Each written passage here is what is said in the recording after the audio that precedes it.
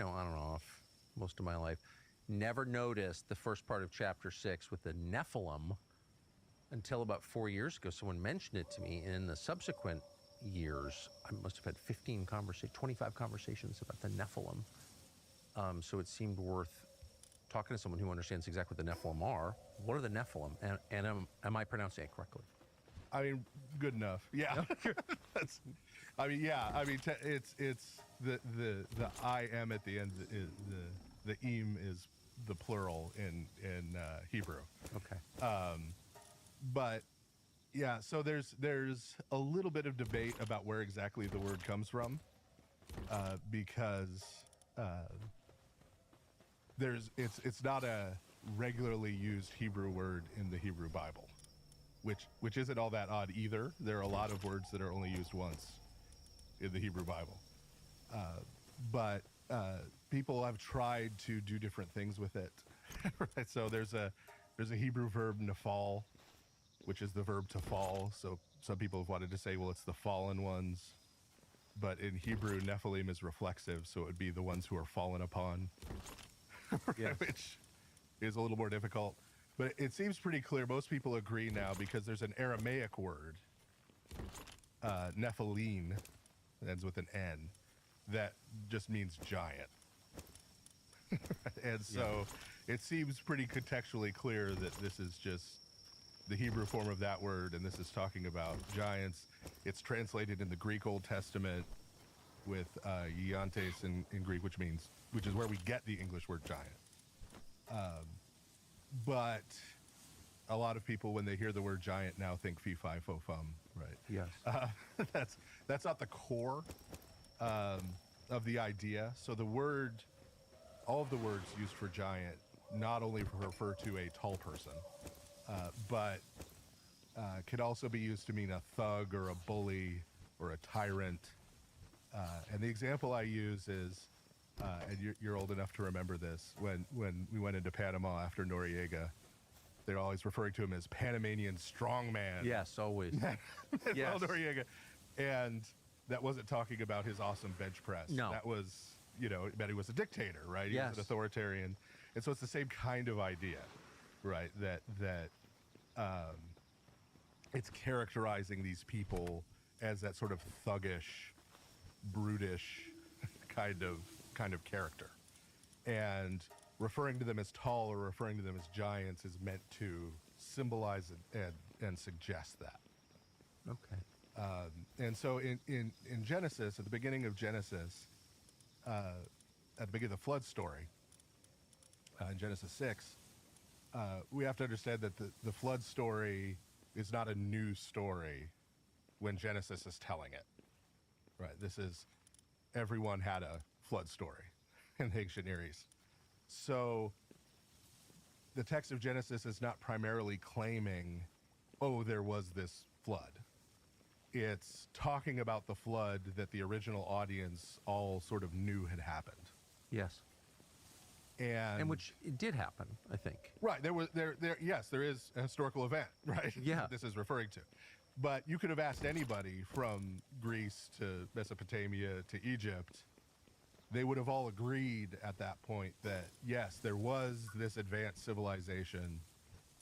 There was a flood that destroyed it. Current civilization is rebuilt after that. Yes. Now, one of the key differences in Genesis 6 that you already have in those first 4 verses is Genesis recasts what that civilization was like. So in the pagan sources, that pre-flood world was this golden age of, for the time, high technology, right? And technology in the ancient Near Eastern mind included magic. Magic was Yes. a sort of spiritual technology. And all of these things happened before the flood. And that sort of losing that world was sort of this great tragedy. And But everyone agreed it was a more advanced world than the world they lived in. Yes. That there was knowledge there that had now been mostly lost. Interesting. And so you find the civilizations that grew up after that, and Exhibit A of that is the original Babylonian Empire. So like Hammurabi's Yes. Babylonian Empire at the height of the Bronze Age. people don't understand how powerful the global structure was in the Bronze Age. It's called the Bronze Age because they were smelting bronze. They were getting the copper from Cyprus and the tin from what's now Afghanistan. Well, that's quite a distance. And bringing that together, smelt bronze. In a rock. Yeah. And Hammurabi had a preference for a particular style of sandal from Crete, so he was importing those. There was sort of this global economy in the Bronze Age going on, and Hammurabi himself was from a group of people called the Amuru who took over Mesopotamia. Amuru means in Akkadian Westerners, because they had come from what's now Syria. And those are the same people who are called Amorites in the Old Testament. We'll probably come. In 1954, my granddad, James Avery, started designing jewelry in the Texas Hill Country with one. Come back to them right Yes. as we go forward. But Hammurabi and the other Babylonian emperors attributed their success and their ability to establish this empire to the fact that they had access to this secret wisdom from before the flood. Do we have any sense how much earlier the flood took place? What's the timeline, roughly? It's so Genesis doesn't really give us a time. There are people out there who want to like add up the years and the genealogies. That doesn't really work. Yeah. Because different textual traditions have different numbers. They didn't have. There aren't numerals in Hebrew or Greek, and so you're using letters to code numbers. Yes. And so numbers get a little slippery in translation and copying and things. So a lot of people will attribute it to the earth changes that happened at the end of the last ice age. Yes. So you're talking roughly 10,000 years ago. Yeah. Other people who are more literalists and want to add up those ages will say that it was more like 6. But from the geologic record, because there is record of a flood. Yeah.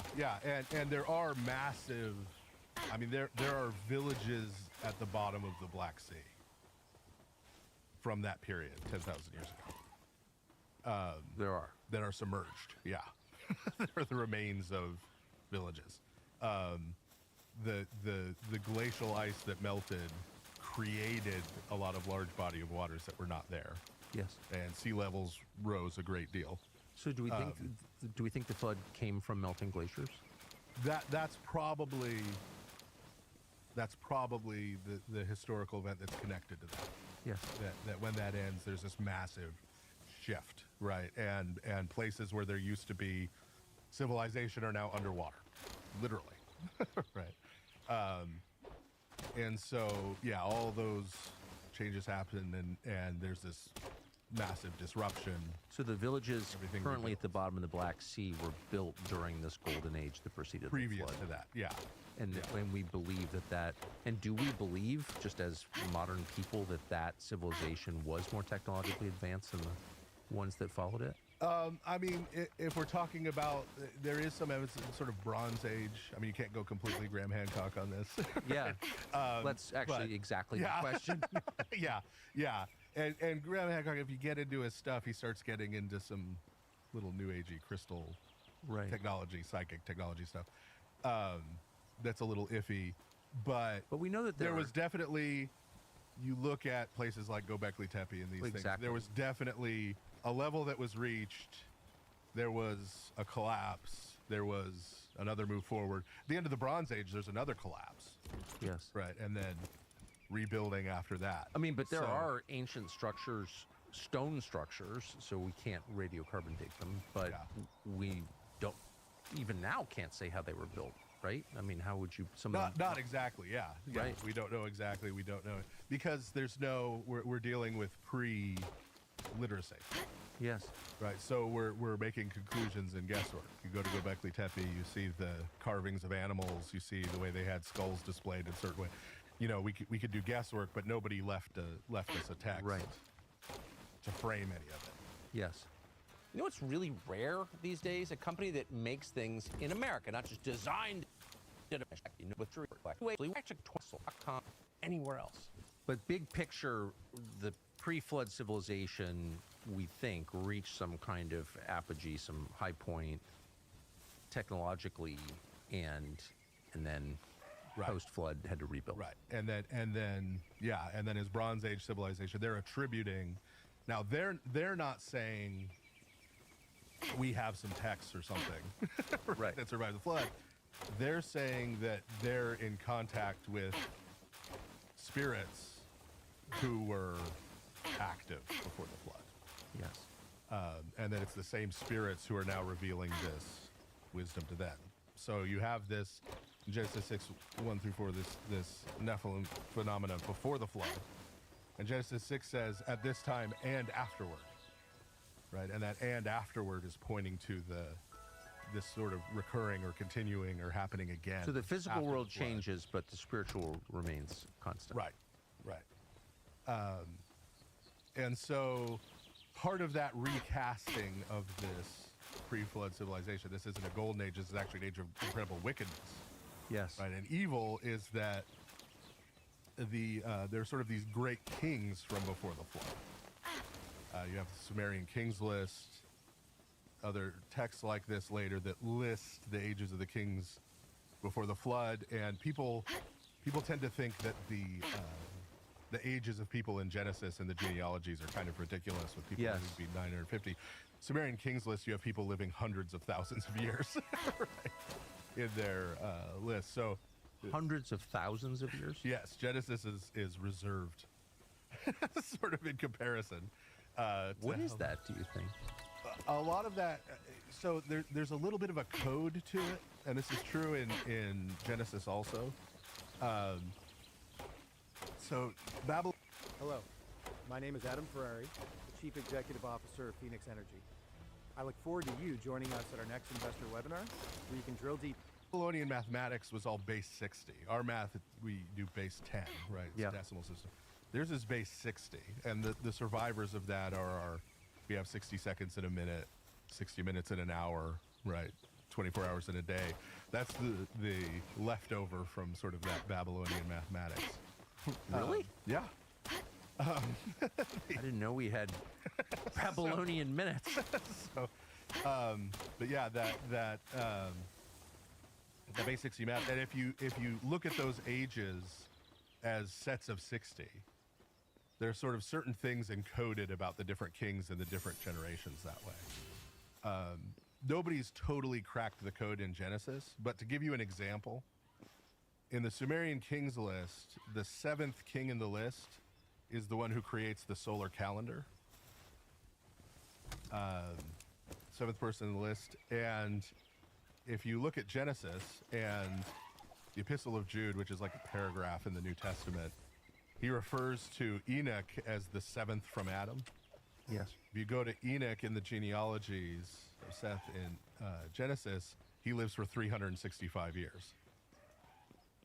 So you have the number of days right in the solar calendar year as his age. He's the 7th person. The 7th person in the Sumerian kings list creates the solar calendar. So there are some sort of encoded connections going on with those numbers. Is there any evidence that human lifespan was much longer at one point than it is now?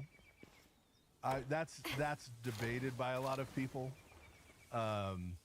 Certainly not. I don't think anyone thinks in the thousands of years. Right. Yes.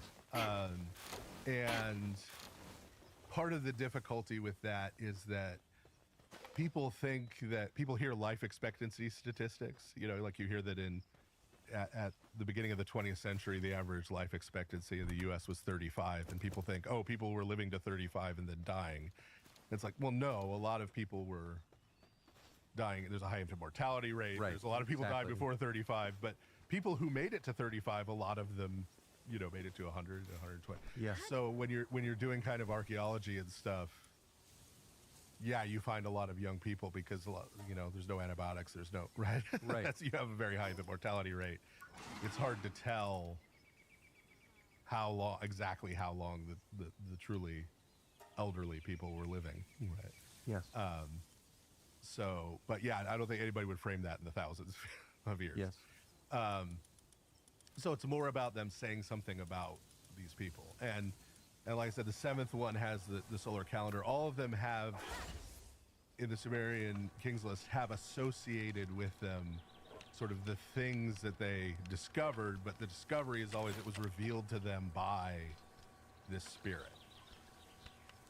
Came and this divine spirit revealed to them this and that and the other, and it's technological things like metallurgy, it's ancient technological things like sorcery and divination, and it's things about the natural world like the solar calendar. But the ancients believed that technological advances came to them from the spiritual realm. Right. That's where it's coming But from. that doesn't happen at all anymore. Well, this is Sorry. Yeah, no, this is part of the larger discussion, and this is But nuclear technology definitely didn't come from the demonic. well, this is exact. So,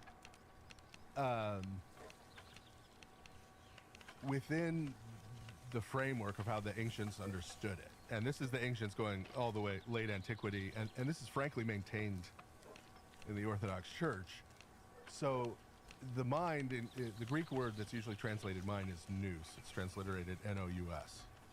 And we're used to thinking of our mind as our brain. Yeah. And it's sort of this computer in our skull box, Yeah, exactly. right, that churns and processes. But that's not how they thought about it. They thought about the mind more as a sensory organ, like your eye. Yes. So you'll see it referred to as the eye of the heart or the eye of the mind. And that the mind sort of perceives the spiritual realm. And so ideas are like sights or sounds or Yes. smells. They're not produced by the brain, right? They're not produced by the They're mind. received by the They're brain. received by the mind, Yes. right? And so they come from outside. Right. But that's the experience of people who are paying attention now, even. Like, who hasn't Right. had that? Right, and I've never met anyone who had the experience of generating a thought. Right? Like, what are the steps from not a thought to a thought? Right? Oh, that's such a deep point. Yeah. So, yeah, and so these things come from outside, and so this is in the genealogy of Cain in Genesis. Right, it's Cain's descendants who invent metallurgy and use it to make weapons, right? And who discover divination and who discover music and use it for seduction and right for these other things, right? Because and the idea is that these demonic spirits that are antithetical to humanity bring knowledge to humans before they're ready for it. Right? That a time would come when humanity had reached a level of spiritual maturity when they could receive this knowledge Yes. and put it to proper use. And so it gets revealed early. Right? And that begins with the serpent in the garden. Right? The tree of the knowledge of good and evil is not itself evil. Right? So Adam is created, humanity is created innocent, right? But innocent like a child is innocent. And created for this purpose, created in God's image in order to grow into his likeness. Yes. And so a point of maturity would have come where humanity could have had the knowledge of good and evil and been able to make right good choices, because God has the knowledge of good and evil. Yes. He knows what good and evil are. And this is the way the phrase the knowledge of good and evil is used throughout the Old Testament. It's used to refer to a child coming to sort of what we would call the age of accountability, coming to the age where they understand good and evil, right and wrong. And so the serpent comes and promises, the devil comes and promises, no, God doesn't want you to have this because he doesn't want you to be like him. Here's the shortcut. Get this knowledge now before you're prepared for it. And it brings about destruction. So, yes, right, the atomic bomb is revealed to man. We don't use it as a carbon neutral source of electrical energy, right? We use it to make a weapon.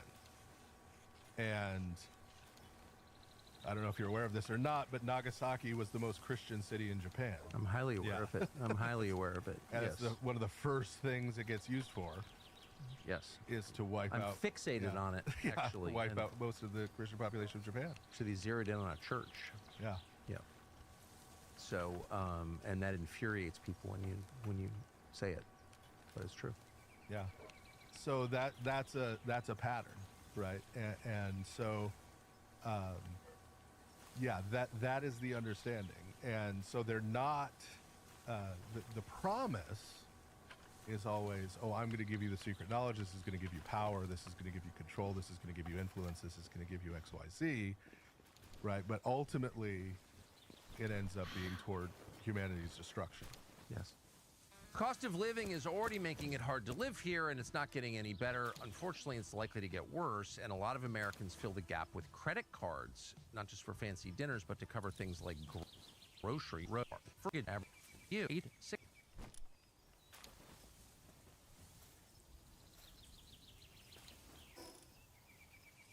So, to go back to the Nephilim, Yeah. the passage in Genesis we're referring to, which is just a couple sentences long, Yeah. I think, is explaining why God sent the flood. Why does all of this have to be destroyed? Yes. Why does peak civilization, peak technology have to be destroyed? And those two, can you summarize what it says? Yeah, so it refers to the Nephilim as the men of renown.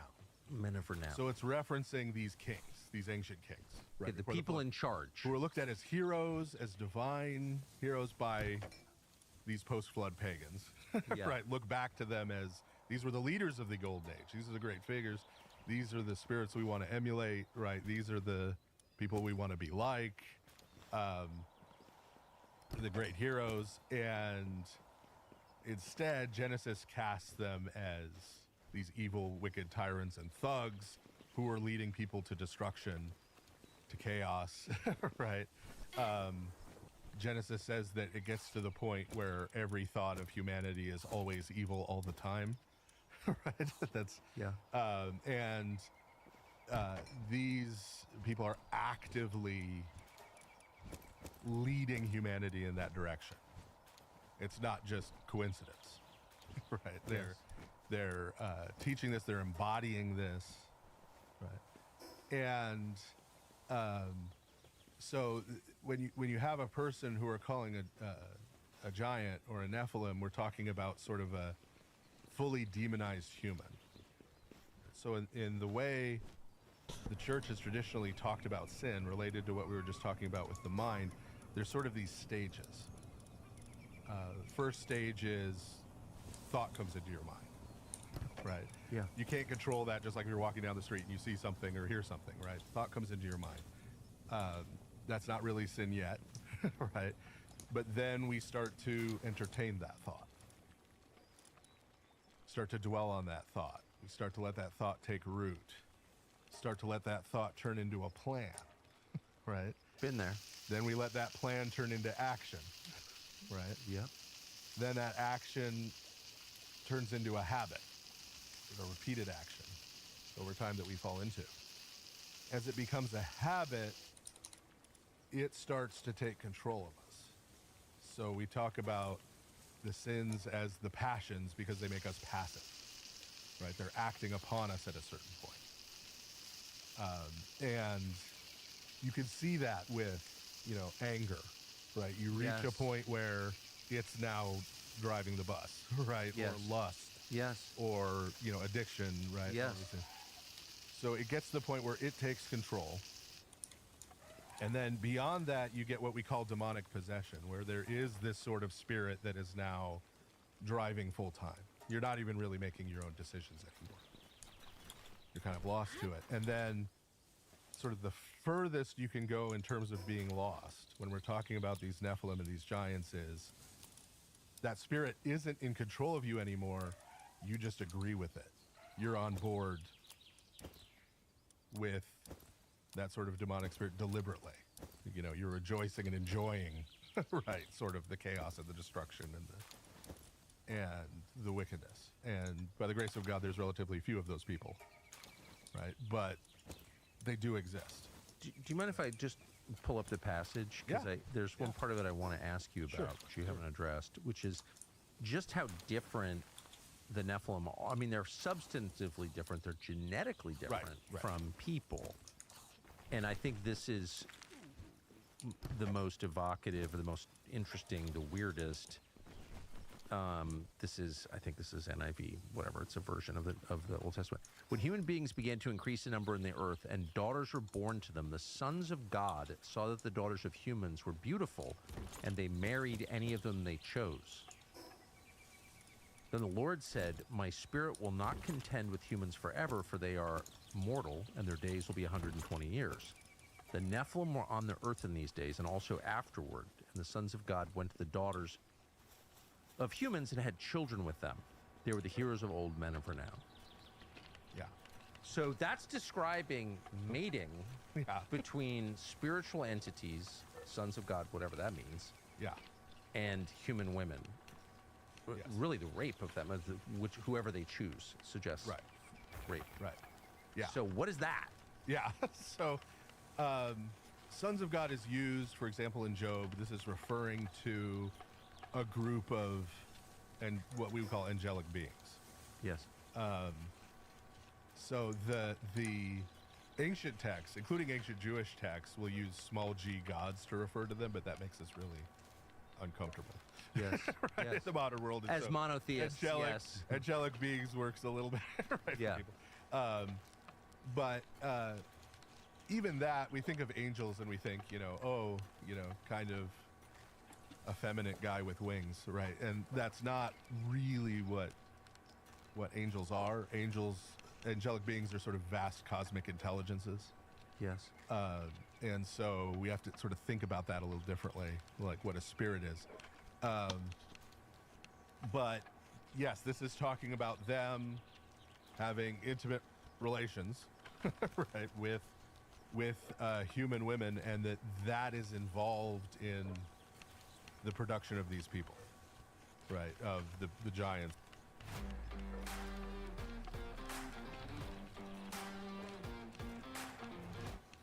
There are trucks, and then there's the 2026 GMC Sierra. It's the truck. Get 0% APR on this Sierra Denali. With employee pricing for everyone, that's over $13,000 total value. It's who we were The Nephilim. talking about, right? And their sort of reproduction, right, on the earth. And Okay, so that's a different genetic profile. They're not fully human. right. And so this is Now we're getting freaky. Yeah, this is also an inversion, right? Because of course, the from the pagan perspective, they would say these people are part divine, right? Yeah. So the Epic of Gilgamesh is 2/3 divine and 1/3 human, right? According to the Epic of Gilgamesh. And there's a text called the Book of the Giants that we found among the Dead Sea Scrolls. Huh. That's not part of the Bible, but it includes a list of the giants, a list of the Nephilim, and Gilgamesh is one of the names that's listed there. So this was a very deliberate, right? This isn't just incidental. And this was in Qumran. Yeah. And so this is, a millennium later, but they still have Gilgamesh in mind as one of the... So this is right at the turn of the last millennium. There, yeah. Around the time of Jesus. Yeah. So, and that of course was part of why they were so great and so good and so admirable, and why they had this secret knowledge. And so this is turning that around and saying, no, they're 2/3 demon, essentially. They're 2/3 unclean spirit. They're 2/3. But this idea, just like the fact of it, that entities from the spiritual realm, non-human entities, whatever they are, however we're going to describe them, lower G gods, angels, demons, whatever, that they can mate with human beings and produce not fully human replicas of human beings who can walk among us and rule over us. Like, this is a biblical principle? Yeah, well, but what this sort of corresponds to, right? If we had a time machine and a GoPro, is that there were these particular rituals that were happening, that were involved in the production of the next king, and this happens after the flood too. And one of the big clues to this, that's in the Old Testament, is there's this figure who shows up after the flood, after the Exodus. Og, the king of Bashan, who is described as the last of the Rephaim in scripture. And who exactly the Rephaim were, we sort of weren't sure. The word pops up a few places, other places in the Old Testament. In Isaiah, the text that's traditionally understood to talk about the fall of the devil from heaven talks about, as he's thrown down into the underworld, the Rephaim rising up to meet him.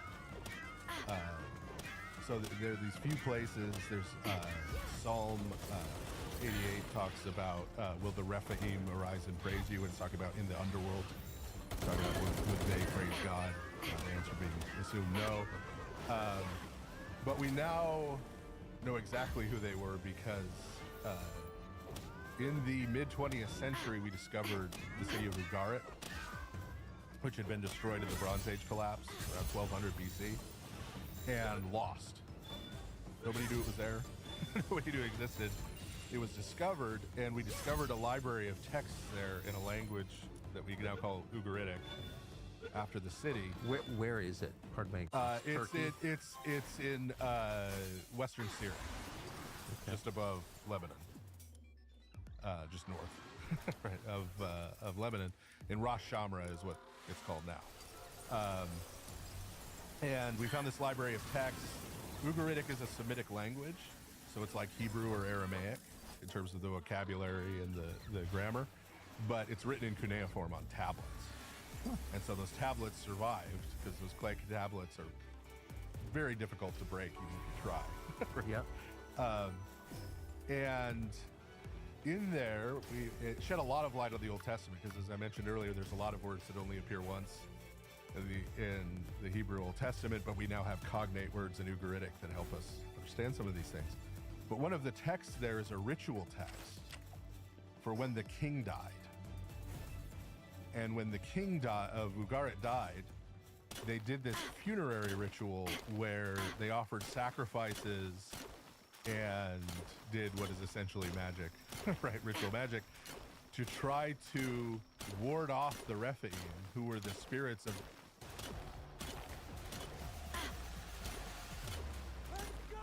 The Odyssey. We're coming in hot with the new Hot Honey Crisp What a Chicken Sandwich. Tangy.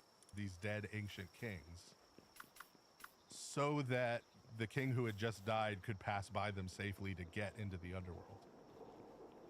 And so that then showed us, oh, okay, well, so that's what Isaiah is talking about. That's what the Psalms are talking about, the spirits of these dead kings. And so Og being the last one, right, who's alive at the time of the Exodus, he's one of these giants. Deuteronomy describes his bed. It randomly says, talks about Og being slain by the Israelites. Him being slain is talked about in Numbers and Deuteronomy and in two different Psalms. They sing about how great it is that Og, king of Bashan, was slain by God through the Israelites. And they say, Og's bed, he's had this iron bed, and it gives the dimensions. And you're sort of like, well, that's a random fun fact. Og slept here. And the dimensions are huge. So you're like, okay, he's a giant, right? But we found a ritual bed of the same measurements in the great ziggurat of Enemenanke in Babylon. Iraq. Yeah, in the city of Babylon. And that ritual bed was used in these sexual rituals to produce the next king.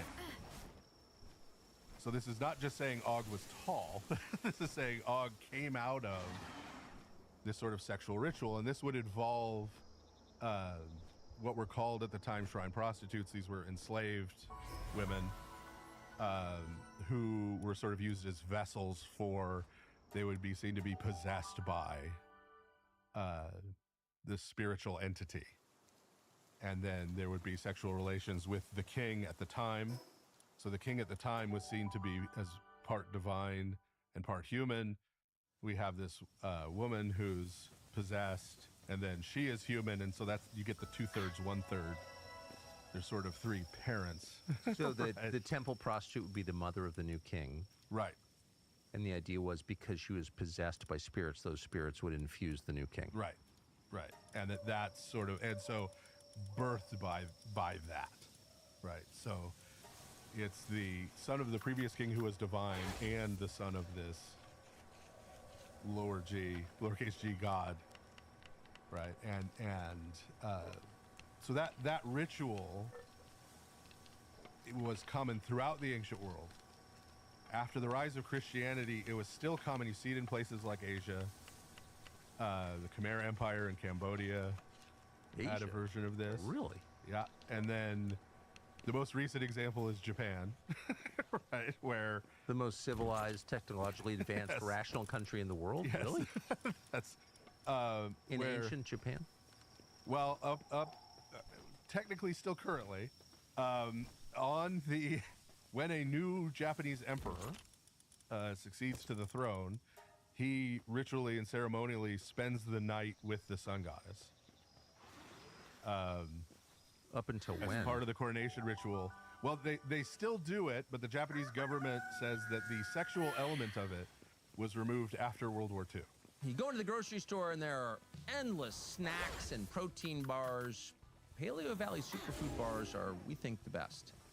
Most nutrition bars seem healthy, but then you read the labels and it turns out they're packed with all kinds of bizarre stuff, processed syrups, ingredients you can't pronounce. They're essentially candy, masked by marketers pretending they're healthy. I've eaten a lot of them, I would know. Paleo Valley superfood bars are different, though. Paleo Valley makes its product at valley.com Or two. Tucker, 20% off your first purchase. So up until World War II, the Japanese emperor was having sex with a sun goddess? Yes. So Hirohito So would within have been the living last memory. one. Yeah. Hirohito would have been the last one. Yeah. Who was the sun goddess? Well, I mean, this is there. He would go into a chamber with a number of concubines, right, who were embodying, right, the sun goddess. So this is exactly this kind of ritual still going on. So how did... okay, so this is Japan, which is an island in East Asia. Yeah. And this is a, like, precise replication of what was happening in the Near East. Yes. It was a long way away. Yes. How... And then also in Indochina, among the Khmers, Yeah. also far from Japan and even farther from the Middle East. So, like, how are these totally different cultures, languages, geographic locations all doing exactly the same weird thing? Yeah. Well, and I mean, this is where we get to the idea of a demonic spirit. Because maybe it's real. Yeah. We just maybe we have to accept it, and we Is that the answer? We It's know real? this. Yeah. We know this, right? We've seen.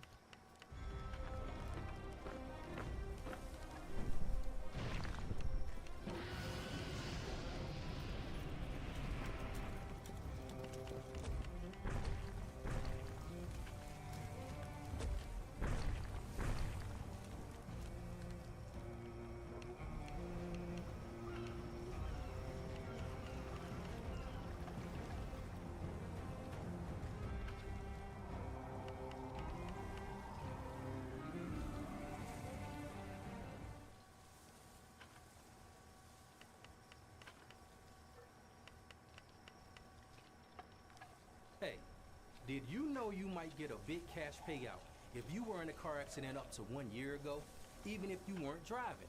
Just click the link around this video to see how much you can get. Just answer 5 simple questions, and it only takes 30 seconds.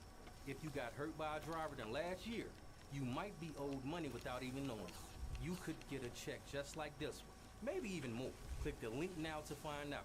Tens of thousands of people have received a 5-figure or even a 6-figure check without going to court, paying big legal fees, or dealing with insurance companies or greedy attorneys. Even if you were a pedestrian, rideshare user, cyclist, or a motorcyclist, you can get the justice you deserve. Look at Mia, for example. She had no idea her case was worth anything, but after she came to Car Accident Council, she got over $160,000 from an accident that happened a little less than a year ago. No matter what you thought before, you can get what you're owed, and can be shocked to see how much more can be than you expected. We can't change the past, but we can help you get a good cash settlement for missed work, hospital bills, and property damage. Here's what happens after you answer the 5 simple questions. In a few minutes, a top injury specialist will tell you if your accident qualifies for major compensation. After that, you just tell them about your case and wait for a check. You can get it in little as 30 days. Your specialist will do everything to help you because they don't get paid unless you win. To see if your accident qualifies for a major cash settlement, click the link below and answer 5 simple questions. Some people feel bad about holding someone accountable and don't want to cause trouble or look like they're scamming the system. Don't let that be you. You deserve compensation. It's your right. Click the link below, answer a few questions about your case, and if you qualify, a top accident specialist will contact you with a plan within minutes for free. Just imagine having an extra $10,000 or even $100,000 right now. Won't it feel good to pay off your bills, get a new car, and have a ton of extra cash to take a vacation or treat yourself by using the Car Accident Cancel app? If the accident wasn't your fault, you shouldn't be punished. So if you're still wondering if this will work for you, and you haven't gotten a settlement, this is for you. The accident can't be your fault, and it must have happened up to 1 year ago. So what do you have to lose? Click the link, answer 5 simple questions, and see what your case is worth. I hope this helps.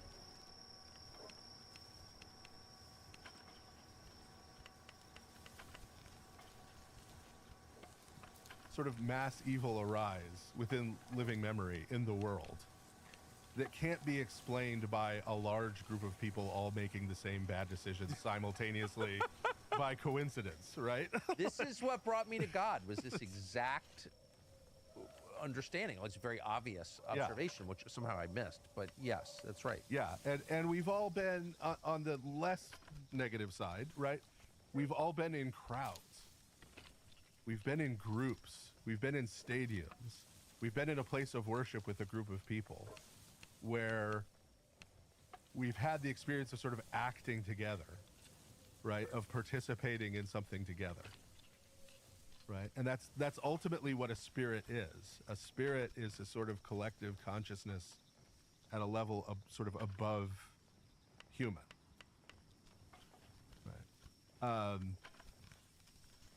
It's hard to understand, right? But if we work But it's not hard to recognize. back a little bit, right? Yeah. So our human body, right, is made up of, there are actually sub-organisms within our human body, right? It's kind of gross to think about, but chemically right now, my gut flora and your gut flora are having chemical conversations, I'm sorry? right?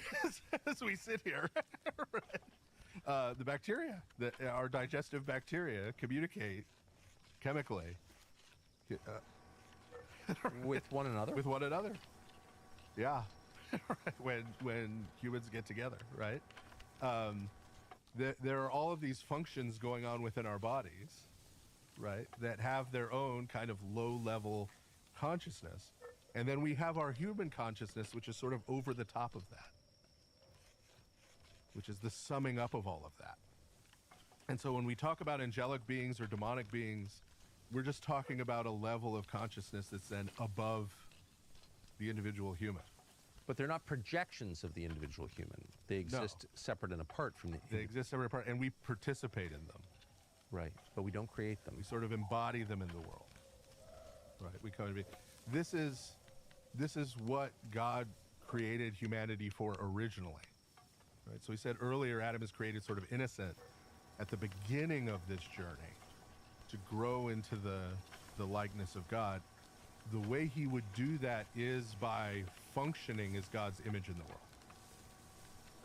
So in Genesis 1, the 6 days of creation, the first 3 days, before that starts, God says, the problem is that the earth is formless and void. In Hebrew, it's tohu abohu. Tohu abohu? Tohu abohu, yeah, it rhymes and and it means basically it's formless or chaotic, it's disordered, and it's empty. And so in the first 3 days, God sets it in order. Right, so he separates the light from the darkness. He separates the sky from the sea. He separates the dry land from the sea. So he places everything in order. And then in the second set of 3 days, days 4, 5, and 6, they correspond, right? So day 4, he's already separated light from darkness, sun, moon, stars, right? Sort of the bodies. He's already separated the sky and the sea. 5th day, he fills the sky with life. He fills the sea with life. 6th day, he creates land, animals, and man, right? Because on the 3rd day, he had separated. So he's taking care of those. But then he says to man, when he's been created, fill the earth and subdue.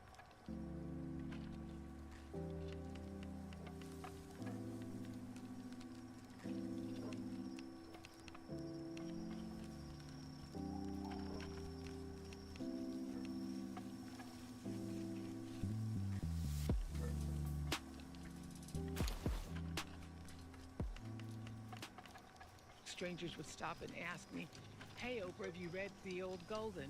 It's your kind of book."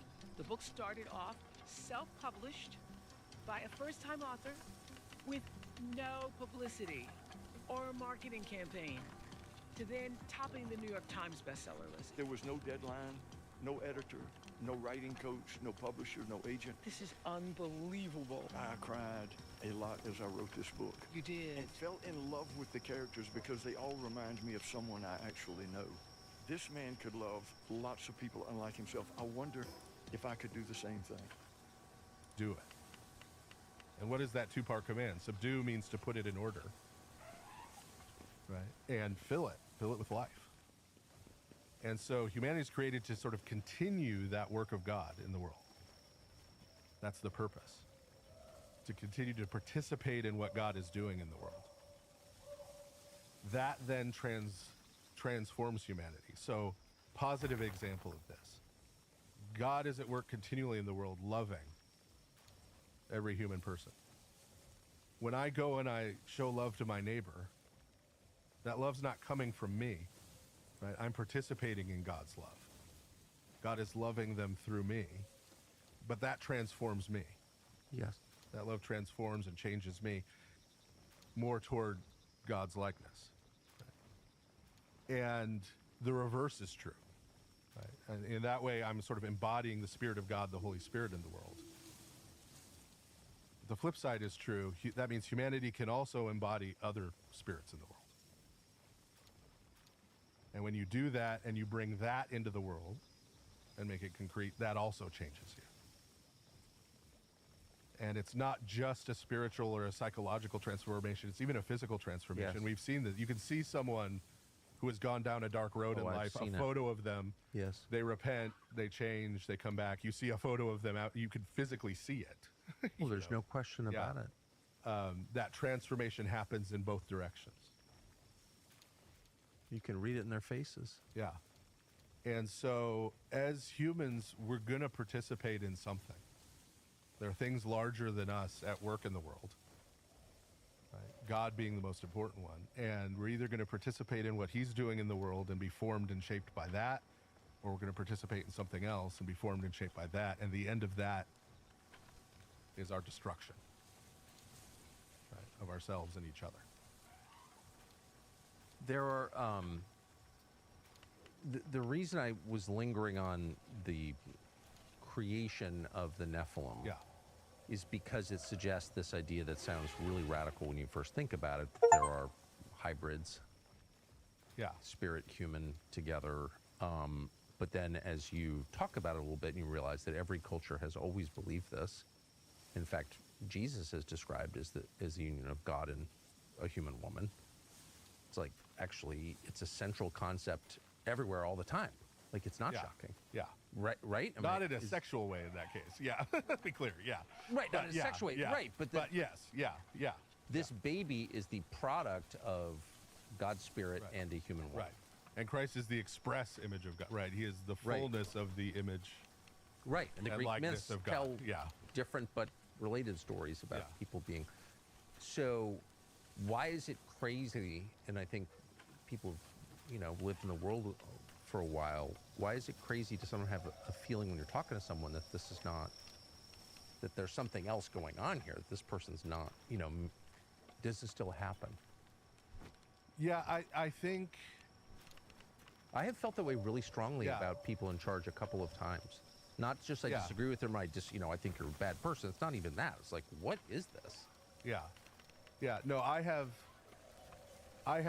only kind of thankfully met a person like that once in my life. It was in a part of my pastoral training in a forensic psych ward. I met a person who had done, I won't describe what, because it's hideous and you won't be able to get it out of your head, but had done horrific things to a child, and that's how he ended up there. Yes. But who enjoyed bragging about it and describing it in detail to people and watching the look on their faces. Right, like that level of gone. So there are people like that. And did you we've- feel as you yeah. talked to this person or listened to this person that this was not fully human, or this was some kind of hybrid? You could look in his eyes and see that there was something inhuman there. I've had that same Right, experience that's- with people. Not yeah. not quite as cartoonish and obvious as that, but Yeah. still, like, what is this? Yeah, yeah. So what is this? It's, well, I mean that's, so we would say in the church that to become like Christ, to be formed in the likeness of God, is to become truly human. That's what it means to be human. Yes. And so to the degree which you go down the other road, you become something inhuman. St. John Chrysostom, in one of his homilies, is talking to, so he's preaching in Constantinople to just regular people. 4th century. Yeah. End of the 4th, beginning of the 5th, yeah. And he says to his people, he says, so you believe that if someone dies a violent death, they become a demon, right? And so we kind of had that cultural idea too, right? Somebody Yep. dies some kind of violent or horrible death. Yeah. They come back as this vengeful ghost or whatever. Yeah, right? exactly. Yeah, murder victims Yeah. haunt the house where they were killed. Yeah. So they apparently had that kind of idea too. And he says, that's incorrect. He says, it is people who live like demons who become demons.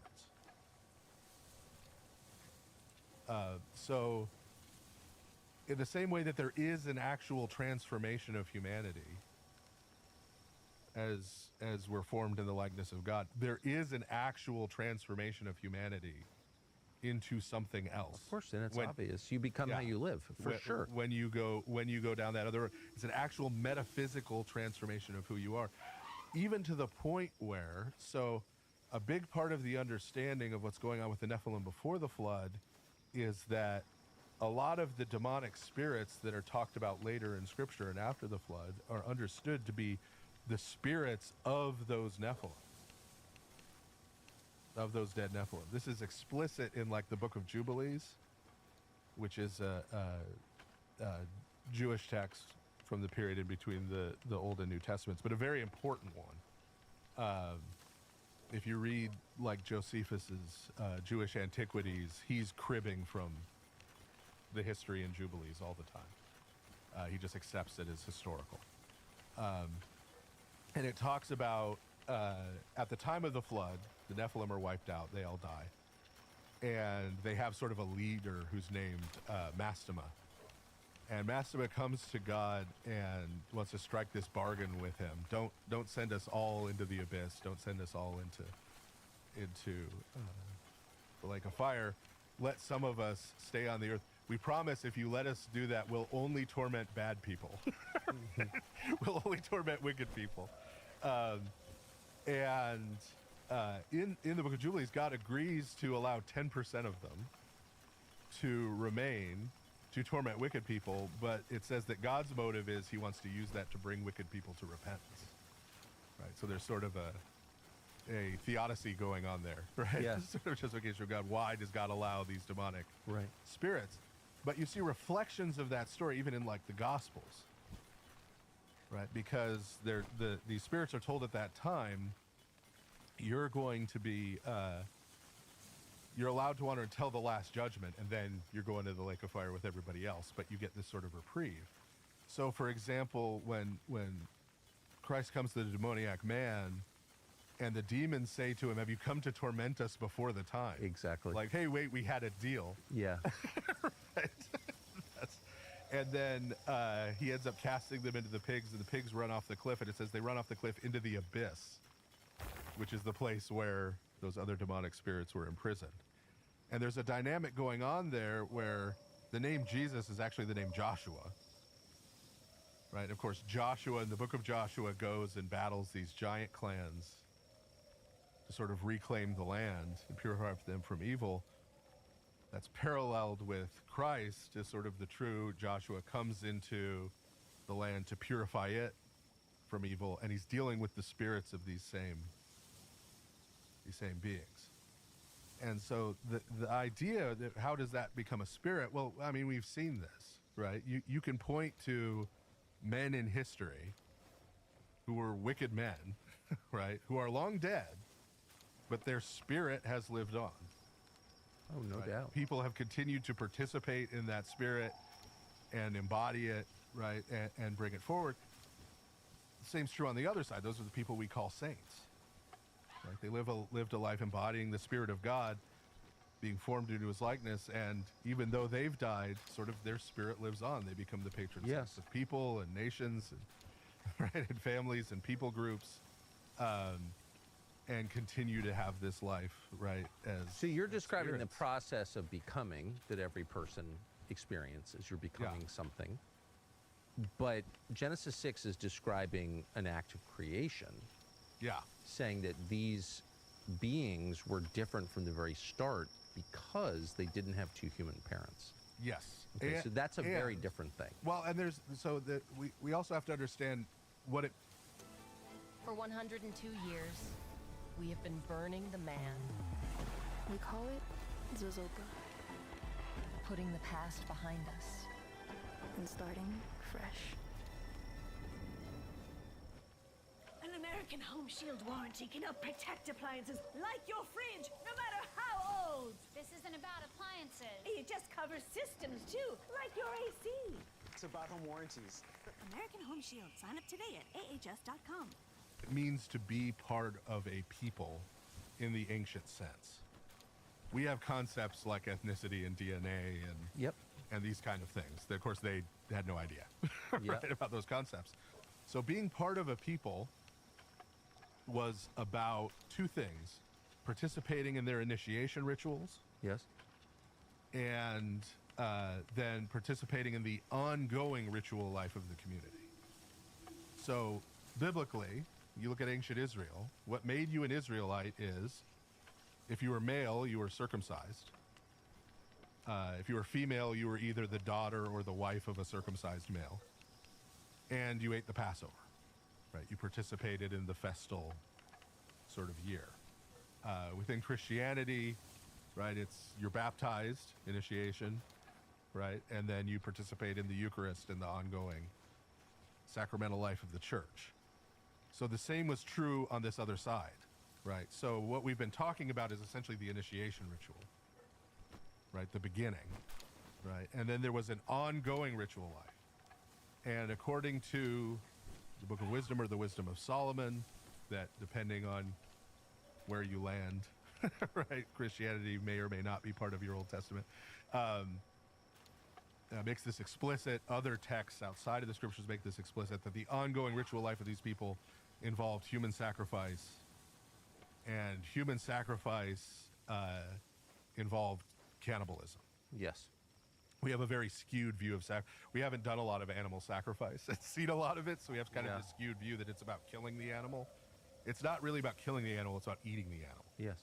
Part of it being offered to God or a god, and then part of it being consumed, right? And so cannibalism, either at the level you see in Mesoamerica, right, blood drinking, right? That's why blood drinking is forbidden right throughout the Bible. And so there was cannibalism involved in this human sacrifice. And so that was sort of renewed. You have this initiation, you have this beginning, and then there is this ongoing ritual participation. Yes, and I mean, not to disagree with you, but I just have to ask, like, if ancient peoples had no sense of genetics, why were genealogies so important? Well, that's descent, right? Yeah, but it's genetic descent. Yeah. But that could be broken, right? So let me give you an example. Caleb, There are sort of two. There's the episode after the Exodus where the spies, one spy from each of the 12 tribes of Israel, is sent into the land, and 10 of them come back and say, "No, there's Nephilim there. We can't do it." Yeah, right? It's going to be too tough, right? You don't want to mess with them, right? And 2 of them, Joshua and Caleb, come back and say, "No, we can't do this by ourselves, but God's on our side. God's going to win the victory for us. Put your faith in him. We can do this." Caleb is identified in the text as being a Kenizzite. A Kenizzite is not only a Canaanite, it's one of the Canaanite tribes they were supposed to wipe out. It's one of the giant clans. It's these people. He's technically one of them, genetically or by descent, right? But he's listed as an elder of the tribe of Judah in the Old Testament because he was incorporated. And when you're incorporated, they would have said about him, no, Judah was his father. He was a descendant of Judah. Right? Now, we would say, well, not genetically. Right. But from their view, now that he's been ritually incorporated, you didn't just become an Israelite in general. You became a member of a particular family that was part of a particular clan, that was part of a particular tribe, right? And those are now his people, and the Kenizzites are not his people. He is now not a Kenizzite. So that's the difference, is that was malleable, that was changeable. So when did the requirement emerge that in order to be Jewish, you had to be the son of a Jewish mother? That was after the destruction of the temple? Yeah, that was after the return from exile. So if you read Ezra and Nehemiah, they're talking about that. They're talking about that's when they ban Israelite men marrying foreign women. Right. And the matrilineal descent is a way of ensuring genetics. Just guaranteeing that. Yeah. Right. Yeah. Because everyone knows who your mom is. But so that's a later thing. If you look at in the Torah, in Deuteronomy, there's a whole ritual set up for if you want to marry a woman from one of these other groups where she shaves her head, and there's this sort of ritual thing where her old life is put away and her new life, now she's an Israelite. Right, so that they had a way of incorporating. Is there any fossil record that supports the idea of giants striding the earth? Actual 15-foot tall people? No. Yeah. I mean, I don't know how tall, but taller than... Well, yeah, so they disagree. A lot of times, so when we have visual depictions, they're usually depicted as 15-foot tall. Mm-hmm. But that's a sort of deliberate coding. So in the ancient Near East, they believed that their gods had a ritual body that was about 15 feet tall. And if you look at, we've got excavated temples of Baal, for example, where they have footprints that are supposed to be Baal's footprints, right? As he was walking in to be sort of enthroned. Get ready to rise with more shine. Discover the Sealy Posturepedic collection at Ashley, featuring precision fit coils, arranged right where you need them for targeted support night after night. Sealy at Ashley. Wake up to what's next.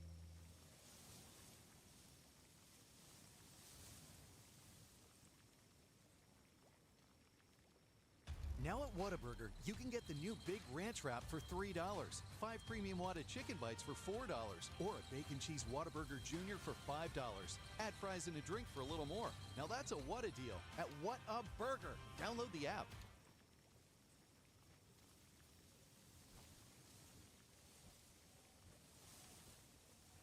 Owned in his temple was the idea. And if you measure the stride, it's based on him being about 15 foot tall. So they're think they're real footprints? Well, these are clearly carved by people. Okay. Right, to represent that. But the idea is that's how tall the gods were. So that's how they usually depict the Nephilim, as being 15 foot tall. Goliath is sort of one of the last stragglers. Yes. At the end of the book of Joshua, it says that sort of the last of the Anakim, which is another word for the Nephilim, fled into Philistine territory. And so then when David comes as king, he sort of roots out the last of them, right? Goliath being one of them. How tall he is, again, numbers, there's not numerals, so things go weird places.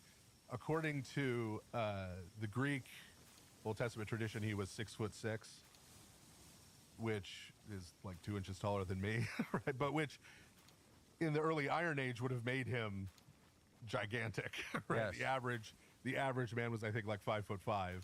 Yeah. Right at the time in that area. In the Hebrew text, he's 9'9", which is more clearly a sort of supernatural kind of height. Yes. Right, to sort of convey this. So certainly there were people who were abnormally tall, like in the 6'6", 6'7" range, right? Some of them who were these people. We do not have, and given we don't have a lot of skeletal remains from that period either, right? That are there are a million fragmentary. reports from the 19th century in North America and the U.S. Of people finding 9-foot tall skeletons in some cave in Nevada, et cetera, et cetera, et cetera. They were all destroyed by the Smithsonian. Any of that true? Not as far as we could tell. Not as far as we could verify. And some of those were proven to be the Cardiff Giant Of stuff. course, Those were yeah. proven to be hoaxes. So I think a lot of that came out of there was very much in the anti-modernist movement, right? What became evangelical Christianity. There was very much an idea that we need to scientifically prove that everything in the Bible is literally true. Yes. And that led to some of that grasping. But as far as you know, there have never been found on Earth fossils of human beings. Not verifiably. Not verifiably. Okay. Yeah. Do you believe that since Genesis 6 says this process of the sons of God impregnating the daughters of man is still ongoing, do you think that happens now? I mean, it certainly could. Yeah, it certainly could. Like we said, it was 80 years ago. We know they were doing a similar sort of thing with the Japanese emperor. There's no reason it couldn't. There's no reason the attendant later rituals with human sacrifice and things couldn't be going on. Because they're just glimpses of it. I mean, what's interesting about the Epstein files, for example, which to the extent I have read them are only hinting at various things, and you have no idea exactly what it means. It is like reading an esoteric text. It's like you're not read in, so you don't really interpret it clearly. But there is a fixation on blood, on genetics, and there seems to have been that for since the time that we're talking about. Like blood, human sacrifice, sex, not just for pleasure, or reproduction, but as a ritual. Like these are ongoing motifs through human history, right? Aleister Crowley's a real person. Yeah. 100%. But I mean, the Incas were doing the same thing that, I don't know, some remote African tribe was doing, Canaanites were doing. It's like everyone's doing the same thing, is fixated on the same 4 or 5 themes. I am by no means a flat earther, but early NASA, there was some weird stuff with some of those scientists. Oh, big time. Yeah. So that's definitely right. That and well, so but I guess what I'm saying is, if different cultures at different times throughout history are focused on exactly the same kind of non-obvious ideas, like the spirit world breeds with people, technology comes from the spirit world, blood is somehow magical, human sacrifice is like the source of power. Like who would think of these things? Like nobody. This isn't a coincidence that just that's what I'm saying. They all have that the same they're bad rooted idea. in some kind of reality that. And it's a like I said, that you're going to embody and participate in something, right, spiritually, and as Christianity has receded and been lost in quote unquote Western countries, right, we should expect more and more of that to come intruding back in, because that's the. Back in 2014, Robert took his first step toward the fast lane when he enrolled in EVIT's automotive program. He dove into the other option. No, you would expect something brand new, and like people would think of like a new religious expression that isn't based on human sacrifice, but they never have. Right. Well, if it was just humans making it up. That's what I'm saying. Yeah. So it's but obvious. If not, it's obvious to me. I mean, I'm not a priest unlike you, so maybe this like I'm just figuring this out. But like, clearly, human sacrifice does bring dark power to the people who commit it. Yes. Like, duh. Yes, they weren't doing this stuff because it didn't work. Right? They were having some kind of experience. They were having some kind of something was happening there. So witchcraft is real. Yeah, and when you read just purely pagan sources, right? They're kind of honest about it, right? And this stuff is, so we've received the classics through the Enlightenment, which means we purge all the, not just anything quote unquote supernatural, but even religious elements. There are still people publishing books talking about how Plato and Aristotle were not religious. Right? You know, they represent these sort of, because the figures of the Enlightenment sort of recast the ancient philosophers as versions of them. You know, and since they had rejected the religion of their time, well, clearly someone like Plato or Aristotle can't have accepted the religion of their time. They were like enthusiastic polytheists. Yes, yeah, Aristotle's school was in a temple of Apollo. Right? They were on board. They nuanced things, right? But, I mean, in Plato's dialogue, Socrates talks about how he has this demon, this daemon, this spirit that dwells within him and whispers wisdom to his soul. Right? Yeah. There's no, you know, it's Christians who come along and say that's a bad thing, right? And then post-Christian Enlightenment people say, oh, well, that's silly, so we'll just ignore it's not a thing. Yeah. Right? But they're very honest about it, right? I mean, ancient authors are very honest. What's happening at the Bacchanalia, the actual Bacchanalia, is people are being possessed by the Bacchae, by these spirits, and participating in drug and alcohol-induced orgies, right, in public. So at these feasts. Again, the point right? of it is not just sex for pleasure. Like, let's go get laid. The point of it is to commune with right, demons, right. spirits. It is part of the, yes, these spirits are possessing them, right? Taking possession of them, taking over their body, and participating in these things. That's what they say they were doing. Well, that's, I think of the remaining world religions that we know about that are practiced in public, only Haitian voodoo and African voodoo is honest about that. Talks that openly about it. Yeah, it talks that openly about Some it. forms of Hinduism, but yeah. Okay. Yeah. They aren't prevalent in the West, right, outside of India. Right, yeah. But certainly in Haiti, like, there's human sacrifice. It's denied in the United States media for whatever reason, but talk to any Haitian about it. It happens, yeah. Oh, it's the center of their religion. Yeah. Right. But the point of it is not just to kill kids for its own sake. The point of it is to receive spiritual power. Yeah. And I mean, I'm down in southern Louisiana, so I'm not that far from. And that still goes on. Some of I mean, of course too. it does. Yeah. So, what are we to understand about the Nephilim now? Yeah, I think it is this possibility that's at the end of that chain of yielding to sin and wickedness, right? Yes. This is the anti-saint. Right.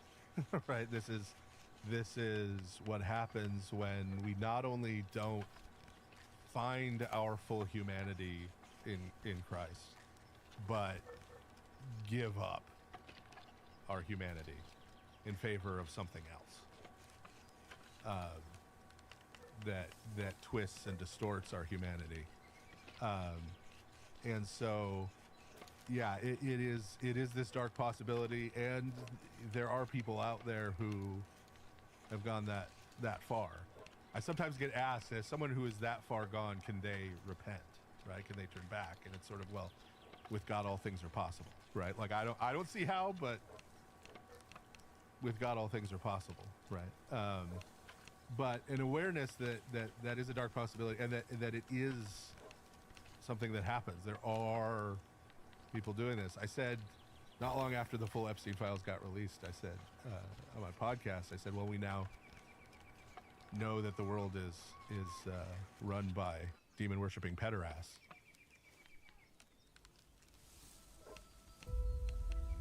EVE Online is a vast universe, alive with the unrelenting activity and combined history of its players. Pursuing lives of adventure, warfare, and prosperity, they share this existence in the biggest single shard, free-to-play MMO of all time.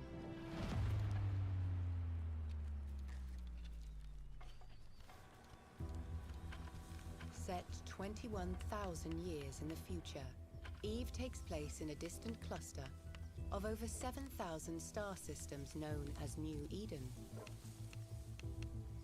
It is a rich and diverse universe, featuring densely populated havens of relative safety, governed by 4 great empires. Hostile systems, where player alliances make the rules. Even regions of anomalous and unexplored space that hold their own secrets.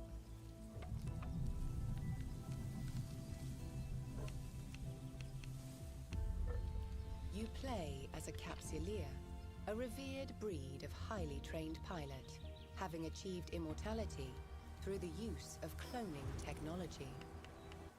Sort of like it has been since the Roman Empire. Yes, right? or before. That, right? And Christians were able to operate, right, during that time in a world that, you know, was that was how it operated. So I think it's good to be free of some of our delusions. Yes. Right, in this regard. And not being aware of the spiritual world or ignoring it or denying it doesn't make it stop existing. Yes. It's sort of like walking through a minefield under fire and just denying that there's a war happening. Yes. You're just going to end up being a casualty, right, of sort of the spiritual warfare and things that are going on all around you that you refuse to see. It also seems to have, I mean, the world that you described pre-flood is a world that's just given itself over to rule by demons. Yeah. And the manifestations. Everyone has come on board. Everyone's come on board. There's no meaningful resistance to it. Technology has reached its, you know, kind of impossibly high place. That technology itself was a gift from demons. It's anti-human, it's anti-God, and then God destroys the world. I mean, it starts over. Yeah. Yeah. So what does that have implications for the moment we're living in on the brink of AI? Well, I mean, everywhere in, this is true in Second Temple Jewish literature, but it's true in the New Testament, when they're talking about the end, right? The end of the world, Christ's glorious appearing, right? When that ends, it's always compared to the days of Noah. Yeah.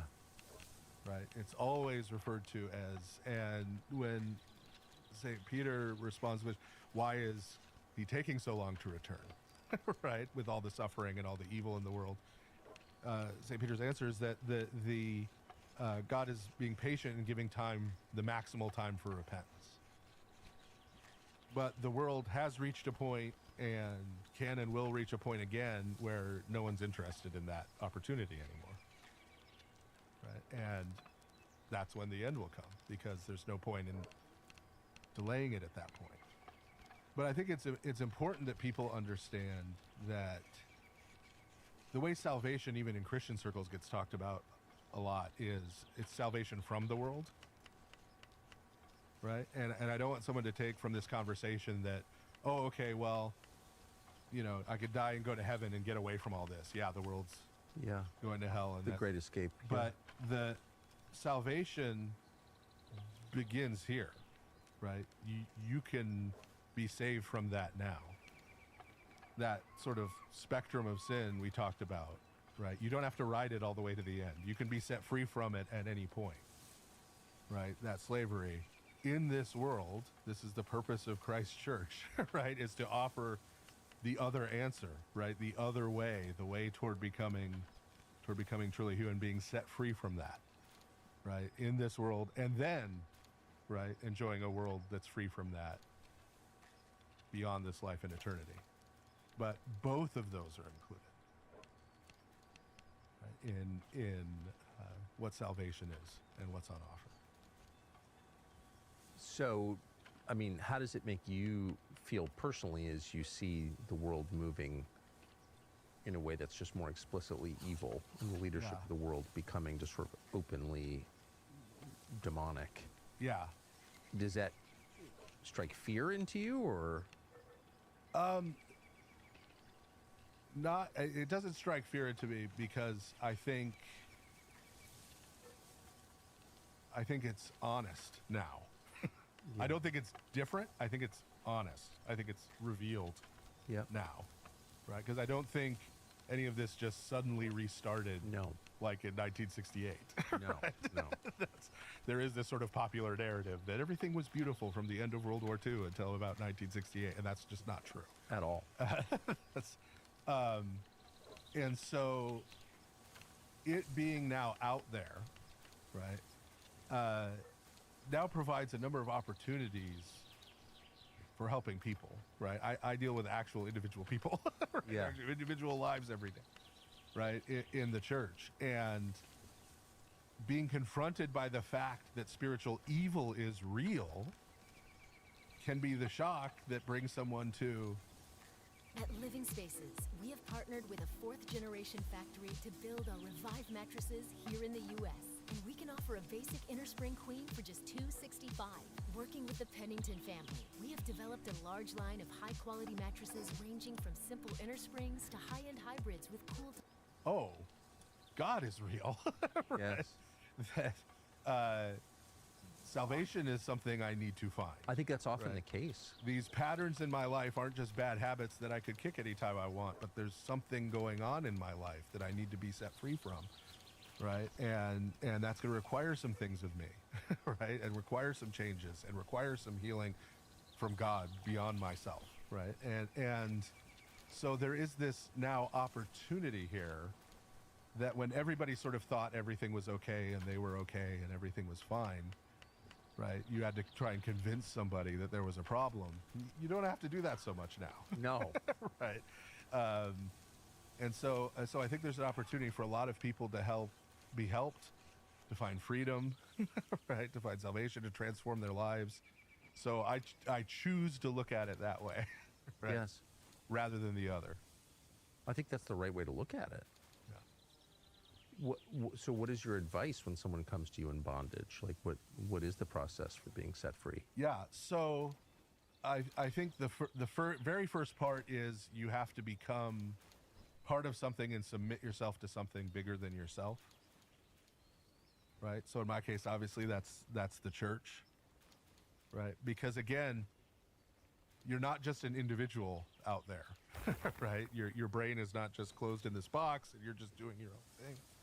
You're participating in these spiritual realities, whether you like to or not, right? And so you have to submit yourself to something, to being transformed by something. And that involves becoming part of a community, right? Sharing bonds with other people. That community brings accountability, right? It brings a change of life, right? Because you can't live a life in isolation. Aristotle said, for someone to live alone, they have to be either a beast or a god. Yeah. Right? So, you have to find this life in community. It's, as I was talking about, you find this transformation through participating in what God is doing in the world. Well, God is loving someone. I have to be with that person and love them, right? God is having compassion. I have to be with that person, have compassion for them, and be kind for them. It's not something you can practice off by yourself. Definitely not something you can practice on the internet, right? So you need to become a part of that, and then within that, you need to form spiritual relationships within the Orthodox Church.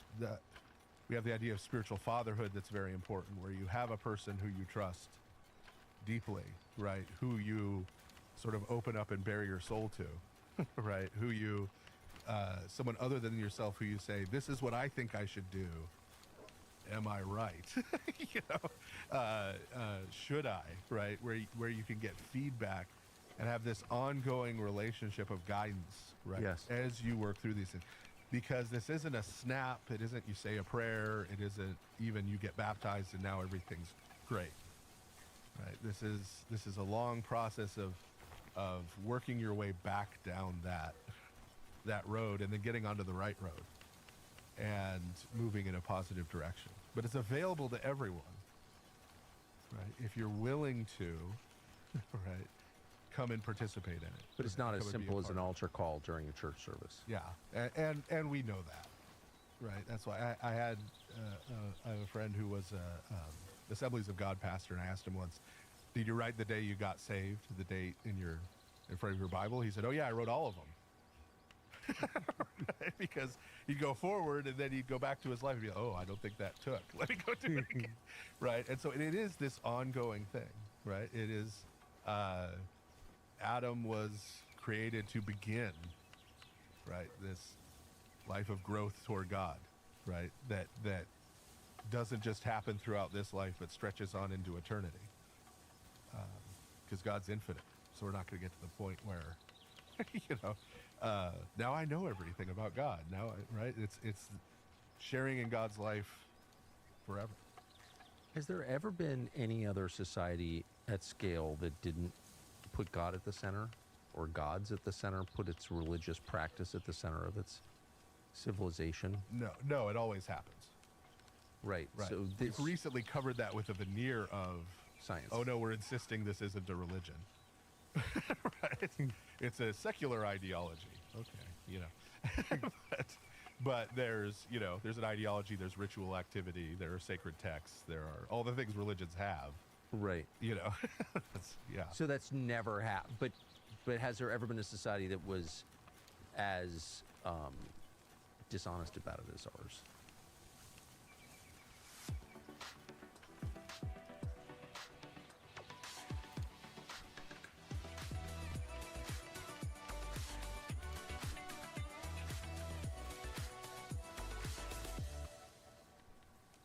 For 102 years, we have been burning the man. Old man gloom. People write down their grief, their pain, and we torch it. I'm the fourth fire spirit since 1924. And I'll be the fifth.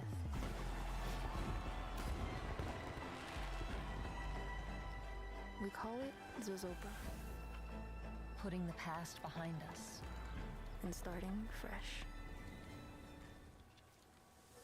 No. No, I think there's a lot of spiritual delusion and self-delusion. And that comes out of, there was a move in the 18th and 19th centuries where sort of deliberately spiritual iconography, religious iconography, religious symbols and practices were taken over by the state. I noticed. It happened in Europe first. I mean, you could go to the Capitol, see the deification of George Washington, and yeah, sort of all of these things. All the weird Masonic symbols on our currency. Like, what is that?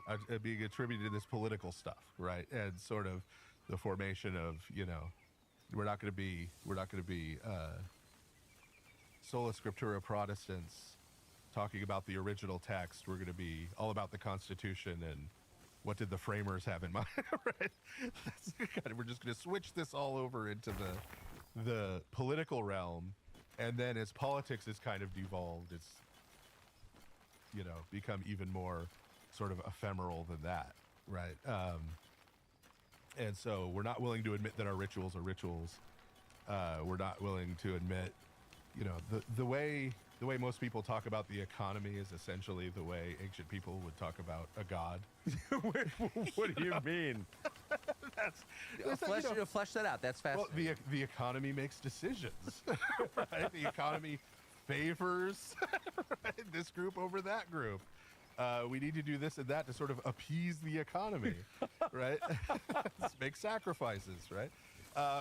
So there are all these, we don't call it mammon, but it's the same kind of, it's fulfilling the same kind of idea, right? And other for war, right? We don't call it Ares. We don't talk about a war god, right? But we talk about national events. It needs to be fed. It needs to be supplied with, right? Sacrifices need to be made, and right? And so it's all the same ways of thinking because they're built into what it means to be human. Yes. And so if you remove overt religion, you just get covert. Yes. Religion. Which is, but always a species of like what the Canaanites practiced and what the Mayas practiced. It amounts to the same thing. It's paganism. It's human sacrifice, once again, whether it's abortion or war or whatever, it's killing people in order to get peace and prosperity and power. Right, right. How should Christians approach that? Well, it's a lot of them seem to ratify it. A lot of the leaders seem to be like, yeah, no, this is a good thing. Unfortunately, yes. Yeah. And a lot of religion has been secularized. It's a bizarre phrase, right? But in the United States, it kind of has. I mean, it started with the more leftward leaning religious bodies. Yes. Becoming sort of just overtly political and Yes. oriented toward this world. But it has now gradually come to include a lot of the more rightward leaning religious Yes, bodies, that's where right. sort of especially the eschatology of Christianity, the ultimate goal, right, of blessedness is removed from sharing in the life of God himself or the life of the world to come, and is made very this worldly, right? So it's prosperity now. Yes. Right, and whether it's a mainline liberal Protestant denomination saying prosperity now in the sense of we need to help the poor and raise their standard of living, or whether it's because that's what the gospel is, right? Or it's a prosperity preacher, right, in a more socially conservative church, yes, saying, give your seed and, you'll get back 10 times, the money, and you'll have all this wealth, right? It's taking that and moving it all, right? Don't build up treasures in heaven, build them up here on earth. That's sort of the goal, right? And that is secularization in the true sense, right? The first sort of thinker to talk about the seculum was St. Augustine in City of God. And he was using that City of God famously, where the title comes from. He's living at the time of the collapse of the Western Roman Empire, which from their perspective was the end of the world. Yes. Certainly the end of the world as they knew it, right? And him saying, so yes, there is this city of man, right? There is this empire. There are these kings. There is this government. There's also the city of God, and the city of God exists eternally and is steadfast, right? And he described what was going on outside as the secularum, right? Which included in it not just the world, but also the idea of an age, as in it's constantly shifting. There are trucks, and then there's the 2026 GMC Sierra. It's the truck. Get 0% APR on this Sierra Denali. With employee pricing for everyone, that's over $13,000 total value. The Tempur-Pedic breeze makes sleep feel cool. So no more sweating all night or blasting the air conditioning. Because the Tempur breeze feels up to 10 degrees cooler all night long. Find cooler sleep with the Tempur breeze collection at an Ashley near you.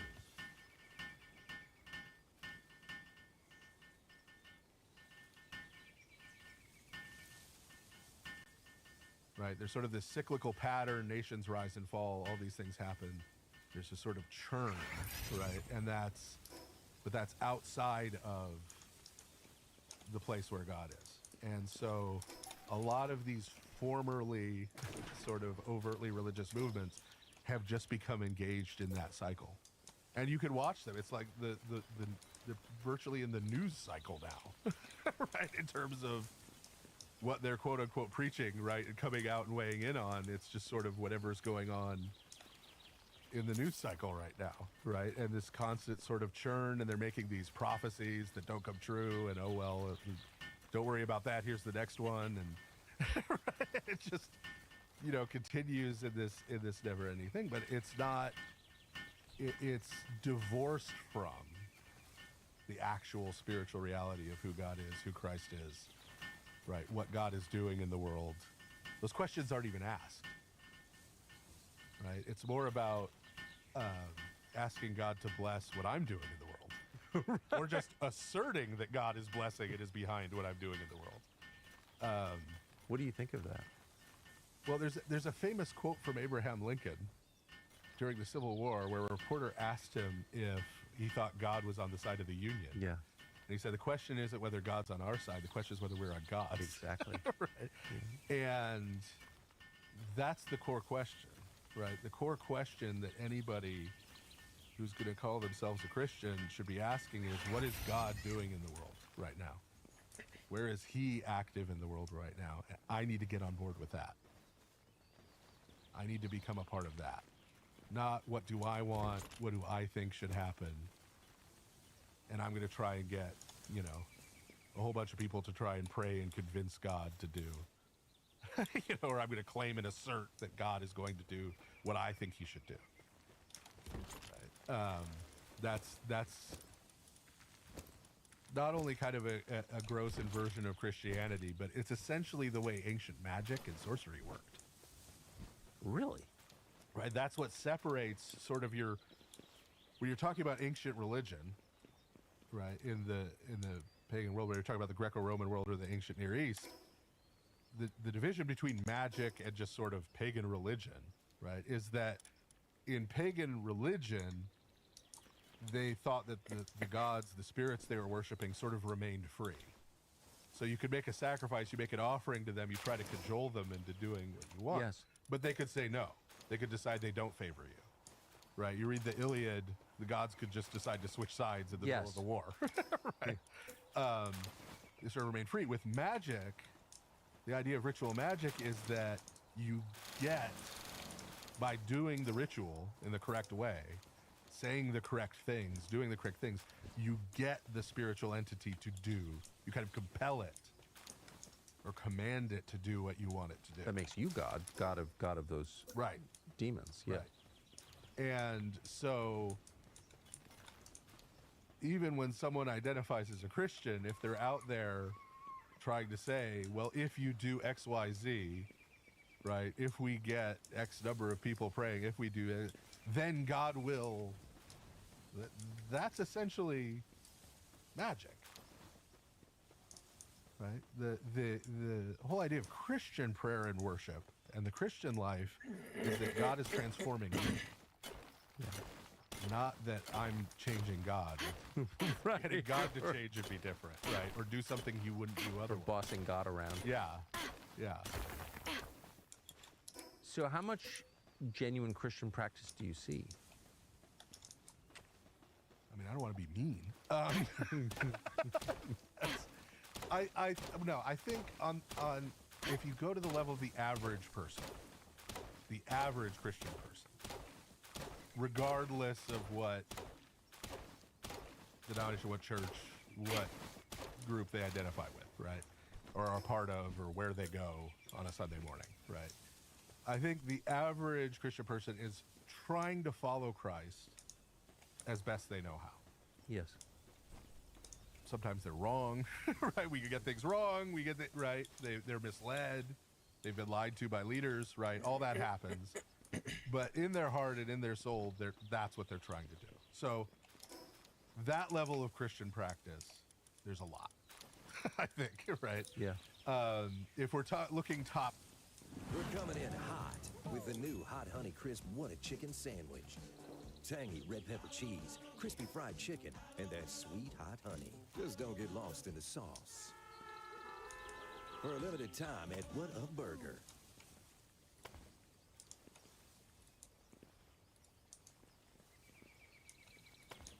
Have you ever thought about owning land? Land Central has made buying land online affordable, easy, and secure since 1997.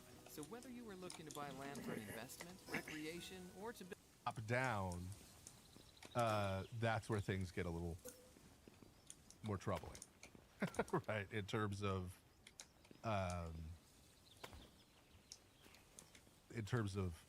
leadership. Now, obviously, I can't sit here as an Orthodox priest and pretend I'm not, biased toward the Orthodox Church, right? Yes, of course. That's, on the table. Let me frame it differently. But, When was the last time, how do you experience God, like actual God's work? Yeah. Day to day. Yeah. Well, so there's both within the services of the church, right? Because I see God very much working in that way.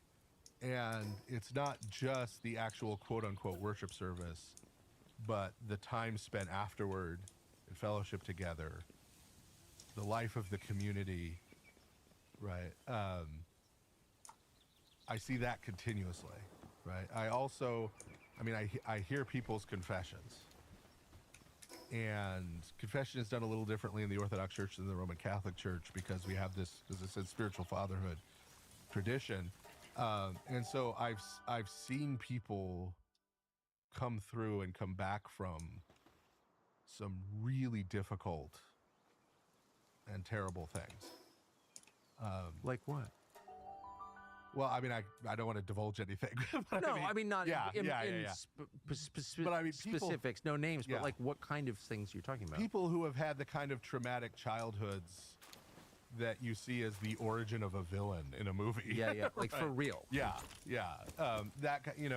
And people who have gone down really dark roads of addiction and violence and come back from committing violence from that. Yeah. And marriages being saved, right, after things that should have destroyed them. You've seen that. You think, yeah. And so that all happens, right? It really does. You've seen marriages totally blown up that are saved. Yes. Yes. And it takes time and it takes a lot of work and both of the people have to be on board. But there is healing there on offer from God. Part of the failure of a lot of Christianity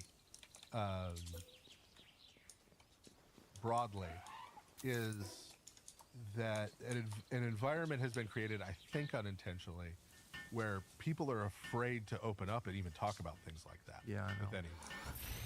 It's sort of, we go to church on Sunday, we put on our Sunday best, we all act like everything's fine when it's definitely not fine. Right? And you know, this is why AA meetings are so wonderful. Yeah. Because there's no pretense like that. at all. And I say to people about confession, because especially if they've come into the Orthodox Church and they're from a background that doesn't do it. Yeah. There's a lot of trepidation and what is this, and I'm scared, and how can I tell you these things, and you're a priest, I respect you, I don't want you to know these things, but right? And I try and tell them, I'm like, each of us walks through life thinking we're the most disgusting, perverted, weird, yeah, disturbed individual to ever walk the planet, right? And if you're actually willing to open up with other people about that, you find out that most of them are dealing with the same stuff. Yeah. And struggling with the same things. And the power of opening up about that in a place that's designed to bring you healing. Right? When we say over and over again in the Orthodox Church that the church is a hospital, not a courtroom. Yeah. It's not about finding who's guilty of what. Right? It's about helping people in various stages of woundedness, some of them almost dead. Right? Trying to help them find healing. Right? And restoration to life. There's incredible power to that, to just that honesty, right, of telling someone, finally, this thing that I've been hiding from everyone, even myself when I had managed it for decades, saying that out loud, right, admitting it, and then talking about, okay, how are we going to work on this? How are we going to make things right? How are we going to start moving toward healing and You've been restoration? A priest for almost 20 years. Have the kind of confessions you receive changed? Are the problems that people are struggling with different from what they were? And what are the common ones? Again, without being. Yeah, I mean, honestly, they've changed less than you'd think.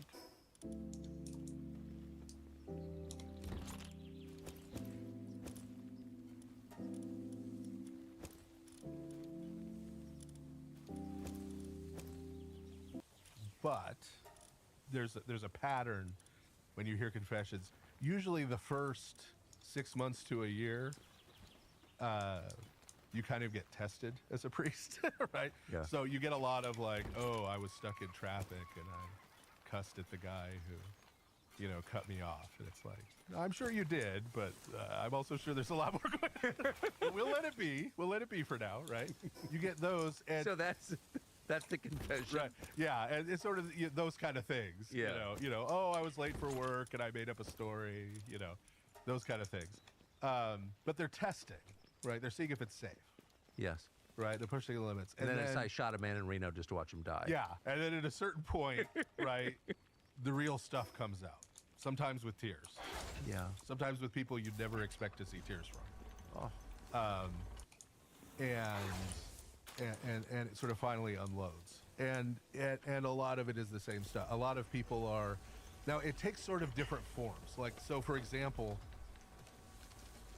sexual sin used to be a lot more about actually doing things with other people. Right. Right. And Yeah, now a lot of it is distortions and things going on due to the internet, pornography on the internet, and that kind of thing. And so that's changed that. Yes. You've got people that this is one of the scariest statistics. The average age at which a person is first exposed to hardcore pornography on the internet in the United States today is 8. Yeah, I don't know why no one's in prison for that. It's so weird. Yeah. So, well, there's too much money being made off pornography. I'm aware. Yeah, and again, the economy is kind of God now, right? Yeah. But so that's right, and dealing with that has to be dealt with in a different way. That's not I went too far with my girlfriend on a Friday night. Right.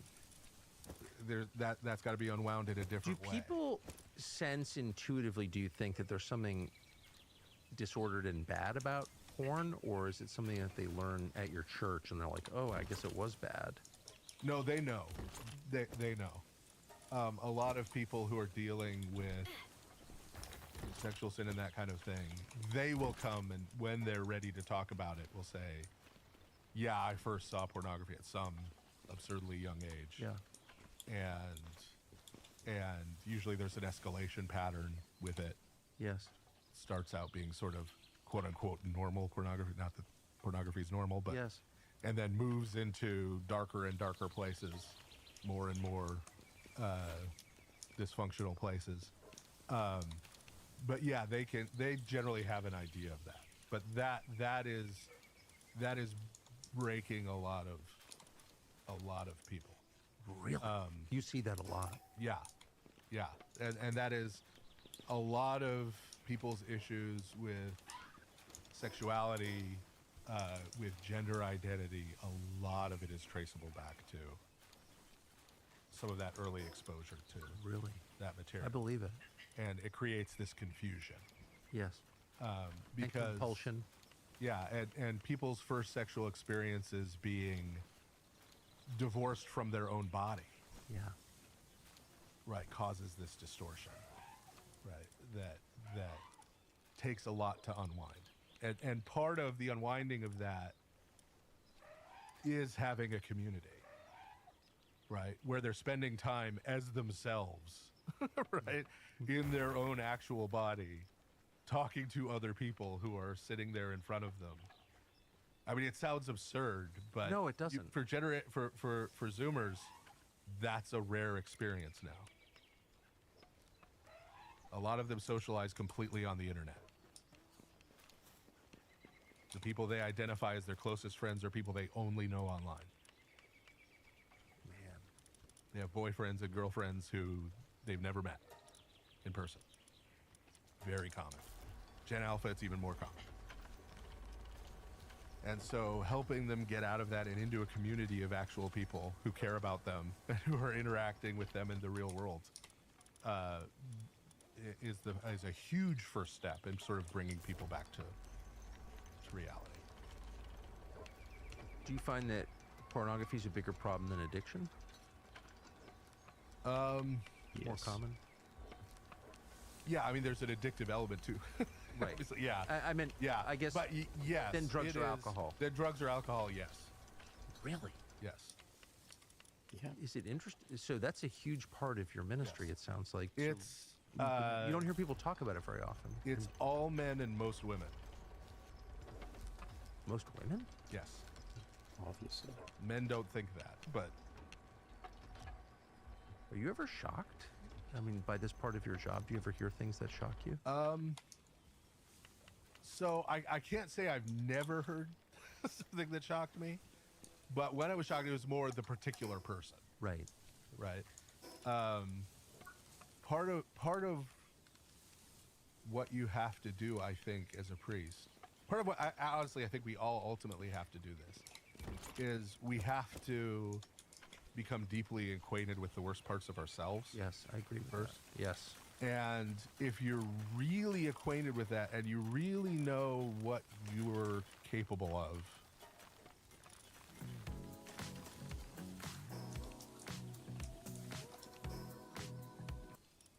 in a negative way, given the right or wrong circumstances, you can understand more, right? And you don't get that shock reaction. My dad told me the story that stuck with me when he was a kid.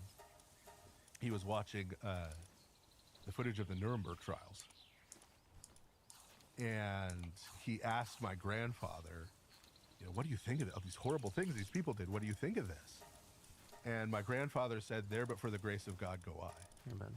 And usually people say that to mean like, oh, some accident, bad, right? Yeah. Unfortunate thing happened to someone. Oh, God preserved me. Yeah, from that. car crash. But he meant, without God's grace, I could have done all those things. 100%. Right? I could have gone down that same road, right?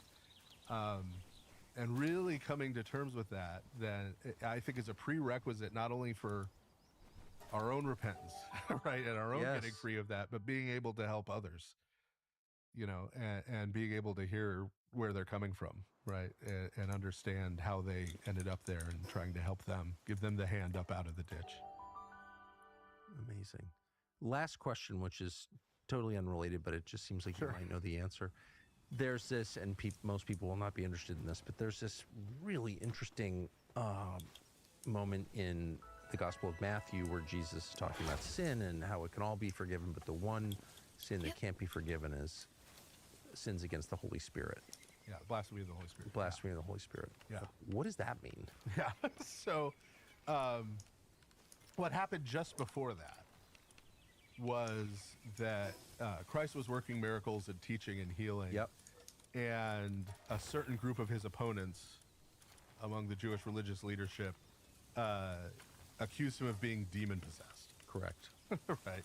Said that the spirit by which he was doing this was actually one of the names for Baal. Right. Yeah. Was actually Beelzebub or whatever. Yeah. And so he was casting out demons with demons. Right. And so that's why it's blasphemy of the Holy Spirit, because they're calling the Spirit of God a demonic spirit. Yep. Right. And so if you're not willing to accept and submit yourself to God and to his Spirit and what he's doing in the world, you can't be forgiven. You can't be healed. Right? They were rejecting, rather than seeing what God was doing in the world, which was Christ himself, right? And what he was doing in the world, rather than seeing that and trying to get on board with that and be healed from their sin, they were rejecting it. So if you reject Christ, if you reject God's provision, right, for our sin and our wickedness, then you can't be healed from it. By definition. Right. But yeah, definitionally. Yeah. Father, thank you for that. That was fascinating. Yeah. And great. Thank you for having me. Thanks.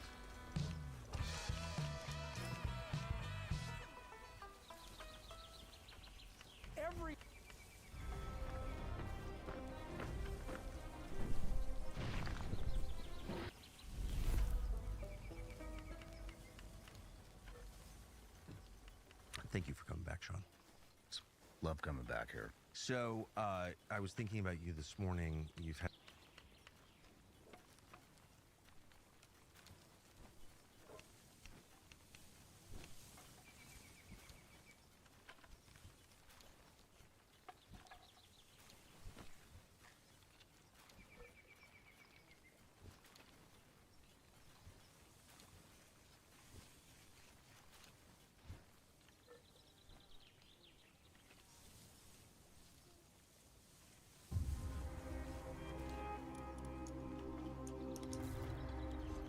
Ryan Holiday, welcome to the show, man. Yeah, thanks for having me. It's an honor to have you. Likewise. So, yeah, this year, one of my goals is to become a little more stoic as the political and world current events just continue to spiral out of control. That's been one of my goals, primarily for my family. You know, it's just, You seem stoic though, lowercase stoic. That's- You seem. Are you not? I tend to lose my shit every once in a while, but as we all do. Mm-hmm. But yeah, I want to be a little more stoic, primarily for my family, my kids. Yeah, I'm the same way. I mean, I think there's some people who are sort of naturally there, and then you have kids, and then you realize you're not there at all. Yeah, yeah. But and actually, my wife's been wanting me to do this for a while. And I'll bet 5-6 years ago, she gave me one of your books, and that's when I first heard about you and read it. It was like a daily. Yeah, the Daily Stoic, maybe? Stoic. Yeah. And read through that, and then this year got Marcus Aurelius's book on Stoicism, and so this is perfect. Now you're here. All right. So, Well, I brought you a good edition of Marcus Aurelius. I don't know which one you have. This is my favorite translation.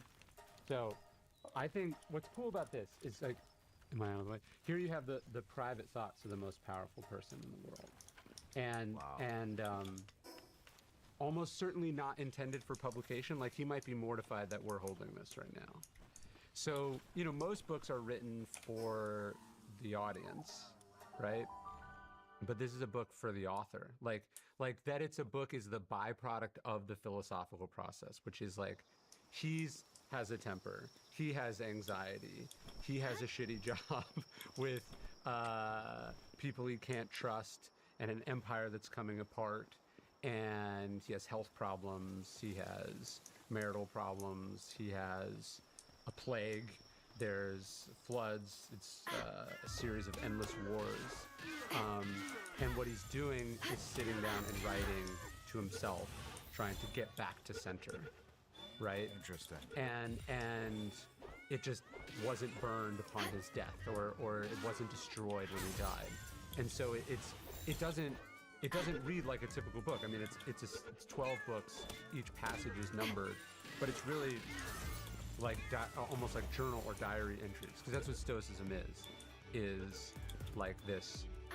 You know how you're trying to be, and then you're here. Mm-hmm. There's a great line in Meditations where he's saying, like, fight to be the person that philosophy tried to make you. And that's what he's doing. Can you say that again? It says, fight to be the person that philosophy tried to make you, or fight to be the person that philosophy wants you to be. Right? It's like we all know the ideal, like what our best self is, and then we're dysregulated, or we're tired, or we're hungry, or somebody's being really awful and annoying, and we're struggling to get from the lower self to the higher self. Gotcha. Right, and that's what this is. So I got you this, and then this one will hopefully, like, Meditations should be a book that you, like most books you read, right? Meditation should be a book that you are reading. Like it should sit on the nightstand and you pick it up and you read it throughout your life, because it was written throughout someone's life. But the idea is that make the greatest headphone ever.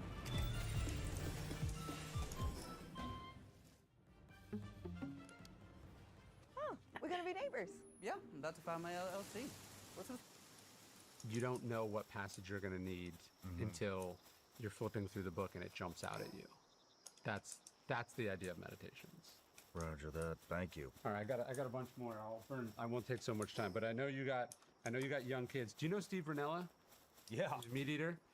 I think this is where he wrote an amazing book about hunting called The American Buffalo, which is like one of my favorite books. Where he gets a buffalo tag in Alaska and he goes to hunt the American bison, and it's all about that. That's my favorite Steve Rinella book. But as a parent, this is outside kids in an inside world. I think that's what every parent is struggling with right now. The screens are so addictive, and video games are so exciting, and we're all glued to our devices, right? I mean, people are probably listening to this, almost certainly listening to this on a device right now. But the point is, you want to raise outdoor kids, right? Kids. He says you want to raise kids that don't say ew a lot, because they're good being outside, getting dirty, doing nonsense. I love that book. I think it's amazing. Do you spend a lot of time outdoors with your kids? Yeah, we live on a ranch in Texas, so we're pretty outdoorsy. But it's a constant fight. It's like they love it when they're out there, but they hate the process of getting out there. Really? Do you know what like it's like when we were yesterday, we went on a hike. They did not want to get out of the car. They did not want to go on it. And then as soon as we were in it, they loved it, right? And that's like, I think the struggle is the starting. You know what I mean? Yep. All right, so we got that. Oh, this is another interesting parenting one. This is about Churchill and his son. So Churchill has a horrible father and horrible mother, basically neglect him, becomes a great man, and he tries to do better with his son, but he doesn't do a great job. And I think that's another thing that keeps us up at night as parents. Is like, if you're successful, how do you not raise spoiled, entitled kids? They have comforts and security and love that maybe we didn't get, but how do you make sure that that works to their advantage, not that they're to their disadvantage, right? And so I thought it's a really interesting sort of, because it looks at three generations, right? It looks at Churchill and his father, and then obviously Churchill, and then Churchill and his son. Great book. I thought you might like that one. Have you read any Stockdale? No, I haven't. All right, so this is Thoughts of a Philosophical Fighter Pilot. So Stockdale goes to the Naval Academy in 43, graduates, becomes a pilot, and it's not until he's 20 years as a pilot, it's not until the Navy sends him to Stanford, where he gets a graduate degree, that he's introduced to Stoic philosophy. On his last day at Stanford, his philosophy professor goes, "Hey, I think you might like this book." He gives him a copy of Epictetus, the Stoic philosopher. And he does 2 more deployments there before he gets shot down. And that's his sort of, he's every night in his bunk on the Ticonderoga and the Constellation, and a little bit on the Oriskany, he's reading Stoic philosophy. So when he gets shot down in 65, he famously says to himself, "I'm leaving the world of technology and entering the world of Epictetus." And it's in the Hanoi Hilton that he basically takes Stoic philosophy which was a sort of theoretical thing, and he applies it in this, what he calls the laboratory of human behavior. Holy shit. Did you get to meet him? I never got to meet him. He died, I think he died in 2008 or 6, what does it say? He died in 2006 at the age of 81. Yeah, no, I met his children, and met a lot of people that have met him, but one of the greatest Americans ever. Man. Incredible book. You'll love that. I'm actually doing a book on Stockdale right now, and this is, do you ever read The Right Stuff? Tom Wolfe book? No. Oh, you would like that too. So that's about test pilots who become the first astronauts. So it's about John Glenn and Chuck Yeager. Really good. But this is about, there's a little Stockdale in there too. This is like about carrier pilots in Vietnam. Not enough people know about this book. It's incredible. It's called Over the Beach. It was Stockdale's favorite book about the air war in Vietnam, and then the guys that get shot down. So I just read that. I think you would like that. If you don't read a lot, I think you would like that book. Perfect. And then the last one, you ever read any Hunter S. Thompson? Yes. Okay, so Hunter S. Thompson we think of as the badass, wild man, crazy guy. You think Fear and Loathing in Las Vegas is a book about drugs and alcohol, which it is, but the subtitle of that book is about the American dream. Because he's also one of our most astute sort of cultural and political writers. And so this is Freak Kingdom, and it's about Hunter S. Thompson as a political thinker and critic, because he covers Nixon, he covers Carter, he covers like every presidential candidate between sort of the late 60s and then his death. And I don't know, I got the sense, I think it would line up with because you're kind of like a man without a party. You're politically engaged, but you're not like Democrat, Republican. I think you'd like that book. What he's primarily is anti-fascist. Not like Antifa, but anti-fascist. Like, doesn't like fascism, doesn't like people telling him what to do, doesn't like liars, doesn't like hypocrites, doesn't like corruption. And I wish I could have met this guy. I think you're gonna like it. Man, thank you. Yeah. Thank you. This will keep me busy. Yeah, I think so.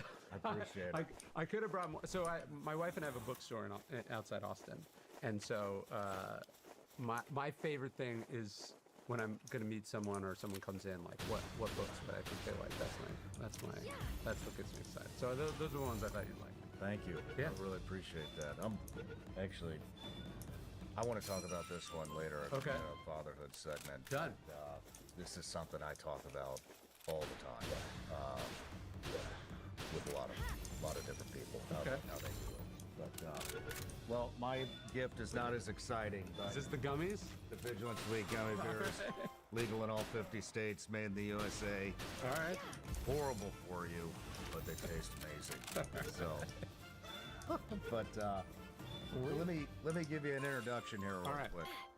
Ryan Holiday, author of 12 books on Stoicism with more than 10 million copies sold, including The Obstacle is the Way, Ego is the Enemy, and Stillness is the Key. You're the founder of Daily Stoic, reaching millions through books, podcasts, newsletters, and YouTube. Your work is read in NFL locker rooms, special operations units, I can attest to that, and Silicon Valley boardrooms. In 2025, you completed your 4-book Stoic Virtue series and launched a sold-out world tour across Australia, Ireland, and beyond. Welcome to the show. Yeah, thanks. And so we have a Patreon account. Yeah. And it's turned into quite the community. And to be honest, they're the reason I get to sit down here with you today. All right. So they get the opportunity to ask every single guest a question. This is from Corey Smith. Ryan, for people battling anxiety, depression, or the long recovery from a brain injury, when the brain can feel like the obstacle, how can Stoic principles be applied most effectively? Ooh. I mean, I can speak more to the first two than the brain injury. That's not something I have direct experience with. But I think basically what Stoicism is at its core is this kind of distance between you and your thoughts, right? This is similar to Eastern philosophy, but it's the idea that you have the opinion, you have the feeling, you have the dread or the anxiety or the worry or the frustration or the anger, and you're trying to take a second and ask yourself, is this true, right? Like, you're worried about this thing happening, and what you're not stopping and thinking is like, hey, is my worrying about this affecting the outcome in any way? Or am I just torturing myself, right? You're not asking yourself, hey, let's say it does happen. What then, right? Because oftentimes what we're torturing ourselves with is this kind of vague idea that like, oh, if this happens, that will be bad and I won't be able to handle it. But the truth is we handle stuff all the time. We've handled everything in our lives up until this point or we wouldn't be here. We survived everything in our lives up until this point or we wouldn't be here. And so Stoicism is it's funny, he said, he or she said about, you know, your brain is the obstacle. Sometimes the brain is the obstacle, injury or not. Like, we have biases, we have patterns, we have things that we make up, and they're not true, right? It's based on things that we haven't really worked through. And Stoicism is the idea of kind of working through that. And that's, again, what Mark Stewart is doing in the meditation. It's not like this magical formula that as soon as you hear it, you don't have that problem anymore. It's the, hey, I'm going to pause and think about this and work through it and decide whether I'm going to assent to it or not. Epictetus is one of the Stoic philosophers. He would talk about how, like, he says, a good money changer, like the person you would get money from in the ancient world, you know, he said they know how to tell a counterfeit coin from a real coin by banging it on the table. Like, they don't have to melt it down to test them out. They just know, right? You have that intuition, you just know. And I think what Stoicism is, whether you're doing it in journaling, whether you're taking a few minutes, whether you take a long walk, or you're just talking through it with someone you know, Stoicism is about asking yourself, hey, is this real or not? Is this true or not? Is this productive or not? Is this helpful or not? Again, this is all very easy to say, but that's what it is as a process, is to deal with precisely those feelings, which every person who ever lived has struggled with in some way or another. DJ, we're leaving. Is my old spice in there? I think I'm gonna stay. Most guys will spend money on gear, training, training or travel for a first essay or a response. When I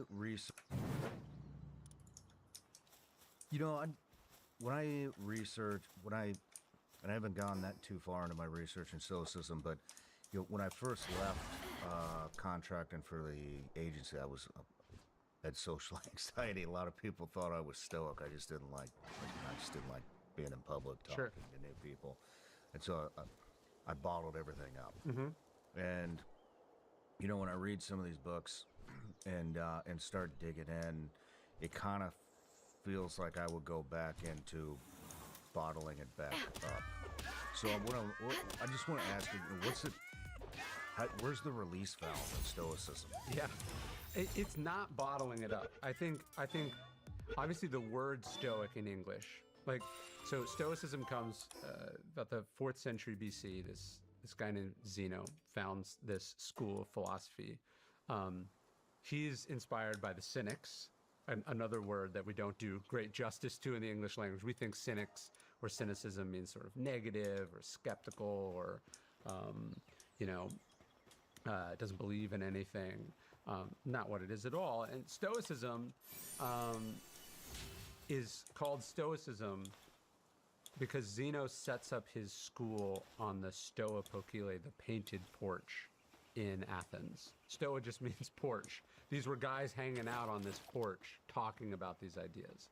Now, flash forward 2,500 years later, when we go, oh, that guy is really stoic, we take that to mean he doesn't feel anything. He's a robot. He stuffs it down. And that's not what it is at all. To me, it's about processing that emotion, asking yourself, hey, is this productive or not productive? Is losing my shit about this, is that helping anything? Or is it in fact hurting myself, other people, making the situation worse? So it's not like, hey, I'm feeling an emotion. Emotions are not okay. Let me white knuckle it.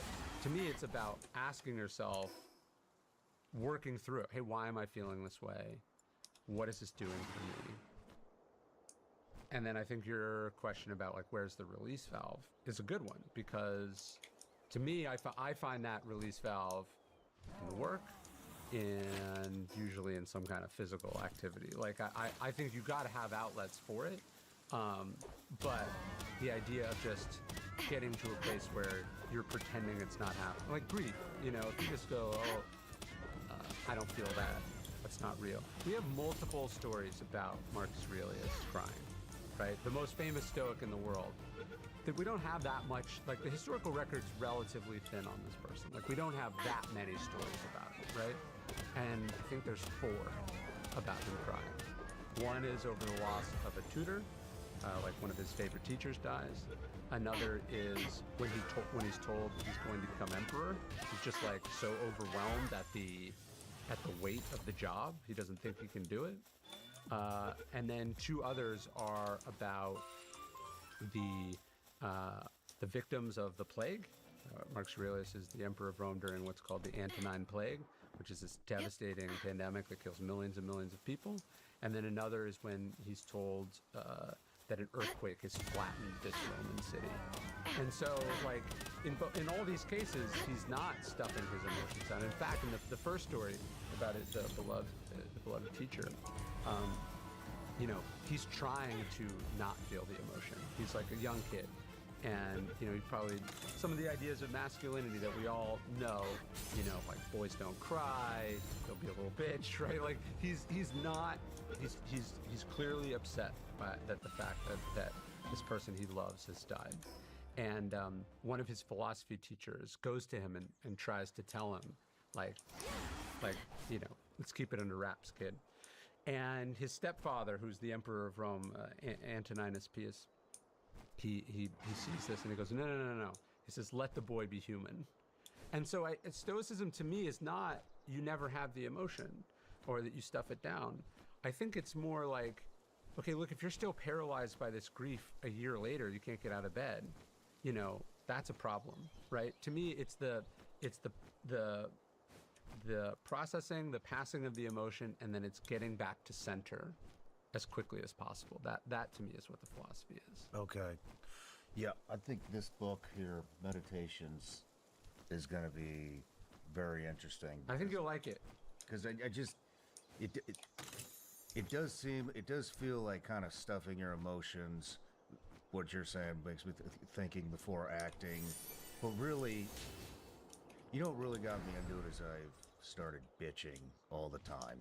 About what? Just bitching about, I mean, I'll just be honest. I haven't been happy with the last two administrations. Sure. But at all. Mhm. And I feel like I really got duped on this one. And you know, and so I want to be more solutions based and focus on actual solutions than just do what everybody else does. And Yeah. let's bitch about all the problems. Let's bitch about the Epstein files. Let's bitch about the wars. Let's bitch about the stuff that we've been bitching about for, you know, ever. Yeah. And at least as long as I've been around, and there's just very few people that take the time to take the things that make them angry and come up with real focused potential solutions. Well, and it's important. One of the things you hear the Stoics talk about is like getting some perspective, right? Like none of this is new. So Seneca is one of the famous Stoics. You know who his boss was? It was Nero. Like his boss is the worst leader maybe of all time, right? And I got to imagine this is stressful. I imagine it's demoralizing. I imagine there's a lot to bitch about. Like, in a way, none of this is new, right? Corruption's not new. Hypocrisy is not new. Declining empire is not new. The only thing that's new about any of this is that we have a lot more information in real time about what's happening, right? Like, it was possible to get away from it in the past in ways that we can't. Now, it was also worse in the past in other ways, right? Like, you know, no one's being forced to fight for their life in the Colosseum, let's say, right? There's definitely some things that are better, but like, think about even Socrates, right? Socrates, you think, oh, that was that guy. He wore the toga. He walked around Athens. He asked those questions. You know, must have been pretty chill. And it's like Socrates lives through the Peloponnesian War. Like Athens fights like a generationally long war against Sparta and loses. Like his country, like loses a world war effectively. And then Athens is ruled by 30 tyrants. That literally, it's known as the time of the 30 tyrants. I mean, like, the world must have felt like it was falling apart, and it was falling apart. And so I think one of the things you can take from the study of history, and I think we all need to study history more, right? Like, people watch too much news and don't read enough history. And the reason for this is like, they think that their job is to be an informed citizen. And it is, your job is to be an informed citizen in America, in any democracy. The problem is watching news in real time is not necessarily the best way to be informed. And so I urge people to read more history, not because it takes anything away from the moral calamities that are happening in this moment, but it allows you to understand them in context. It allows you to understand which ones are really important and which ones are kind of par for the course, right? And it allows you to also remember that like no one has lived in a perfect society, and that most of the people that you admired were looking around at the world and going, what the fuck are we doing? This is insane, you know? Like, and that actually the job is to not despair, not to get into like bitterness and anger, not to like, one of the things Mark Shruas talks about in Meditations, he talks about revenge a lot. You can imagine the most powerful man in the world, if he wants to get revenge on someone, he can do some pretty heinous things to people. But he says, you know, he tries to remind himself the best revenge is to not be like your enemy. And one of the things I look out at the world and I go, I don't like the corruption, I don't like the cruelty, I don't like the dishonesty, I don't like the pettiness, I don't like the crassness, I don't like any of this. Now, obviously, as a citizen, my job is to vote against those things, speak out against those things, but my main job as a person, philosophically, is to not be those things, right? Like, if what you allow is the shittiness of what's happening around you to make you feel shitty, and worse, to be shitty, like, they're winning, And so I think that's, to me, that's where Stoicism really has a lot to offer, because we are living in disorienting, disappointing, disillusioning times. But if you allow that to strip from you, your happiness at home, your productivity at work, your decency, your kindness, your connection to other people, like, it is winning. And that's kind of how I think about it. I mean, how do you? I'm curious too, because I mean, it's I brought up politics. Yeah. But there's just so many other, and I think that's something that everybody can relate to one way or another, right? Yeah. But I mean, we're going to talk about this, Yeah. towards the end of the interview, and I guess we'll talk about it a little bit right now. But as you find success, you also find very disingenuous people that start to come around. And they want to take advantage of you. Sure. They want to take advantage of your kids to get to you. They want to take advantage of your wife to get to you. They are not honest people, and you threw out the word revenge. Yeah. And that's, in my mind, I mean, revenge used to be something that, I mean, I would waste an entire day planning all the things that I could do to somebody that took advantage of me or wronged me or fucked over my family or myself or whatever, right? Whatever the circumstances are. And then back a long time ago, I would act on that. I'd be like, this is the best plan. We're going to do this. And then I realized this is just a total fucking waste of energy. Yeah. And it just makes you look like an asshole, I think. And so now I can't help myself a lot of times, and I will still go through the planning phase on what can I do to get back at this person. And then I've developed somehow I've developed enough discipline to never act on it. Well, that's a good first step. Just to let it go. I imagine there's an extra level of, not temptation, but where you're like, I could break this person in half. Like I don't, that's not a thought that enters my head, but I imagine when you are trained to do what you are trained to do, and at different points in your life, that has been unleashed, just the restraint of going, hey, that's not the rules of engagement in the world that I'm in now. That would be like a level of like restraint that you would have to practice. But one of the things I think about is like, okay, if somebody tried to control my thoughts or control what I said, control what I did, I'd resist that. Like just instinctively, I get to decide. I'm in charge. And yet, we kind of hand our minds over to people all the time. Like we let them just take up like inordinate amounts of time and space in our life. I was talking to this writer I know, and she was saying, she really didn't like what was happening politically, and she was saying that she was having trouble. She's like, I can't work right now. Like, she's like, I'm so outraged, I'm so upset, I'm so pissed off that like, I can't do it. And I was saying like, okay, but like if this administration came to you and was like, hey, if you keep doing your work, we're gonna throw you in prison, you'd be like that would be so immediately galvanizing that it would fire you up, right? You would never allow a government of any persuasion to tell you what you can and can't say. Like that's the job of an artist, right? And that's what it means to be an American. That's what's all right there in the First Amendment. And I was like, but here, voluntarily, you're doing precisely that because you don't like what's happening in the world, because it's dark or pissing you off or whatever. You're allowing it to consume so much of your mental bandwidth and your motivation that it's having the same effect. Like they might as well be putting a gun to your head and saying you can't do this, but it's actually worse because they're not doing that. And so I do think it's really important that you got to have some mechanism by which you put up some walls and boundaries, and then you protect the thing that is yours. Like the Stoics would say, the greatest empire is like command of yourself, right? Your sovereignty as an individual.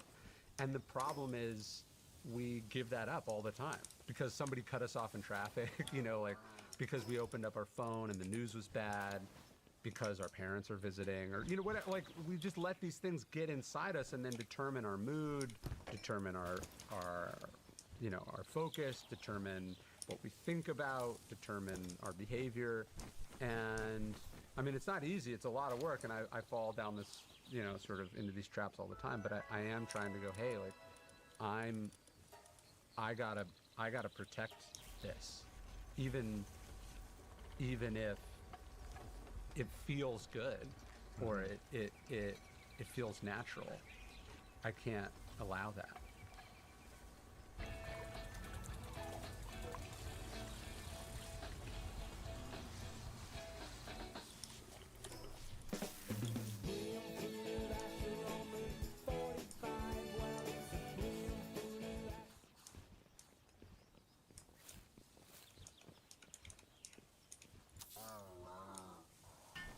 Identical in every way but one. Gillette Clinical versus ordinary antiperspirant. Which one can stand up to the heat? Okay, here we go. Have you ever done psychedelics? No. Okay. Well, the reason I'm asking, yeah, I have. I did an ibogaine treatment in Mexico 4 years ago. I haven't had a drop of booze since. Been a lot more in the moment. It was it was a life-changing experience for me. Anyways, the reason I bring it up is there's been very few times in my life where I've been able to completely separate myself from, I guess, maybe my ego and look at things from just a detached point of view that's maybe a different perspective than what I'm feeling in the moment. One of the things that I did this like really intense therapy thing, and I was sort of like just vomiting all this anger and resentment I had at this group of people, and the therapist was like, they're not thinking about you at all, right? And he was like, they're just doing their thing. That's who they are. They have no awareness. Not only are they not doing it on purpose, but like they're utterly unconcerned and disinterested of its effect on you. Like they're not waking up and thinking about torturing you in this way. They're not waking up and thinking about abusing you in this way. They're not waking up and trying to make you miserable. They're inherently selfish, narcissistic people. Like they're waking up and thinking about them. He's not saying it's awesome to be them. He's just saying like they're not thinking about you at all. And it's like we can see this, I think, much more clearly in other stuff. Like the economy's not thinking about you. Like a hurricane's not thinking about you. That truck barreling towards you on the freeway is not thinking about you. But then for some reason, because people do have intentions, and obviously we have to be aware of them, we do, I think, project a lot more intentionality on other people than is actually happening. And I think when you have someone who's like way inside your head, reminding yourself that you're not inside their head is really important. And then I like you all, sometimes I'll be like, I just planned out like a whole operation in my head of what I'm gonna do if they do this. And it's like, this is a hypothetical. Like I just my whole run, I was thinking about what I'm gonna say if they say this, and then I'm gonna say this. And it's like, this conversation might not even happen. Contingency planning. Yeah, for a made up scenario about a person that, again, if you ask them, you're like, they'd be like, who? Like they wouldn't think about me at all. And so it's like, you're not the center of the universe, and almost certainly you're not the center of whatever the situation that you're making all about you is. Makes sense. Also, where I was going with that is stoicism the ability to kind of view things not as a participant in what's happening. It's just strictly an observation or observing the situation. Yeah, it's like sometimes it's really helpful to zoom way in, and then sometimes it's helpful to zoom way out. But it's like, a lot of times it's like, how do I take myself out of this equation? Okay. And that that's what ego does, right? Ego makes it all about you. It makes you at the center of things. And even just remembering that like everyone is the center of their situation, and that like you're not the main character in all these other people's stories. You're the tangential character at best. Is helpful. Yeah, wow. Why am I making this all about? Like this was not, whatever this was not specifically chosen to drive you nuts. That again, it's totally indifferent to you. Like one of the ideas for the Stoics is events are objective, our opinions about them are not. Like the situation is what it is, and then we say like, this is good or bad. I don't mean morally like positive or negative. We say like, this is fair or unfair. We say this is like mean or cruel. We say this was, targeted. We say like we've been harmed by it. Like the thing is, and then we decide what it means. And a lot of times the stories we tell ourselves about stuff are pretty self-absorbed, pretty distorted, and like pretty emotional. And I think, how do you get better at going, what if I could see this from another perspective or another way? Or what if I told myself a different story about this event? Yeah.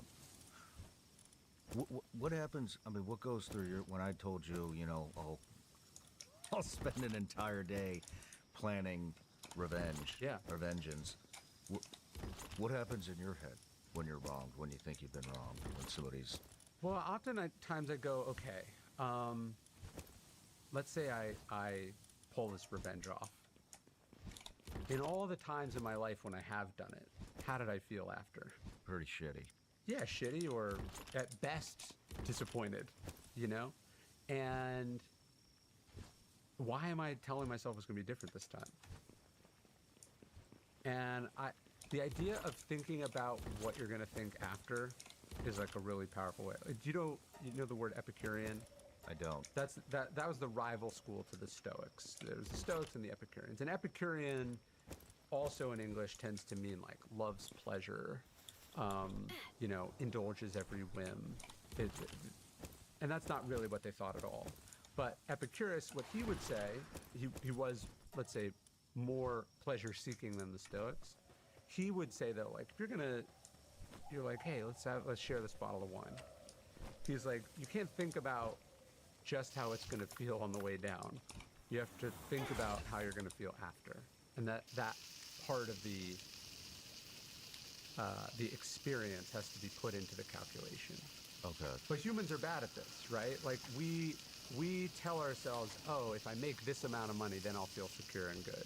If I get with this person, then I'll feel, it'll be amazing, and then I'll feel good. And people will look, if I get this car, if I win this office, if I, hit this number on the chart, like we tell ourselves this lie that like this thing will do something for us.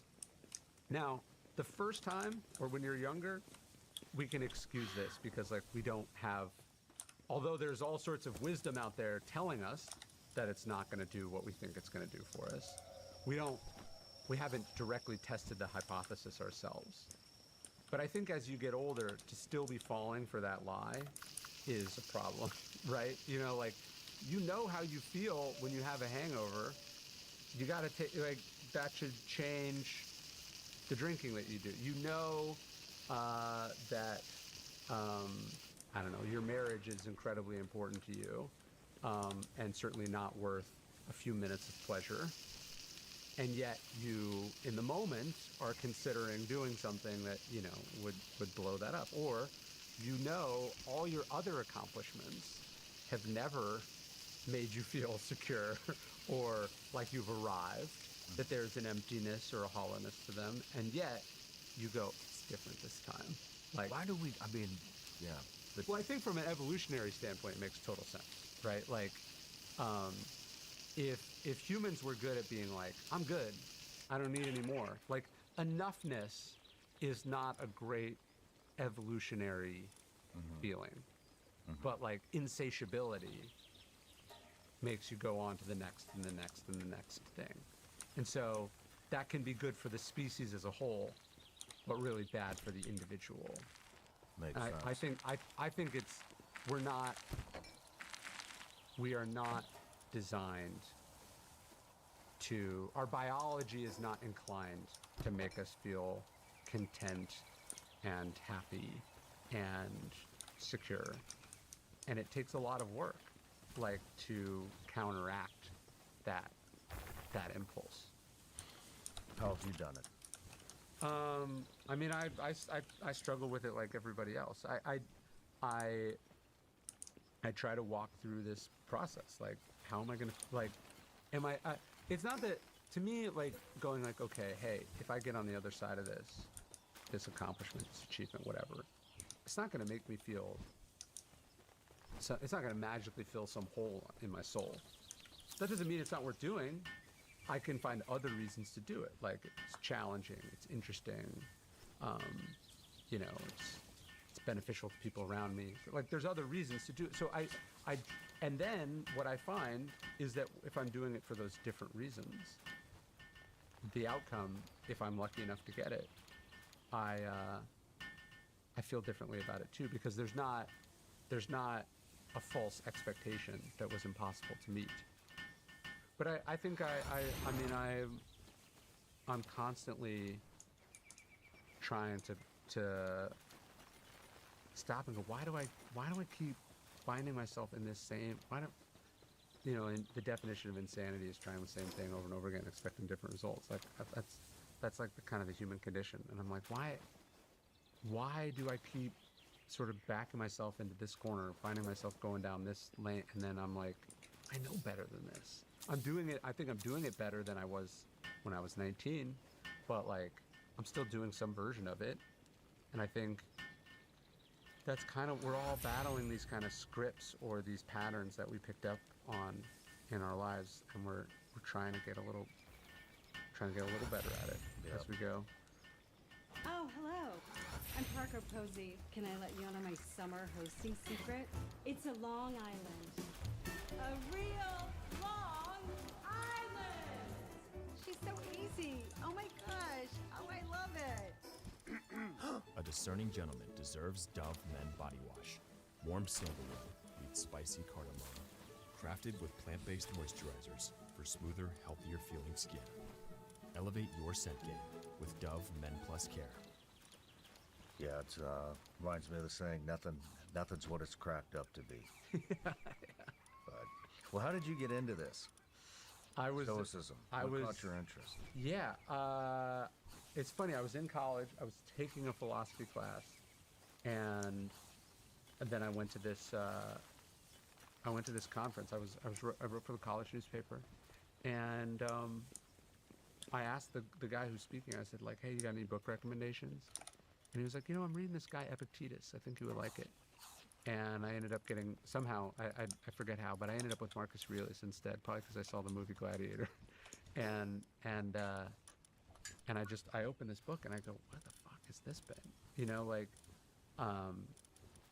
This is what, like, this exists? Like, this advice is there? Like, and it kind of just turned my world upside down. How so? Just that, I think all young people, anyone coming of age, but men especially in this world are looking for, like, the path. Like, what should you do? What should you not do? And they're looking for it in a way that, like, school doesn't address. They're looking for it in a way that the church doesn't address. I mean, especially, I think in some ways, like, some sports programs, and definitely maybe like a military tradition, it is based on certain values, and you're being inducted into a way of life, right? But if you don't have that, you go away to college and they're like, you can do whatever you want. Like, you can be whoever you want, you can do whatever you want, it feels good, it's right, you just have effectively unlimited choice, right? We live in a world, like, religion used to go like, hey, don't do these things or you'll go to hell. And I think obviously that puts a lot of fear and shame and control on people that's not good. But the problem is when you say, hey, do whatever you want, nothing's wrong, everything's right, trust your gut. You know, like, the last thing a 19-year-old should be doing is trusting their gut. Like, you're an idiot, you know? Especially like especially a 19-year-old dude, you know? Like, and so I think what struck me about Stoicism was like, oh, this is a 2,500-year tradition. This is a tradition that's been followed by the most powerful people in the world, some of the most powerless people in the world. Epictetus is a slave. And these are people that were dealing with uncertainty and chaos and disorder and dysfunction. They were dealing with temptation. They were dealing with adversity. They were dealing with loss and pain. And hey, they wrote some of their experiences down, and they put it into a framework that is actually strikingly modern, or let's just say it's timeless. And I think that's what, like, sitting at the table in my college apartment, I was like, oh, okay, like, this makes sense to me. At 21, you were the director of marketing for American Apparel? Yeah. How did that happen? An insane, I mean, it says more about the company than it does about me. You know, it was a dysfunctional, crazy,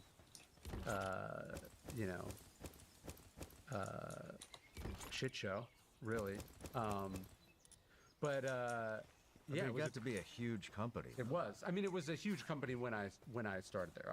I had nothing to do with it becoming what it became, but I got sort of thrown into the deep end, and yeah, it was.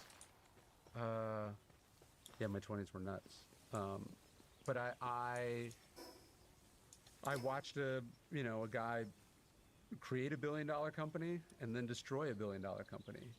And I watched people get caught up in it. I watched people get sort of spun sideways by it. I watched people enable it, I enabled it. And so in a way it was like, it was quite an education it was like a king's court. Like, he was the sort of king and everyone was, currying favor and wanted something, and, it certainly informed like what I ended up writing about a lot. And at 25, you wrote Trust Me, I'm Lying. Yeah. Where did that come from? It was also, American Apparel was one of the sort of most controversial companies in the world at that time. And so, I had sort of a window seat to how the media environment worked. And then I worked with a number of other sort of controversial clients and stuff over the years. So I wrote an expose on sort of the media system and marketing and PR. I mean, I basically wrote a book on fake news in 2011. That's what it seems like. Yeah. Yeah. The funny thing is I remember trying to get the book out as quickly as possible, going like this is right now. And, and if anything, I was probably 10 years early. But I was watching how, like, the sausage got made, right? Like, how true stories got distorted and how made-up stories became true, and how people could get attention, what attention would do to people, the incentives of the media system. And so the book was me kind of trying to rip back the curtain on what that was and how it worked. Can you go into it a little bit? Yeah, I mean, it's funny because I wrote that book. It's now. Yeah, but it's funny. It's like, I wrote that book before TikTok existed, before I think maybe Instagram had just come out. I was writing mostly about a world of blogs and, sort of not traditional media, but like traditional media as it was being intersected by social media. And I mean, if anything, just all those trends have accelerated now. But it was ultimately, what I'm trying to say in the book is like you have to think about the incentives operating on both sides of the equation. The people that are trying to get messages out, and then the people who are communicating those messages. And that everyone is effectively competing for attention in this enormous ecosystem or this marketplace. And so in a world where it used to be, okay, half the country subscribes to the New York Times, half subscribes to the Washington Post. Now both these papers have an agenda, there's a bias, but like mostly they're trying to deliver value for the subscribers of this paid product. And they're putting out a 40-page newspaper where once you buy it, all the information is there, right? Like if you look at like the headline in the New York Times for the Pentagon Papers, it's like there's no sensationalism in it, there's no crazy, because like you're not buying the New York Times in Grand Central Station with a newsboy like shouting like extra, extra, read all about it, right? Which was the media environment in the late 1800s and early 1900s. And so basically what the internet did is it broke all that apart, and it made it so every story, every headline, every article, every clip is competing with everything else out there, right? So it's like, what's the craziest? What tells people what they want to hear? What pisses people off, right? What offers the most certainty? That's what like an analogous way, like what happened in the early to mid 2000s is akin to what's happening now with podcasts, like which I'm sure you've experienced, which is like there was this period where podcasts were long form interviews that subscribers of that podcast listened to, right? So you have all the subscribers to this show, and you think about like delivering high quality guests who you have a long form conversation with, and people listen to the whole thing. And then what's been happening the last, 2 years is like the sort of the clip economy, right? Where now it's like about the most sensational clip, like so that 2-hour conversation is distilled down into a 20-second clip or whatever. And what that's doing is creating, as I'm sure you're seeing it with peers of yours, is like a lot of competition for like the craziest clips, like gotcha moments, or conversely, like you're just having the same conversation, but then people are coming and cutting out those clips and spreading them. And so it's creating a lot of pressure and a lot of noise, and changing the incentives of the medium. And so what I was writing about in Trust Me, I'm Lying was that sort of first wave of that happening, where like now you don't read a website, you read articles from that website, and you only read them because it's showing up in your Facebook feed, or it's showing up in Twitter, or it's because somebody emailed it to you, right? And that's creating an incentive, a bias towards certain kinds of emotion. Like for instance, they found that like the valence of the extremeness of the emotion is like the #1 predictor of virality. So like something that makes you feel pretty good is not going to be shared as something that makes you extremely angry, or something that makes you kind of angry is not going to spread as well as something that makes you laugh really hard. And so it's creating this incentive for extremes, right? So everything becomes an exaggerated, distorted version of itself to meet that. And then you layer on top of that, like this is the first, in the sort of blog world, one of the first kind of big breakthroughs was like reporters or influencers or what, your job performance was like how much traffic your article got or how many views your video got, right? Which is different than how journalists had basically been paid for the entirety of the institution. And so in the same way that you wouldn't want a journalist to own like shares in a stock that they were reporting on, now they own stock in the story. Like they want, instead of being like, hey, it's complicated and we don't know, which isn't going to do well, they're like, it shapes the story that they're writing. And I think what we're seeing now that people are working for outlets less and less and working for themselves more and more, like are you going to tell your Substack audience what they don't want to hear? Are you going to have a guest on, like not you, but like you can imagine someone in a different financial position. You're like, hey, when I have these kind of guests, my Patreon numbers go down. And when I have these kind of guests, my Patreon numbers go up. Or, you know, donations go up when I do this and they go down when I do this. And so now, again, these financial incentives are acting on the information that people are getting. And people are not good at evaluating the reliability of the person they're getting information on. We're just really bad at it. Where is my Old Spice? My cologne-infused Old Spice. Go to Kim Old Spice. DJ, we're leaving. Is my Old Spice in there? I think I'm gonna stay. Stay? Where? Here on the island? In this tub.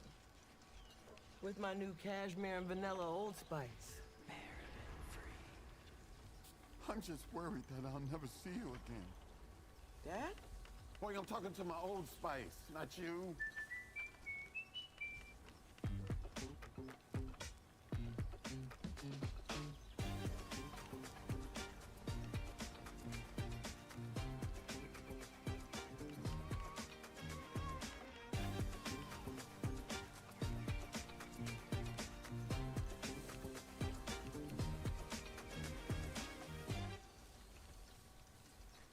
When I'm traveling in the summer, the routine is always the first thing to slip. Different schedule, different bed, late nights, early mornings, and you're usually not eating the same way you would at home. And that's why I rely on AG1. It takes 30 seconds, 1 scoop, 8 ounces of water, and I know I'm getting a daily health drink with a multivitamin, pre and probiotics, superfoods, and antioxidants. And the next-gen formula delivers 75-plus ingredients that are clinically shown to support gut health, fill common nutrient gaps, and improve key nutrient levels within 3 months. For me, it's one simple thing I can keep consistent, whether I'm home, on the road, filming, or trying to get back on track after a long weekend. Visit drinkag1.com/SRS to get a free AG1 travel case with 7 free AG1 travel packs in your welcome kit with your first AG1 subscription. Order while supplies last. That's drinkag1.com/SRS. I think we've lost that because I think that the thirst for real information has significantly diminished because now people are more concerned with confirming their opinions and their own thoughts. Yeah. And so rather than actually search for some kind of truth or really try to figure out what the hell is going on, what's at the bottom of this, instead of doing that and spending the time to research and hear other opinions and perspectives, they immediately sift through everything they possibly can to find the one person that is going to tell them everything that they're thinking is correct, and they should, and then it turns into they tell them how to think. Yeah. And it's become like this lazy search for just confirming your own biases, opinions, and thoughts. Yeah, and there's always going to be someone who will fill that need. So, like we saw this like in the aftermath of the 2020 election, right? It's like, oh, if you're not gonna tell the audience what they want to hear, then they're just gonna go watch this channel. And if that channel isn't gonna do it, they're gonna watch this channel. And so it's hard. Like, choice is good, but the problem with choice when it comes to information is that you're creating a market incentive for people to lie to you. And typically that incentive is mitigated or by the fact that the media outlet is owned by a big company, or the reporter themselves is a salaried employee who identifies as a journalist or a writer or whatever. It's different when it's like, no, like, I write for Substack and I am directly dependent on how many subscribers I have, paying subscribers. So like audience capture, there's fewer intermediaries between the creator and the sort of payment structure. Now, in many ways, this is great for creators because there's fewer people picking their pocket along the way. But it also means that they are directly exposed to some perverse incentive. Like audience capture is right there. There's an influence. Yeah, and like it takes a person, it takes some character and some self-control and some ideals to be like, no, I have an audience. The audience doesn't have me. Like, I say what I think needs to be said, not what's gonna do well. That's what I try to do. I think that's what you do too. Yeah. I mean, do you think that, because I've always been more of a long game person than a short game, and so I see exactly what you're talking about all the time. And I would say that the majority of those people don't last very long. Eventually, it patters out. But by being true to yourself and not being beholden to an audience or financial incentive or whatever, I mean, you're gonna do this, and it's a fucking roller coaster. Yeah. They're outraged about this, and then no, we're not outraged about that anymore. Now we're outraged about this, and no, actually, I never said that. Like you're surfing the audience, and it's both exhausting and also, it just doesn't feel like success to me, right? Like if success is like I have to tell you what you want to hear, then like I work for you. It's boring. I mean, just to sit in here, I mean, I get a lot of people pissed at me right now because I've leaned across the aisle because I like new perspectives. That's how shit gets done, but I just don't fucking care. So I'm like, this is what I'm gonna do. I'm not gonna be beholden to anybody on who I talk to and do not talk to. Yeah. And it's boring to me to sit there and talk to somebody that has the exact same opinion to me over and over, just to confirm to each other that we're in the right way of thinking. But I'm curious how you navigate it, because when I started this thing, it was just military guys and intelligence folks and people that I'd worked with in the past, and I really just wanted to kind of correct the record and actually have people that had been in the events that these reporters were talking about. Like, well, actually, here's what actually happened from a guy that was there, and then we started talking about political issues with kids, like lots of different problems that society faces, and it would be a discussion inside one of those. Yeah. And then to make a bigger impact, I actually started going to the lawmakers. Yeah. To the people in charge, people that can make a difference. And then I realized they all just lie to you, and they use the platform to advance themselves. So now I'm extremely particular. I have friends that are running for Senate, for Congress, for whatever places in the administration. Doesn't matter. Yeah. And I won't have them on. Interesting. Because you're just gonna tell me what you think I want to hear and what you think my audience wants to hear. Yeah. And then even if you do have great intentions, I've seen it too many times, you're gonna get in there, you're not gonna make an impact. You're not going to. They're going to own your ass. Yeah. You're not going to be put on committees if you go against the grain, and you're just going to turn into the same shit that we see every single time. Yeah. But if you do hold true to your word, I'll help you with your re-election. Yeah. That's interesting. Yeah, I think deciding what you're going to be a part of and not be a part of, to me, is like what it's kind of all about. And I think I've been amazed at the degree to which people I know don't think about, like, hey, is this a good person? Do I agree with them?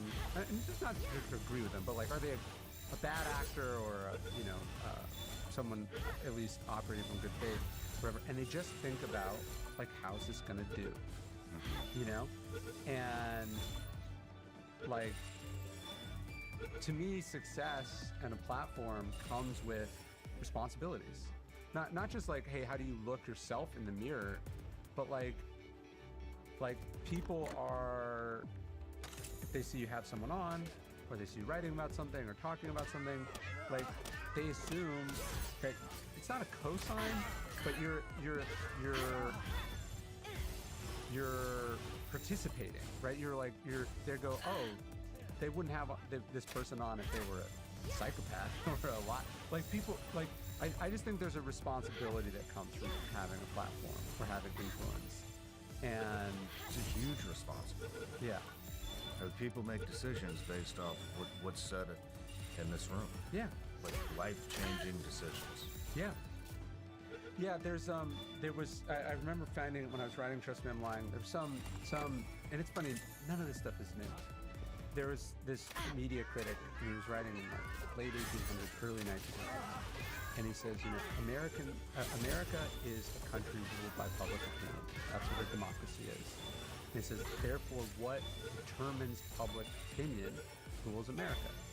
And so people that own newspapers, yeah, sure, it's a for-profit business, but like they are responsible for something that in a way affects like the whole country.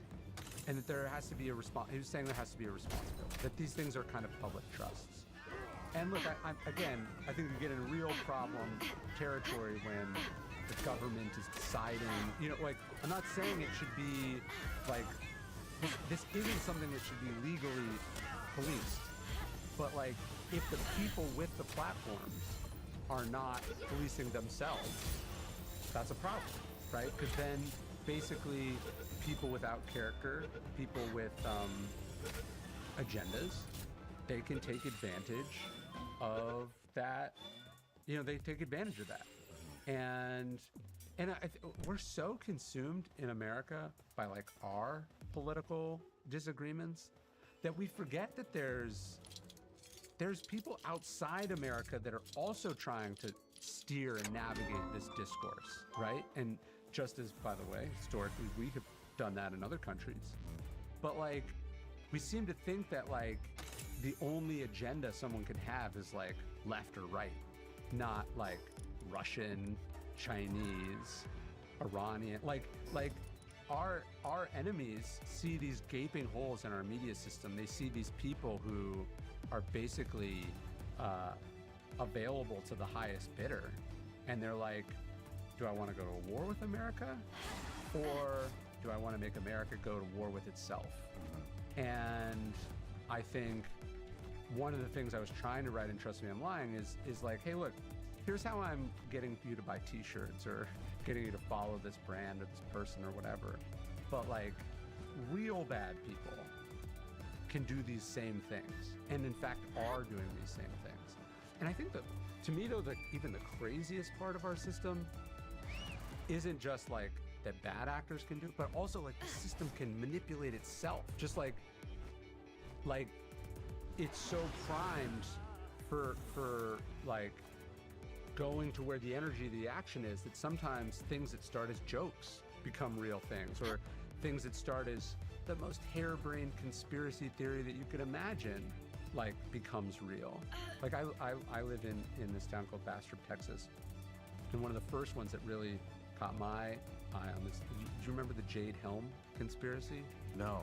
There was this conspiracy that, like, this is 2015, so it's during the Obama administration. They were doing like these big training exercises in like the South and the Southwest, and this conspiracy theory comes out that like it's actually this false. It's like this crazy operation where they're gonna like I don't know, the federal government was gonna like occupy the southern states. It was like a faux military training exercise as a pretext to like start a civil war. So it was this conspiracy theory that starts online, starts on Facebook, and one of the exercises was happening in where I live, and like the governor of Texas ends up sending the National Guard to observe the exercises to make sure this didn't happen, as if I could do anything.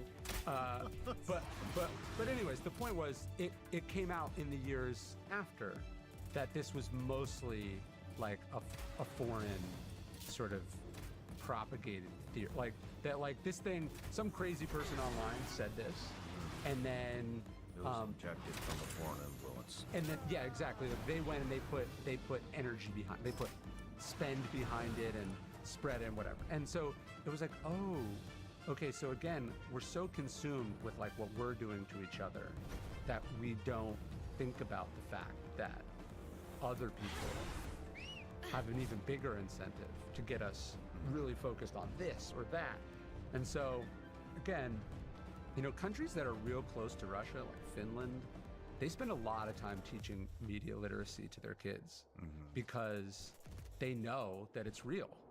And they know that these operations and this agenda is right there all the time.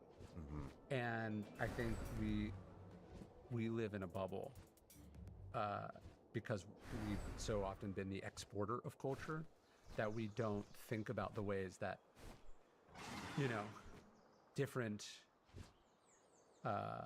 nations, causes, etc., have a vested interest in directing that culture in certain ways.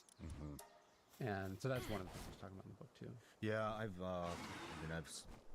like I said, I've changed my tune since the last election, and you know what I've realized is I think that you can have a better, bigger impact in just initiating, in how you initiate certain conversations rather than who you initiate them with. If you start the conversation properly and plant the seed, then it will grow.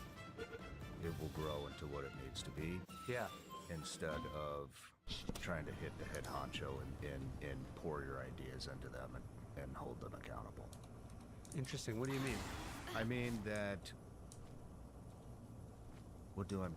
I mean that everybody I've brought on here that can make an immediate impact, that is in a position to make an immediate impact, they always fall short. Okay. No matter what they tell you. But what I have noticed is the things that just in my own personal experience with some of the discussions that I've had in here, the biggest impact that we've made is by starting a conversation and watching the conversation grow through regular people, through the population, not from getting direct to a president, a congressman, a senator, a CEO of a company, somebody that owns a nonprofit, whatever. It's the conversation that happens that engages the population has a much bigger impact than going directly to the decision maker. Have you heard that expression that politics is downstream from culture? No. I think that's sort of what you're saying, is like, what matters is the consensus or the idea, like the energy, the vibe is more important than like a single decision maker, which is, by the way, our whole system. Like, we have a decentralized system, so where decision making is decentralized and widespread because the founders were so concerned about sort of man on horseback. Yeah. And so there really isn't one singular person who can make a difference. Now, the problem is that has also allowed a lot of people who are in positions of power to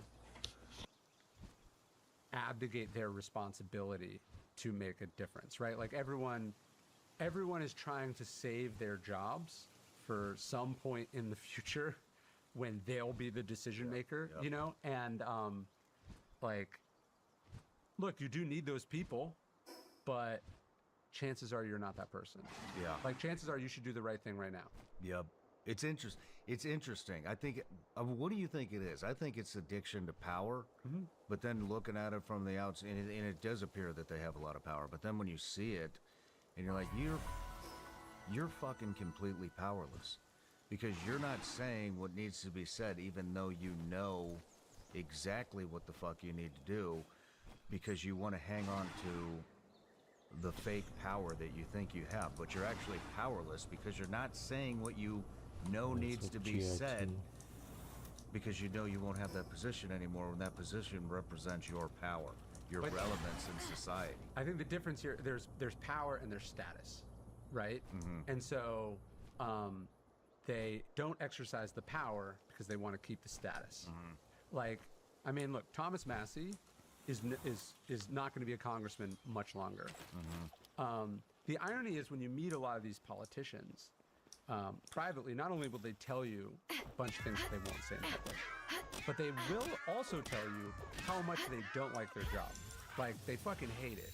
Like, it's a miserable job. They don't like their colleagues. They think there's a lot of, you know, performance, and they have to spend all this time fundraising. They don't like the job.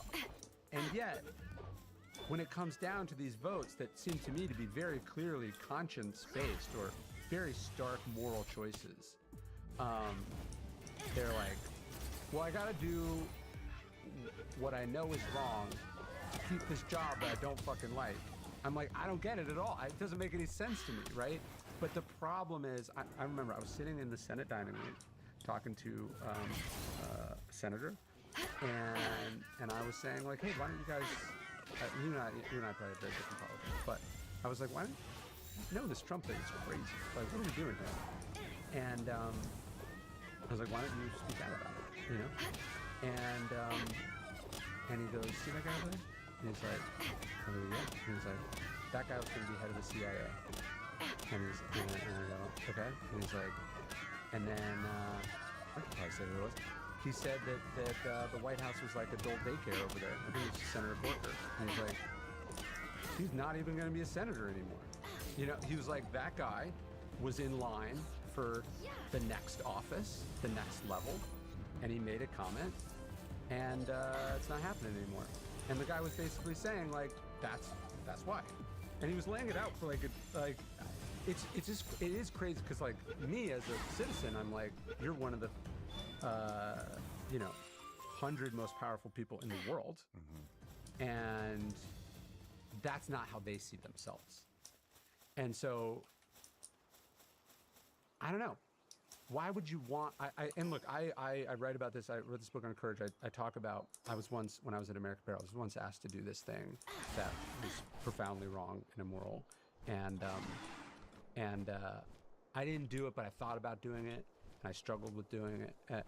And the reason that I didn't like challenge my boss about it was that I didn't want to get fired. Right now, in retrospect, why would I want to keep a job that speaking up about something that was wrong would get you fired from? That's crazy. It doesn't make any sense. But these are the equations that we make in our heads. But why would you want to work in an administration where even the slightest criticism gets you on the shit list? It's not going to be a good job. This job that you dreamed of having your whole life, it's not what you think it is, right? Like, they just showed you it's not what you think it is. But we rationalize it. Where everybody is saving themselves for this thing. Higher calling. This higher call. Yeah. I remember, you know, Adam Kinzinger? I remember he was saying he felt like a lot of, I was talking to him once, and he was telling me that he feels like members of Congress tell themselves there's a super Congress, and their job is like that super Congress will take care of it. And it's like, no, you were elected to take care of this. This is what we sent you to Washington to do. We didn't send you there to be in the job for as long as you could have it. We sent you there to represent our interests and to solve the problems of governance, right? That's the fucking job. And you think your job is to continue to be congressman or congresswoman. And you're so afraid of being the former senator from Massachusetts or the former congresswoman from California that you aren't making the tough decisions that you have to make. And look, one of the things I've been trying to remind myself of is, like, it is very easy as citizens to be like, why aren't these people risking their jobs to do what is right? And why aren't they putting themselves out there? And then it's like you, and by you I mean like the person listening, you are working a job you fucking hate, and you know you could be doing something different or better. You're working in an industry that you know is fucked up, like blah blah blah. What was the last risk you took like that? Like, you know what I mean? It's very easy to evaluate the moral choices and the complicity and the contradictions in other people. And of course, as citizens, it's our job to do that and to throw those people out. We cannot keep this republic, as Benjamin Franklin said, if we don't do that. However, to me, the main purpose of looking at this, the cowardice and the contradictions and the shamelessness and the sort of petty turf wars is it should be a mirror reflected back at ourselves and go, well, I could be doing more.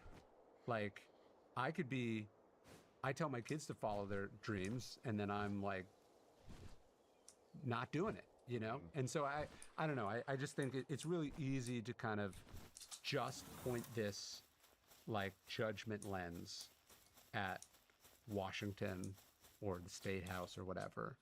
But ultimately, you got to point it at yourself.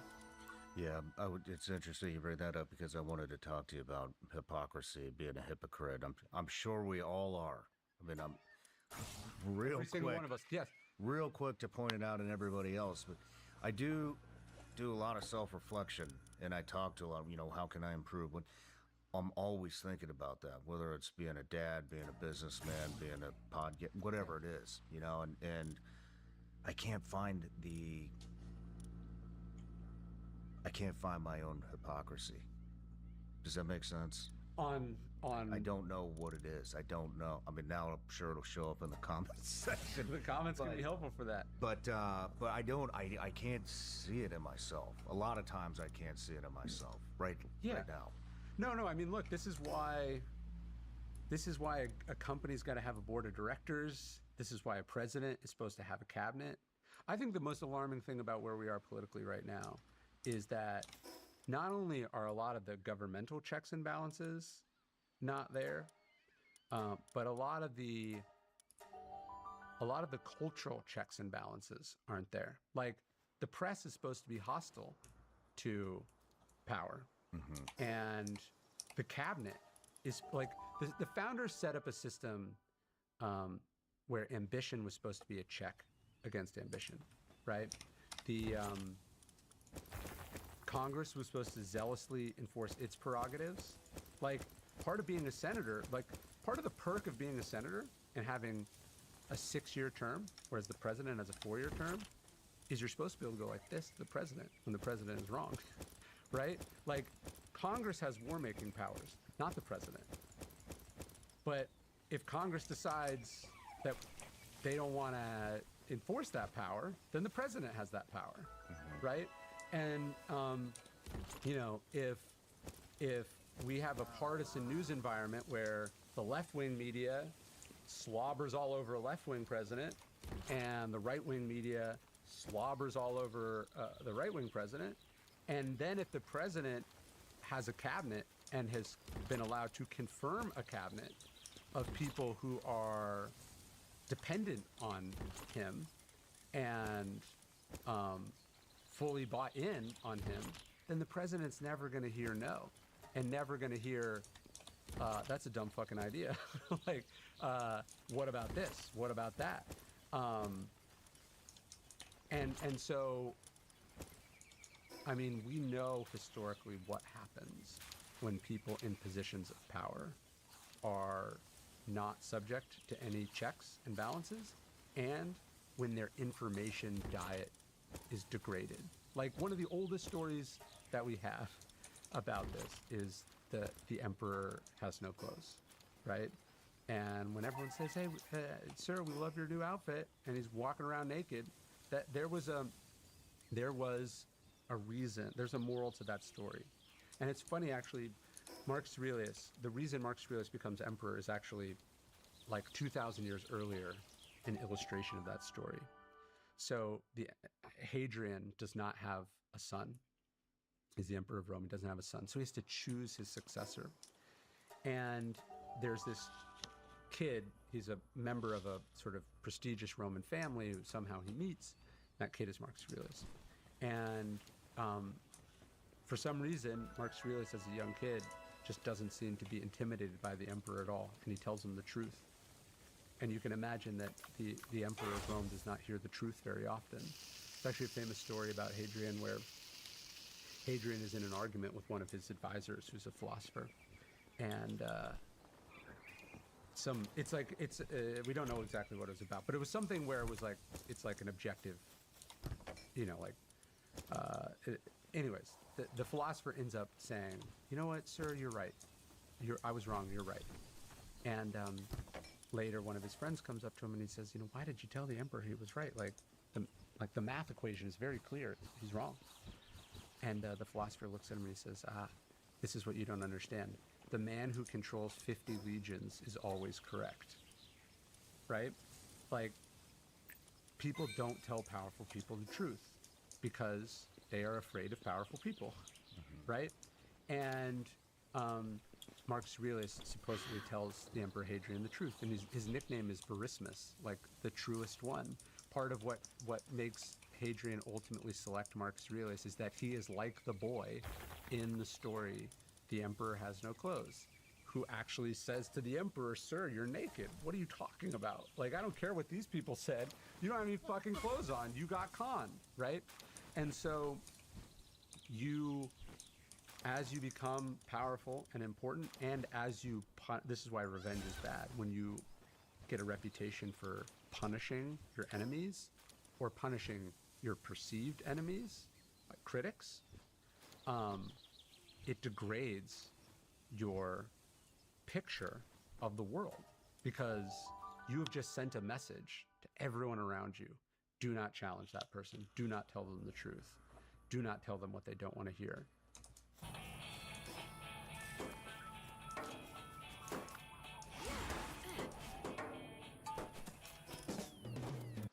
Like, you think there were many advisors who told Putin that invading Ukraine would be a bad idea? Like, do you think anyone laid out, like, this is how bad it could go?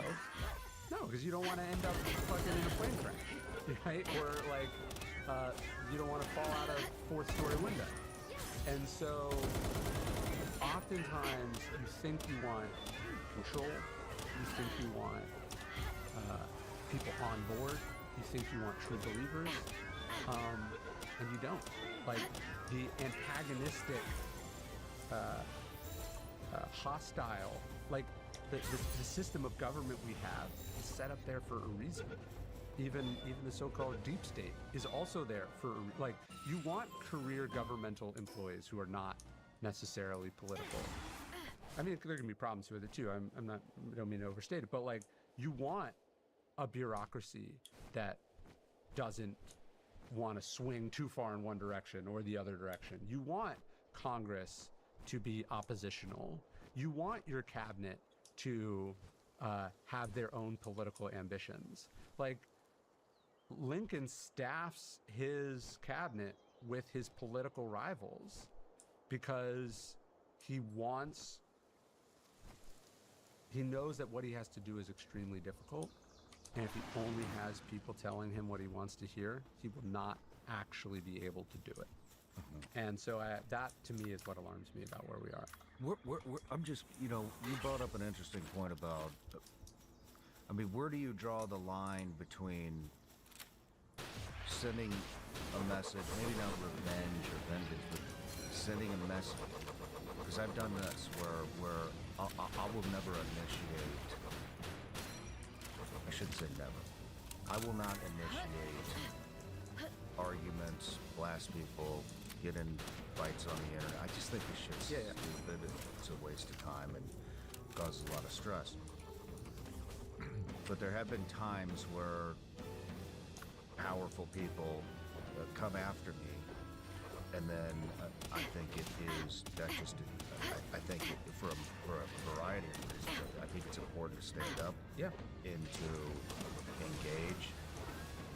One, to set an example to anybody else out there that's planning on coming after me. If you do come after me, this is what the fuck's gonna happen. if you back them into a corner. I think it also gives other people courage. I just went through one of these at the beginning of the year. A congressman went after me, and I went right back at him. And now he's no longer a fucking Congress. Yeah. But, you know, I did that because I started this in my attic, so I don't, I'm still coming to the full realization of the magnitude of the shit that can come out of here, because I still consider myself that guy in the attic that was doing this with my wife. It's a small thing. But, so I'm kind of in the middle of, you know, if that makes sense.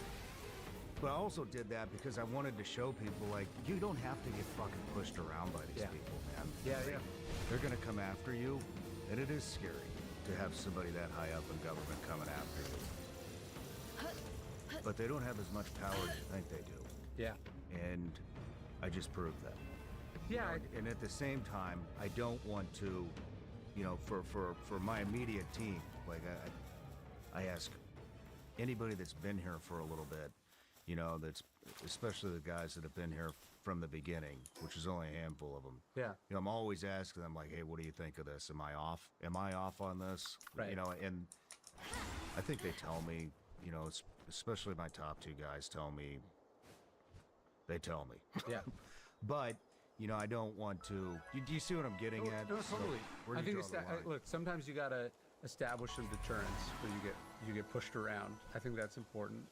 But yeah, I do think what we're talking about culturally is the problem. Like, we want people to stand up. We want people to do the right thing. And then what examples do they have of that happening? And I think we're in like almost like a cultural death spiral of a lack of those examples. And so I do think it's important, but making a martyr of yourself, you know, is usually not a great thing to do. But like the idea that like there are more people out there that feel this way than people think is really important. And because it's so easy to think like, oh, everyone's going along with this, everyone's okay with this, like this is just what we have to put up with. And I think it's important, like acts of courage, like cowardice is contagious and so is courage. Moral courage and physical courage. Like if you see someone else do it, it changes your sense of what's possible and what is sort of the cultural expectation. And I think when I say we're in a death spiral, it's like everyone is saving themselves for some crisis, and it's like, dude, this is the crisis. This is it, man. How much worse are you expecting it to get? And look, like the Stoics are not exempt from this. As I said, Seneca works for Nero. Now, Seneca probably told himself he was the adult in the room, that he was making Nero less bad, and that he prevented Nero from doing a lot of bad stuff. And he almost certainly did. But as a result, he also allowed Nero to do a lot of bad stuff. And these are not easy moral choices. The only reason I think, like 2,000 years later, it becomes a little clearer, right? But in the moment, they're vexing emotional and moral choices. And when you're asking someone to choose, hey, you're going to lose your job over this, you're going to be attacked, maybe your family will be threatened. There's a lot to ask of people, I get that. But chances are, when you look back, you're going to wish you did more. You're going to wish you said more. You're going to wish you're not going to be like, I'm so glad I waited. And because here's the thing about waiting, is that you can always tell yourself that this isn't the right time. That like, again, no, I need to stay in the room till the real crisis happens. And what you've actually done is over and over and over again built the habit of not doing the thing, right? And the idea that suddenly, when you're at the second to the top level, that's when you're going to gamble it all and do the hard thing. You have to build it as a habit. Like Aristotle said that it was wrong to think of virtue as this thing that you have or don't have. Like that people are born courageous or born generous or simply are, smart or, any of the things that we hold up as good. He's like, no. It's a verb, not a noun. It's a thing you are doing or not doing. Like courage is a muscle you are exercising. Like speaking truth to power is a muscle you are exercising. It's a thing you are doing, not a thing you are or aren't. And so the good news about that is like if you want to be generous, if you want to be a generous person, you can start right now. Like start tipping bigger. Like by the percentage of your salary, right? You can start doing that right now. That's the good news. The bad news is, if you are not doing it, you are building the habit and the muscle of not being that person. And it becomes harder and harder to break as the stakes get higher and higher. That's a damn good point. Ryan, let's take a quick break. All right. Most guys try to cover up body odor with cologne or body spray. But if you've been training, traveling, out in the heat, on long flights, or just grinding through a long day, that only goes so far. That's why I use Mando. Mando is a whole body deodorant, so it's not just for your underarms.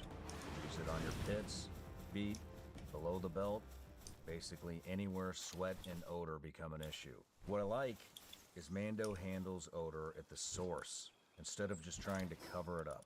It's safe to use anywhere on your body. They've got solid deodorant sticks, sprays for harder to reach places, clinically proven to block odor all day and control it for up to 72 hours. Want to try America's #1 whole body deodorant formula right now? For the best deals, go to shopmando.com and use code SRS for 20% off. SHOPMANDO.com. Please support our show and tell them we sent you. Mando's got you covered. With deodorant plus sweat control, say goodbye to sweat stains and hello to long-lasting freshness. Again, go to shopmando.com and use code SRS for 20% off. SHOPMANDO.com. Raise your snack standards. Catalina Crunch. Snack like it matters. Summer is here, so you know what that means? It's cookout season, and CBS understood the assignment. From a ball for the kids to...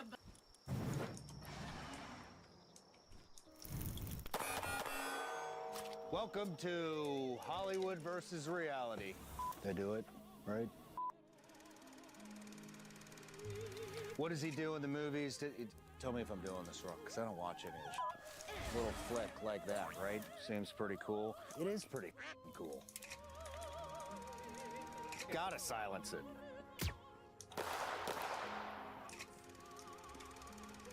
In another lifetime, I did gun reviews for a living.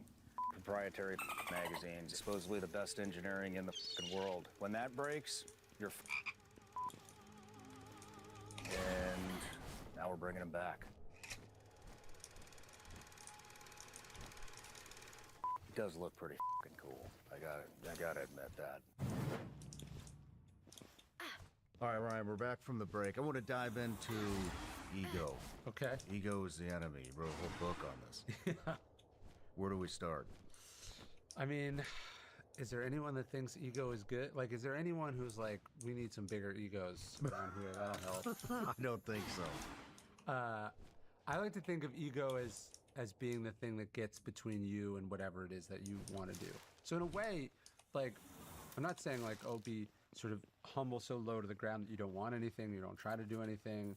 Like, I actually think ego is the enemy of the ambition that you have. Like, whatever you're trying to do, like, what you need is a sense of reality, you need self-awareness, you need a sense of connection, you need truth. Like, the ingredients to doing what you want to do are for the most part not delusion and grandiosity and selfishness. Like, it's the opposite of that.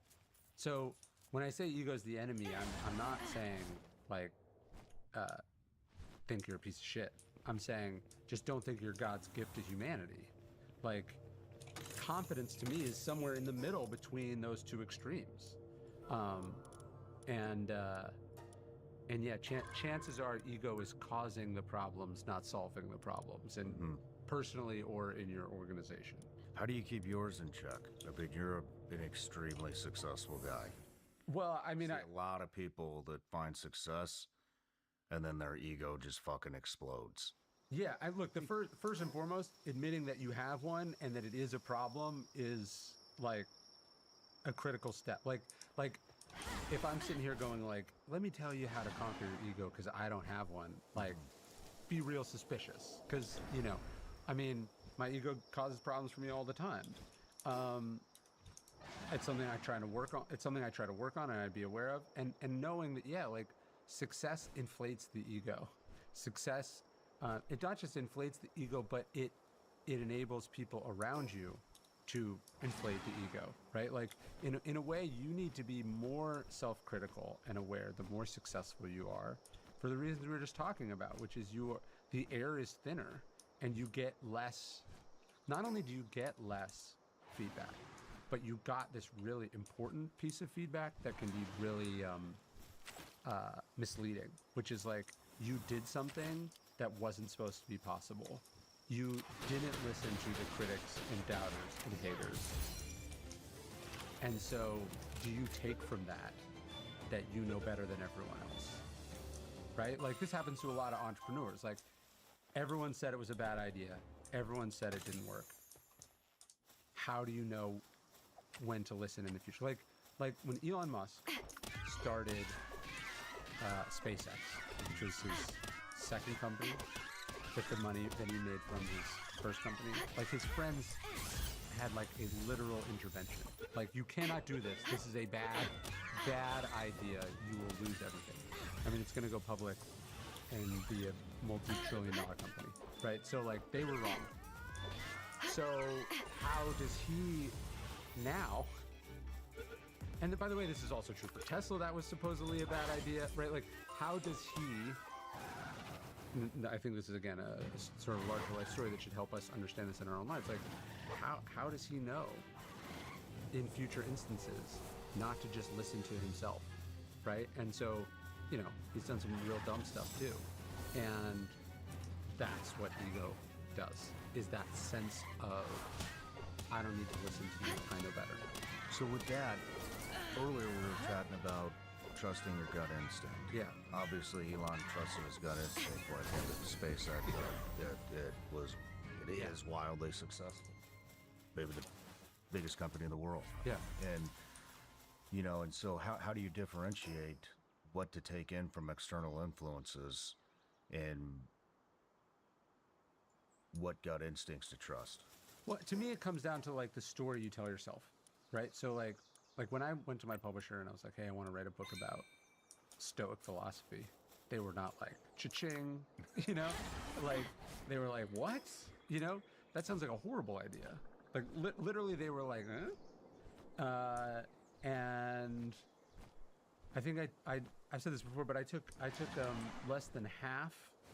What I took for the book that became The Obstacles Away, I took less than half what I got for Trust Me, I'm Lying. So like, they thought it was going to be less than 50%. Wow. Successful. So, what's the lesson that I take from that? Like, it ended up selling millions of copies and being this big thing. Like, do I take from that, like, fucking idiots at my publisher don't know shit, right? Do I take from that, like, I'm a genius, that I can see around corners, that I know what the people want? Or do I take from this, like, hey, I had what I thought was a pretty good idea, and I could see how it wasn't an obvious home run to some other people, and the reason it succeeded is because of, you know, I did the work, I was willing to roll the dice anyway. And also because, like, the downsides of being wrong were not that high either, right? Like, I took a risk and it paid off. It wasn't a certainty that I knew. It's I took a risk and it paid off. So again, you could take, and we have 1,000 examples of this, but like you could take from this, hey, I'm a genius, I know better. That's ego. Or you can go, hey, I took a risk and it paid off. That's, to me, confidence with some self-awareness in there. And so whatever story you tell yourself about why you are where you are, it doesn't change what happened.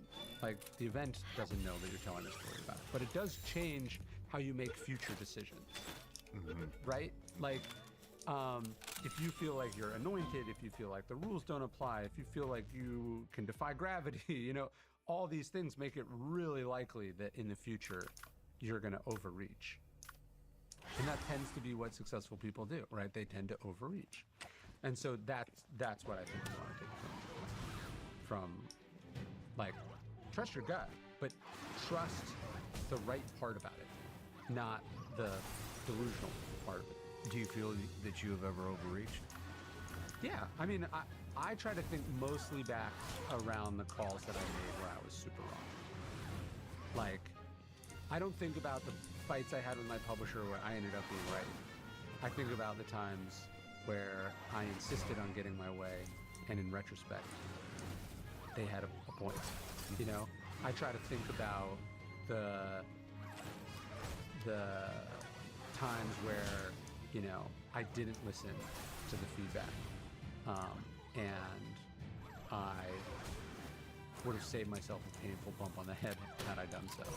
And I think that's healthy. I mean, again, if you focus on all the things you know, you don't get any better. If you focus on what you don't know, you can get better. If you focus on where you fell short, you can make improvements. And if you focus on what you got right, you're just jerking yourself off. Something that used to terrify me in my business was doing my finances. So now I use Zero. It generates a lot of reports that help me make sound. How about humility? I mean, I think humility is important. To me, confidence is an awareness of strength and an awareness of weakness.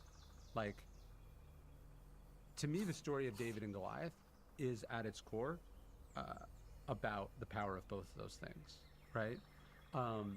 David doesn't think, oh, I'm anointed by God, therefore, of course, I can defeat Goliath, right?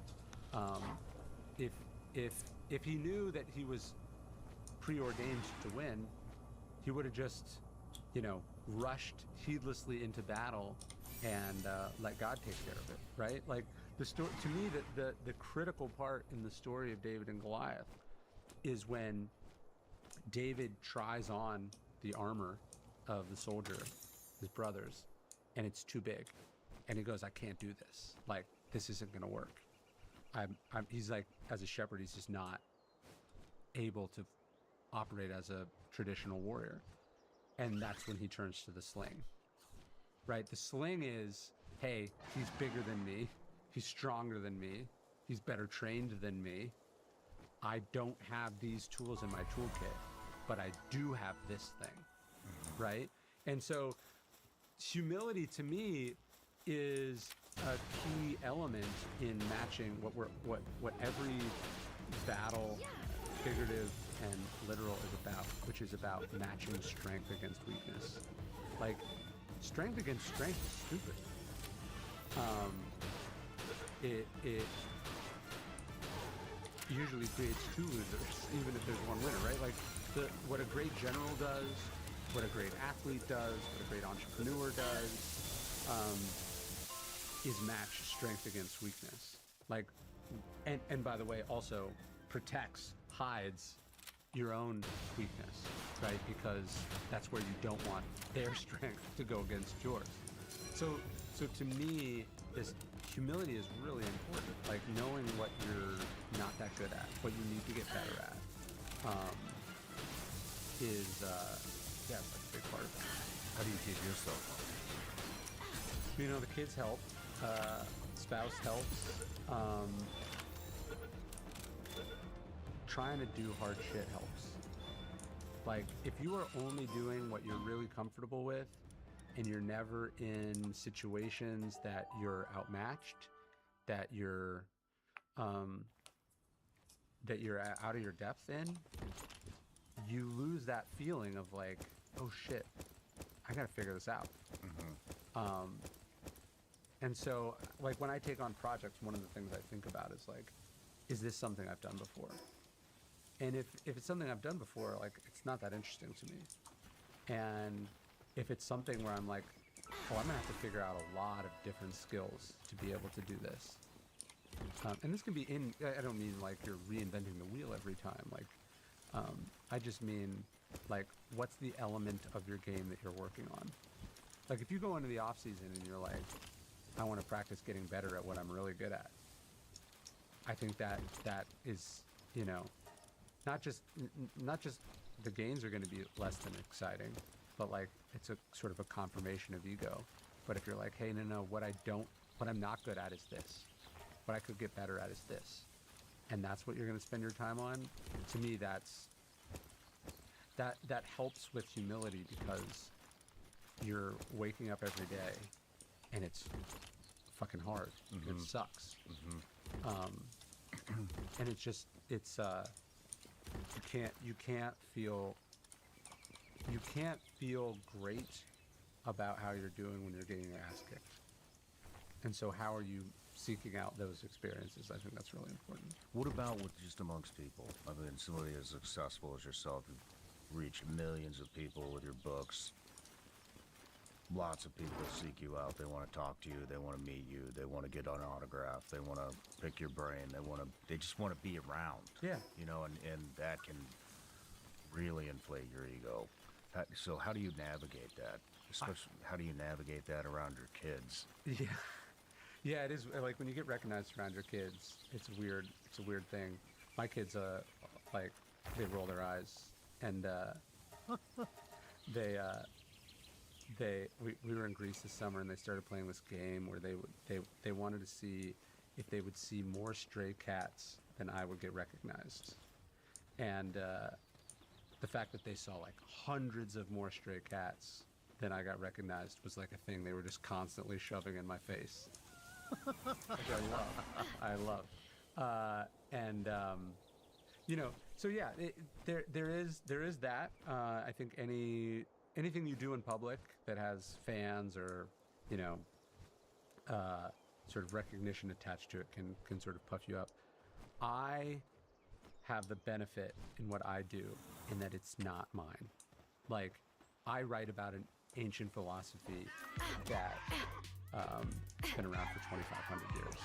Like, the reason the books work is 90% the philosophy and 10% me. And I try to remind myself of that fact. Like, I'm a conduit for a thing that not only did I not invent, it can't be credited with, I'm not even good at. Like, my success in writing about Stoicism is very different than my individual journey through Stoic philosophy as a human being. And I try to remind myself of that. Do you consider yourself a Stoic? Yeah, I mean, if this is the philosophy that I am interested in, that I am trying to apply in my life, do I call myself a Stoic? I mean, I would say I am an aspiring Stoic. Like, I would certainly not claim to have attained any kind of enlightenment or mastery of the stuff. Okay. Like, in fact, the reason that I'm so driven to write about it and talk about it is because it's like, it's really hard, and I really struggle with it.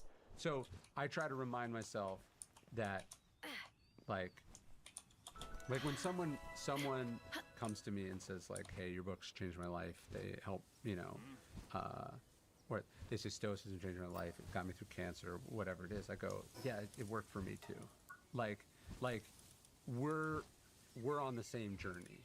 Like, what they think is my books is really like the philosophy that I am also a student of, if that makes sense. It does make sense. But it's like, you know, when they interview athletes, like in the locker room after like a big game, they're like, you know, all glory to God. I think they mean that, and I think that's important. I also think that's like a really important professional adaptation. Like, if LeBron James or Kobe Bryant or whoever is like, fuck yeah, that was all fucking me, you know, like, I'm the greatest, that's bad. Like, that's bad for future performance. Yeah. It's better to credit, and I don't just mean like from a public relations standpoint. Like, you have to mean it. Like, if it's false modesty, it's you might as well just own it. But if you're like, no, this was the team, this was the training, this is the tradition, like, you are that is the right and the healthy way to think about it.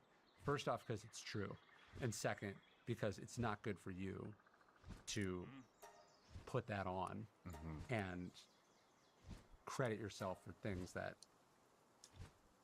Why is it not good? Well, I think, as I said, first off, it's not good because it's not true, right? Like, everything is a team sport, right?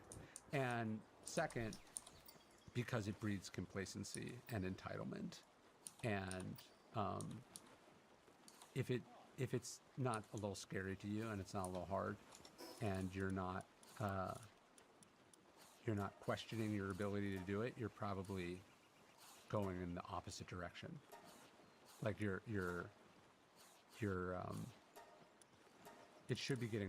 should always stay challenging and hard, or else it's like, you know, you're lifting weights. When it becomes easy, you grew the muscles, and you need to crank the thing up. Makes sense. Let's move into, how do I word this? People that have experienced death or been close to death, or I guess not experienced death, but have been around death. Yeah. People that have killed, people that have seen war, people that have been around death a lot, and kind of knowing when to act, when to let things go, that kind of stuff. I mean, you have a lot to say on that. I mean, I'd be curious your opinion. I mean, when you experience how fragile life is, does it turn down the volume on stuff for you? For a little bit. Yeah. And then it creeps back. Yeah. Summer's here. You can celebrate anything, like buying your first car. Yes.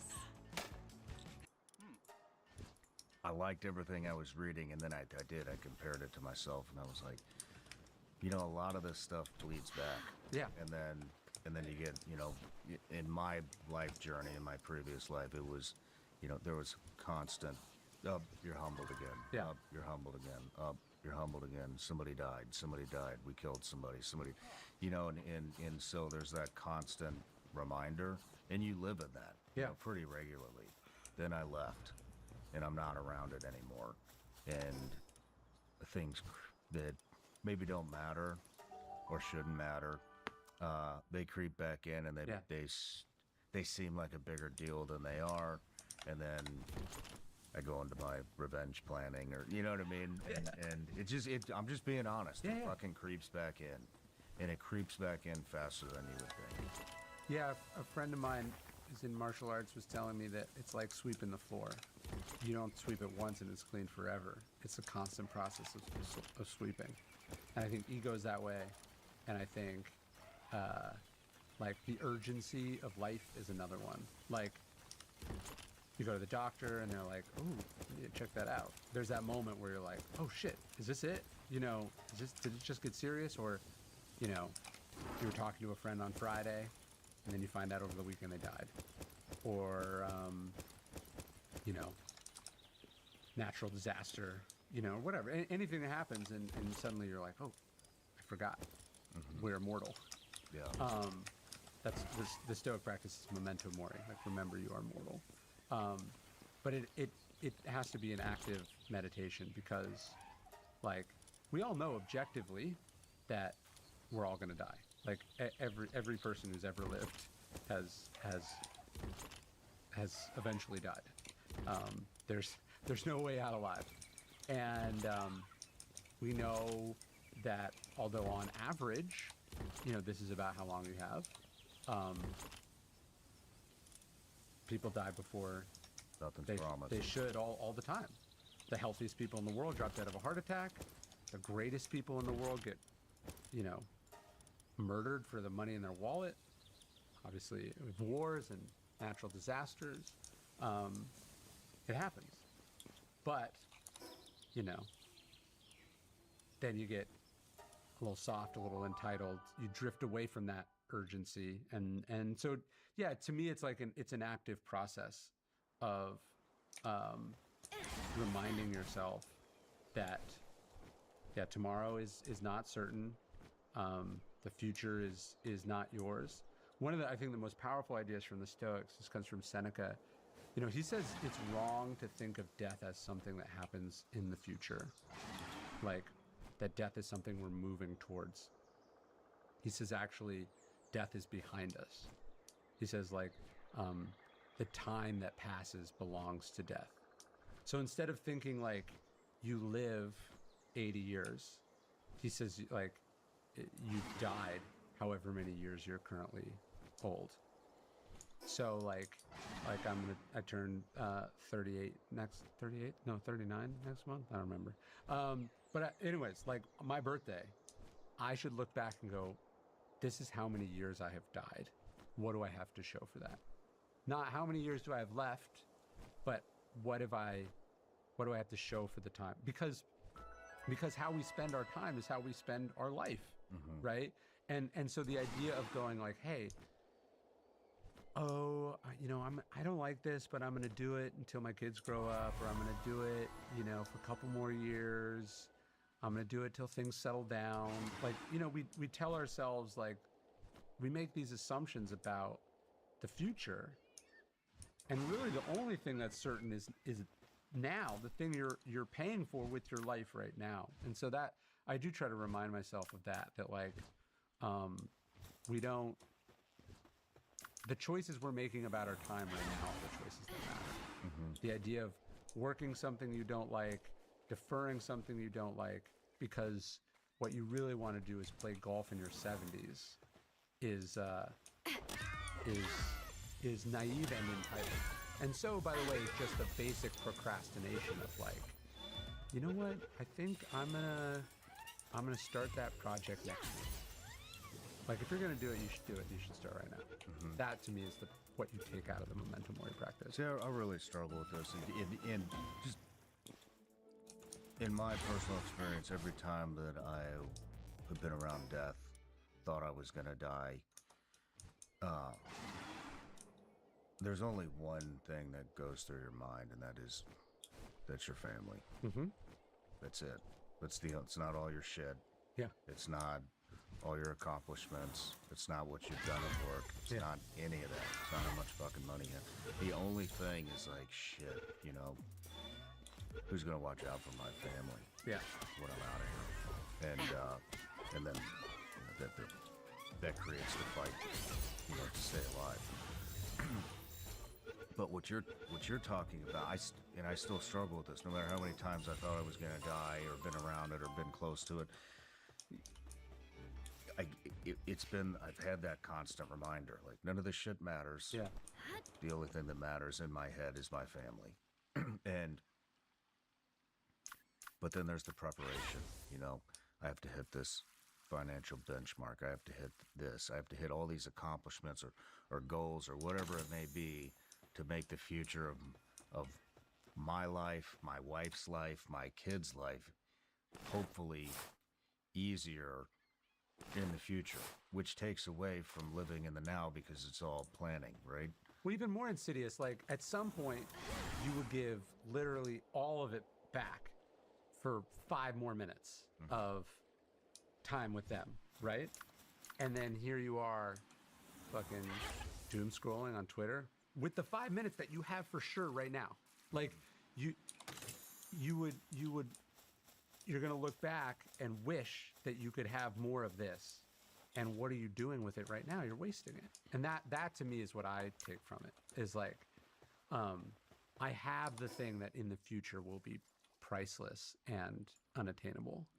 And I'm so frivolous with it. And I say yes to things because I don't want to be rude to someone. I get distracted because something's happening in the world. I get overwhelmed, and I'm like, I'm gonna take a break. And you experience it in little, like already, like if you have little kids, you're just like, dude, like a year ago, like that's gone, right? Like these periods are so fleeting and so short, and in the moment you want like the next thing, you want to get out of it. I can't wait till they walk. I can't wait till they, talk. I can't wait till they drive. Whatever it is, and then actually, when those moments come, all you'll wish for is more of what you wished away in the moment because you were entitled or short-tempered or frustrated or whatever.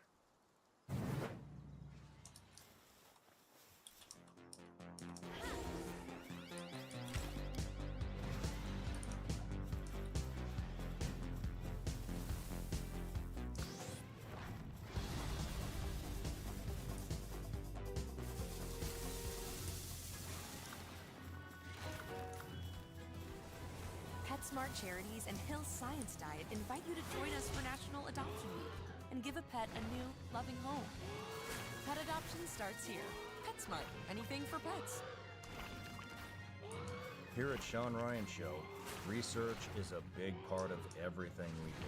We're constantly digging through articles, reports, timelines, and backgrounds so we can ask better questions and understand the subjects we're covering. And one tool we've been using a lot for that is Claude. Claude has become part of our workflow.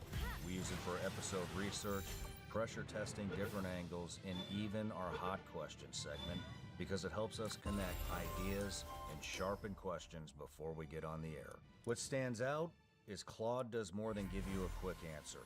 It helps organize the information, work through the problem, and get to a clearer way of thinking about it. Claude is the AI for minds that don't stop at good enough. It's the collaborator that actually understands your entire workflow and thinks with you. Claude extends your thinking to tackle the problems that matter. With features like deep research and connectors, Claude can help bring context together from the tools you're already using. Companies like Stripe and Shopify trust Anthropic with the rollout of AI in their businesses. For problems worth solving, get started with Claude at claude.ai/SRS. That's claude.ai/SRS, and check out Claude Pro, which includes access to all the features mentioned in today's episode. claude.ai/SRS. How do you reset? Do you find yourself going down those rabbit holes too? Yeah, of course. I mean, I try to. The good news about the present moment is that you're always getting another one until the moment that you don't. And so, how quickly can you get, like, shit, I'm throwing the phone down. Like, I'm stopping right now. Not like tomorrow I'll do better, but like I'm stopping right now. It's like, how fast can you get back to center? Is to me like the key skill, both as a parent and as a person in this crazy modern world. But today was rough. Okay, how do you do better tomorrow? And how do you stop whatever the direction you're going in that you know you shouldn't be going in, and how quickly you can do that? What are your indications? Did they come from you? Did they come from your wife, your kids?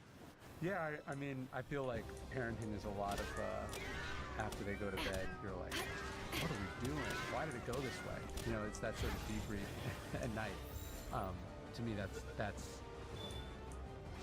and it's very rarely, we crushed it today. Like, it's usually like, why did we try to squeeze one more thing in? Why did I remember I was putting my son down bed the other night, and first I can have a little more iPad time, then I gotta brush my teeth. Oh no, now I gotta go to the bathroom again, or oh no, I'm in water, oh I'm hungry, even though I had dinner twice. All the stuff that is making up for not going to bed. And then I finally was like, all right, we go in his room. And I'm like, all right, let's get in bed. And he's like, no, I'm sleeping on the floor. And I go, what? You're not sleeping on the floor? Like, And then we just got in this huge, it's like, what do you mean you never said I couldn't sleep on the floor? We get in this whole fucking argument about why I couldn't sleep on the floor. And then I was finally like, why do I have an opinion about this? Like, sleep on the floor, I don't care. I realized, like, I think in the moment, it was like, I didn't want him to sleep on the floor because here's what I knew would happen. He would sleep on the floor until like the middle of the night and then wake up and then he'd come in our room, and it was like, I wanted sleep, right?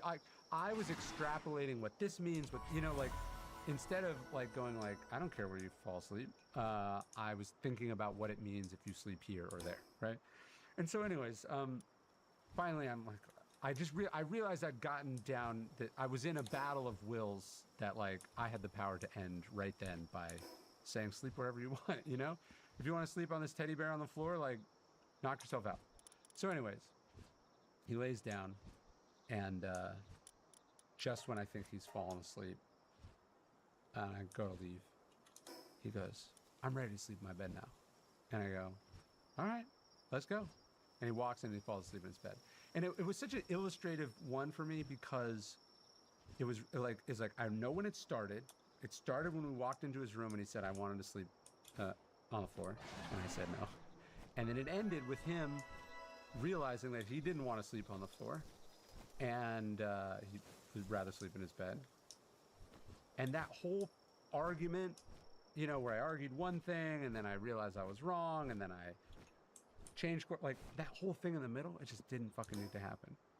Like, the whole, like, it would have worked itself out had I been a little more go with the flow about something. And I think what I took from that, as a parent, is just like, I need to be more in the, like, does this thing actually matter? Like, why am I thinking that this matters? And I'm thinking that it matters because I'm thinking about what it means, as opposed to that it means nothing, right?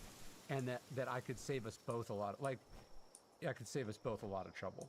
And in fact, like, not only did it work itself out, but it worked itself out, except we also had a big argument in the middle, which has a cost to it, right? And so, look, I'm not saying you do everything your kids want and you let, you got King Baby walking around, but most of the like, when I think about the things I had conflict with my parents, how many of those in retrospect were significant in any way, Yeah. And how many of those things are they glad that they went to the mattresses on?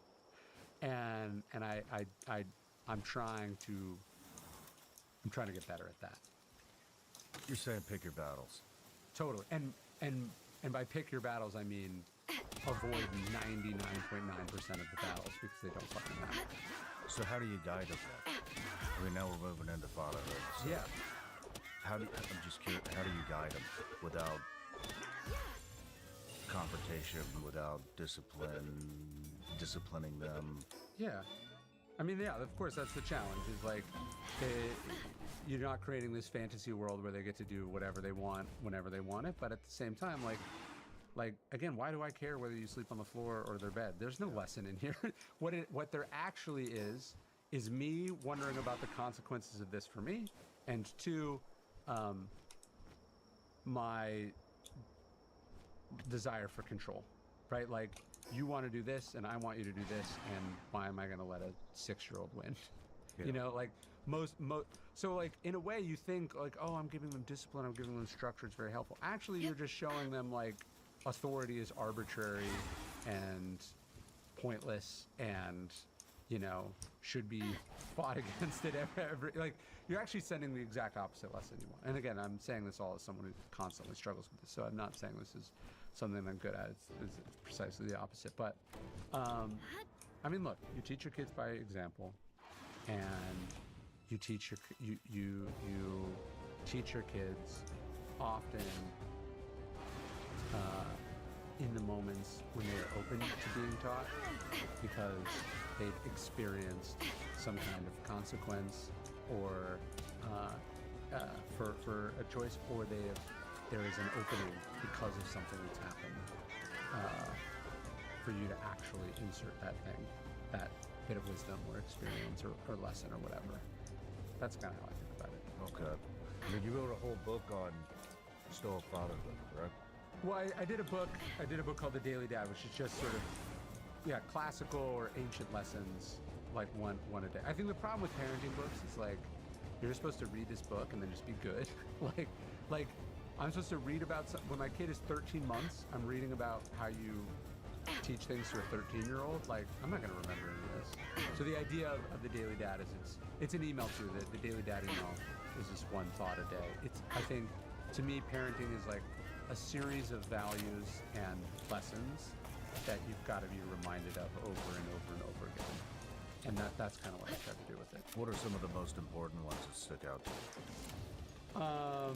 you? I think that the most important one, I think, is just how fast this is all going. And that you,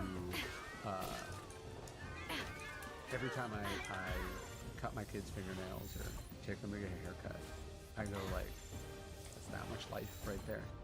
That's that much of the brief window that they live in my house, right? That we get to do things together. And I try to be always aware, just as like Memento Mori is about your own mortality, realizing that like I don't have a 2-year-old anymore. My 3-year-old is dead and gone. My 4-year-old is dead and gone. Like, you are cycling through those ages and they will never be that thing again. To me, that's like one of the ultimate parenting lessons. The other one, my wife and I were related to that, was like, we were like, there was like some kids concert or something we were thinking about going. And we're like, but we got to get in the car. It's like a 30-minute drive. Are they going to appreciate it? And it was just like, how many more times are they going to want to do this? You know? Probably not that many more. Like, at some point, there's the last time. And are we going to be glad that we stayed at home and didn't do the thing, or are we going to be glad that we did the thing? So realizing that you only get so many shots at these things, I think is a big one. That you are the voice that's going to be in their head. And what is that voice like? Is it a negative voice? Is it a positive voice? Bruce Springsteen talked about how we're going to be either ancestors or ghosts to our children. Like, an ancestor guides and a ghost haunts. And what kind of example are you going to set? Good, I never thought of it like that. And it's not just like what you say, but also like, is dad working on his shit? Is mom working on her shit? Or are they just foisting that stuff on you? And so, like, thinking about getting serious about the stuff that you know you need to address, you know you need to work on. I think that's one. And then related to that, I think, I've never lost my temper at my kids, and then afterward been like, I'm so glad I did that. Yeah. I have, like, on my phone, you know, it cycles through like pictures of my kids, like, as my home screen. And one of the things I'm always struck by is like how little they were. Like, I was real fucking pissed at a very small person. like it doesn't age well. Like, the things you get upset about, the things that you thought were a big deal, as they get older and you get a little better at this parenting thing, I think that the disparity of them and you becomes more obvious. And I'm like, why did I like what do I give a shit about the backseat of the car so much for? You know? Or like, you walk in and he's drawn on the wall, or, you know, broke something, you know. Where's the car that my parents were really concerned about me spilling fucking my McDonald's ketchup on? Like, it's in a fucking cube somewhere. Yeah. Like, it doesn't, like, it did not ultimately affect the resale value of said car. It did not teach me any lessons about cleanliness. Like, it was just like a stupid argument that we had, right? Like, and I try to think about that. Again, not good at it, but I try to go like, where will this thing be in the future? Am I going to care about it? You don't put importance on any things. Yeah.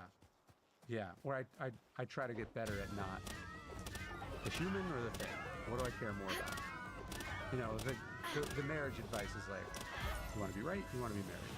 You know, do you want to have a good relationship with your kids, or do you want to get your way all the time? How do you know if you're I mean, this is just a really good way to put it, if you're a positive or a negative in your kid's mind. How do you gauge that?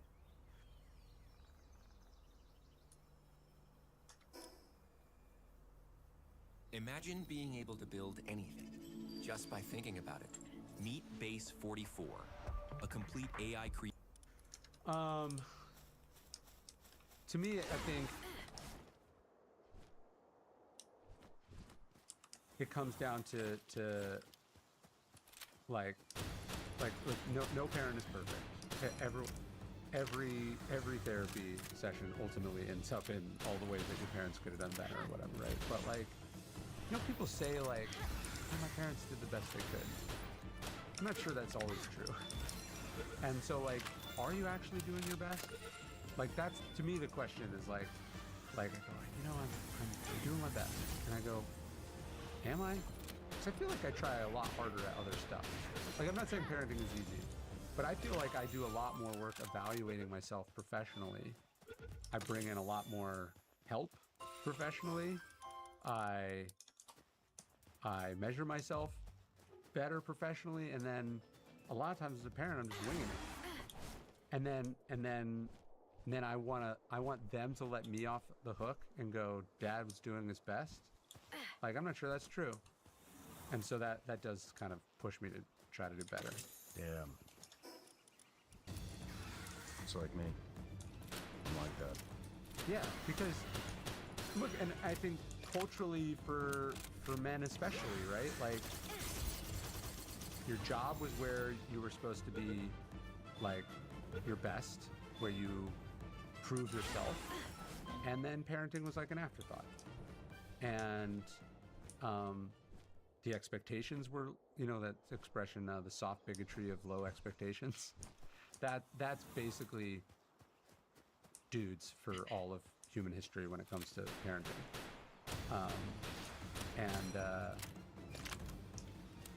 Like, I don't know. I want to do better than that.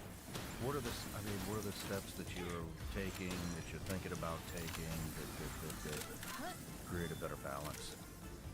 Yeah, I mean, to me, a big one is like, okay, so you're really good at what you do, you're successful at it, and then you think that somehow, like, exempts you from having to do shit at home, right?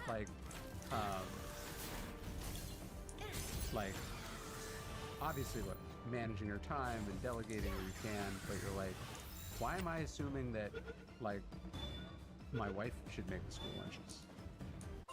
Or there's this, like, they did this interesting study of, like, schools where, like, they needed something at home. Like there's some problem at the school, right? And the receptionist or the principal or whatever had to call the parent.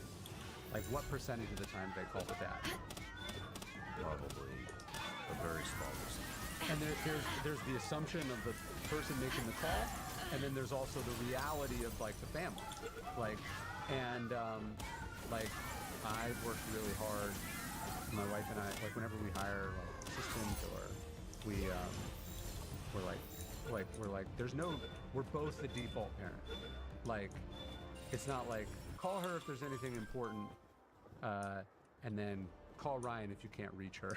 You know, like, I want to make this a thing that I value, and that like I heard someone say, like, your kids are not a distraction from your work, they are your work. And it's easy to say, but, like, what does your calendar say? You know, what does your division of household labor say? Like, kid has a birthday. Are you just showing up at the birthday party, or did you make planning decisions? You know, did you make purchase decisions? Did it catch you off guard that it was there? But, like, Like there's just an assumption. I think it's obviously better than it's ever been before, but there is like an assumption that like that's not like the term for this is emotional labor. That's not emotional labor that the father should have to do unless they're like a single parent or whatever. I'm not saying it came easy, and I'm not saying it came voluntarily. I'm just saying, like, in my marriage and in my family, my wife and I have tried to not do that. And it's been, like, I've had to learn how to do a bunch of things that I would not normally be inclined to do or be good at. I've had to figure out how to do. Man, it's just a... Man, it's such a dichotomy, right? I mean, I think about this all the time. I've talked about this several times on the show. I mean, my wife and I have like this little bitty fucking hunt cabin it is like, looks like you can blow on it and fall over. Yeah. You know, it's all one room, you know, the kitchen, the bath, it's all one room. Yeah. And before my kids were born, we would spend weekends down there, and we live out in the, we live out in the woods. You go down there, you're really out in the woods. And that's some of the happiest times I've had with my wife is down there. There's no cell reception, there's no internet, there's nothing. And I keep coming back to this, which I love doing this. Yeah. But I'm happier right there. Mm-hmm. No distractions. I'm in the moment. Sure. And and now that I'm close to being able to I could do that. I could I could sell the studio. I could I could get rid of all of this, sell it. It'd be totally fine financially, and actually live that life where I'm 100% dedicated to my family. Yeah. 100% of the time. Yeah. And knowing that I would probably be happier. Yeah. I'm 99% sure I would be a happier person. You know, if I put even though I love doing this, put all the world's distractions and just away from my life. But I still fucking come back to this. Yeah. Because I love it. And I also think about, well, would it be better? Would it realistically, would it be better for me to be there 100% of the time for my wife and my two kids? And what kind of example is that setting for my son? Because that's not how society is set up. Yeah, I think it's an interesting question. Is it better for them? Is it? Right? It's better for them right now. Is it better for their future? Yeah. Because they're going to hit a point where they're going to have to provide for their family. It's unattractive. I personally think it's unattractive for a woman to, whether he is a financially wealthy man or not, a trust fund baby. I don't think that's a real attraction. Sure. To find in a partner. Sure. And so if he doesn't see me providing for the family and doing things that, in my opinion, men should be doing as the leader of the household, then what happens to him when he comes of age to find a wife and have kids and provide? Well, don't you never also had think that example, and what is that going to lead to? And he may not ever find somebody if he doesn't get that example. I remember a couple weeks into the pandemic, my wife was like, please never be home this much ever again. And like, obviously I had to do some work on like being like, okay, I have to become a more stable, like chill person, because this is currently operating in a way that's only good in small doses, right? And that wasn't good. At the same time, like, to take the energy and the drives and the competence and the mastery, all the stuff that you have, and be like, oh, I'm going to put all this at home. I think that's also how you get fucking stage parents and, sports parents. Like, what are stage parents? I just mean like the parents that make all facets of their existence their family. right? And then all of a sudden you're just channeling that energy at home. Like there's an intensity and an energy that has to have a release valve. And I think work and impact, like that shouldn't all be on your family. Like we're meant to go out and do things and to figure things out. And it's like, so you're just gonna drive them to school and then play golf all day? Like, I'm not sure that's not thriving as a human being either, or setting a good example either. So there's a tension. But yeah, I think one of the things that bothers me, and I think we all delude ourselves with it, is we go, I do this all for my family. It's like, no, you don't. You stopped needing to do this for your family a long time ago. This is about you, right? And that's not to say it's not about them at all, but like, you're a billionaire, dude. Like, you're not doing this for anybody. You're doing this because there's never enough for you. And so it can be very easy to take something selfish and make it seem like it's selfless. Justify it. Yeah. And so understanding the tension between those two things. And like what I've tried to, I've tried to say and work on a way that I can be really good at what I do and keep it within some reasonable hours, boundaries, and systems. Like to me, like what I'm working on, like I'm not trying to sell the most books in the world, have the most impact in the world, or be the most famous, or I'm trying to be really good at what I do and be a really good parent. And that, in a way, that's actually a more difficult needle to thread than just being all in one or all in the other. And I think it's important that we understand that that's possible to do. Like, the athletes that I admire, or the entrepreneurs that I admire, or the leaders that I admire, are not the maniacs, right? It's the ones who seem to be reasonably well-adjusted human beings also, right? Like, sometimes you read about these, like this is my daily routine, this is my system, this is how so-and-so prepares in the off-season. And you're like, well, I'm sure that's all really easy to do if you don't fucking see your family, you know? Like, if you're a piece of shit, that's easier. It's can you be in great shape? Can you do what you do? Can you perform at a high level and do school drop-off? Or, I don't know,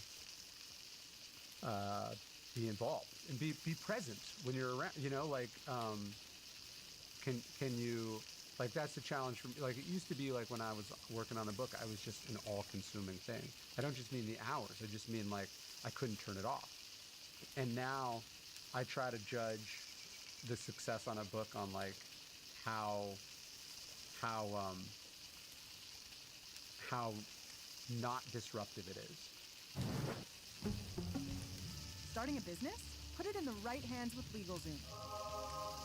Because the last thing you'd want to do is let it fall into the wrong hands. With easy-to-use tech and 25 years of experience, LegalZoom offers personalized support to help ensure your business is formed accurately and complies with state regulations. So if you need a legal hand, visit LegalZoom. LegalZoom provides access to independent attorneys and self-service tools. LegalZoom is not a law firm and does not provide legal advice. Most gear looks good until you actually start using it. Then you find out pretty quickly what holds up and what doesn't. That's why I keep coming back to Roka. These aren't just lifestyle sunglasses pretending to be performance gear. I've worn mine training, on the range, traveling, and outdoors for long days, and they stay locked in place the entire time. They're incredibly lightweight. The optics are razor sharp with zero glare, and you honestly forget you're even wearing them. But they still look clean enough to wear anywhere. Not overly tactical, just modern, functional design that works every day. Roka was born in Austin, Texas. and everything about them reflects that performance-first mindset. And if you need prescription lenses, they offer both sunglasses and eyeglasses options built to the same standard. And whether you're outfitting a law enforcement unit, a military team, or looking for corporate gifts that don't suck, Roka offers wholesale partnerships to make it happen. Roka isn't just eyewear, it's confidence you can wear every single day. They're the real deal. Ready to upgrade your eyewear? Check them out for yourself at Roka.com and use code SRS for 20% off site-wide at checkout. That's ROKA.com and use code SRS. What are your indicators for you that tell you related? Well, yeah, talking to you, I doubt you lean too far into the family. It seems like you're probably leaning too far into work. Yes. You know, and so what are your indicators that let you know? Is it a personal guilt? Is it the way your kids are acting or communicating to you? Is it your wife? What are your indicators? Yeah, I mean, look, just practically, I try to measure, like, the stuff that I do or I say yes to, I measure it in bedtimes. Like, how many bedtimes am I going to miss for this thing? And, like, 1 is a lot, 2 is usually too many, right? So I try to measure it in bedtimes. So that's kind of my North Star. Like, how physically is this taking me away, yes or no? And that's kind of how I judge, like, the stuff that comes my way. That being said, that can be a way of fooling yourself, which is like, you're there, but you're not really there. So I try to think about, like, hey, how is my emotional state, my focus, like, am I the reason that this is all dysregulated, or am I the calming presence, right? And I think too often, like, it's like I came home amped, I came home worked up, I'm stressed, I'm distracted. And you can, like, I think you can just feel the energy in the family dynamic. And I want to be the solution, not the problem. And I think I know I'm not taking care of the things I need to be taken care of, and I'm not doing what I'm supposed to be doing when I'm the problem. You know, like if the 3-year-old is upset because they're a 3-year-old, great. If the 3-year-old is upset because you snapped at them because you were trying to play with them and check your phone at the same time, you're the problem. And so I try to think about that. Like, how am I fitting into this system, this sort of wavelength, as opposed to I want to make it all about me. Makes a lot of sense. And then you should have a spouse and a family dynamic, co-parent.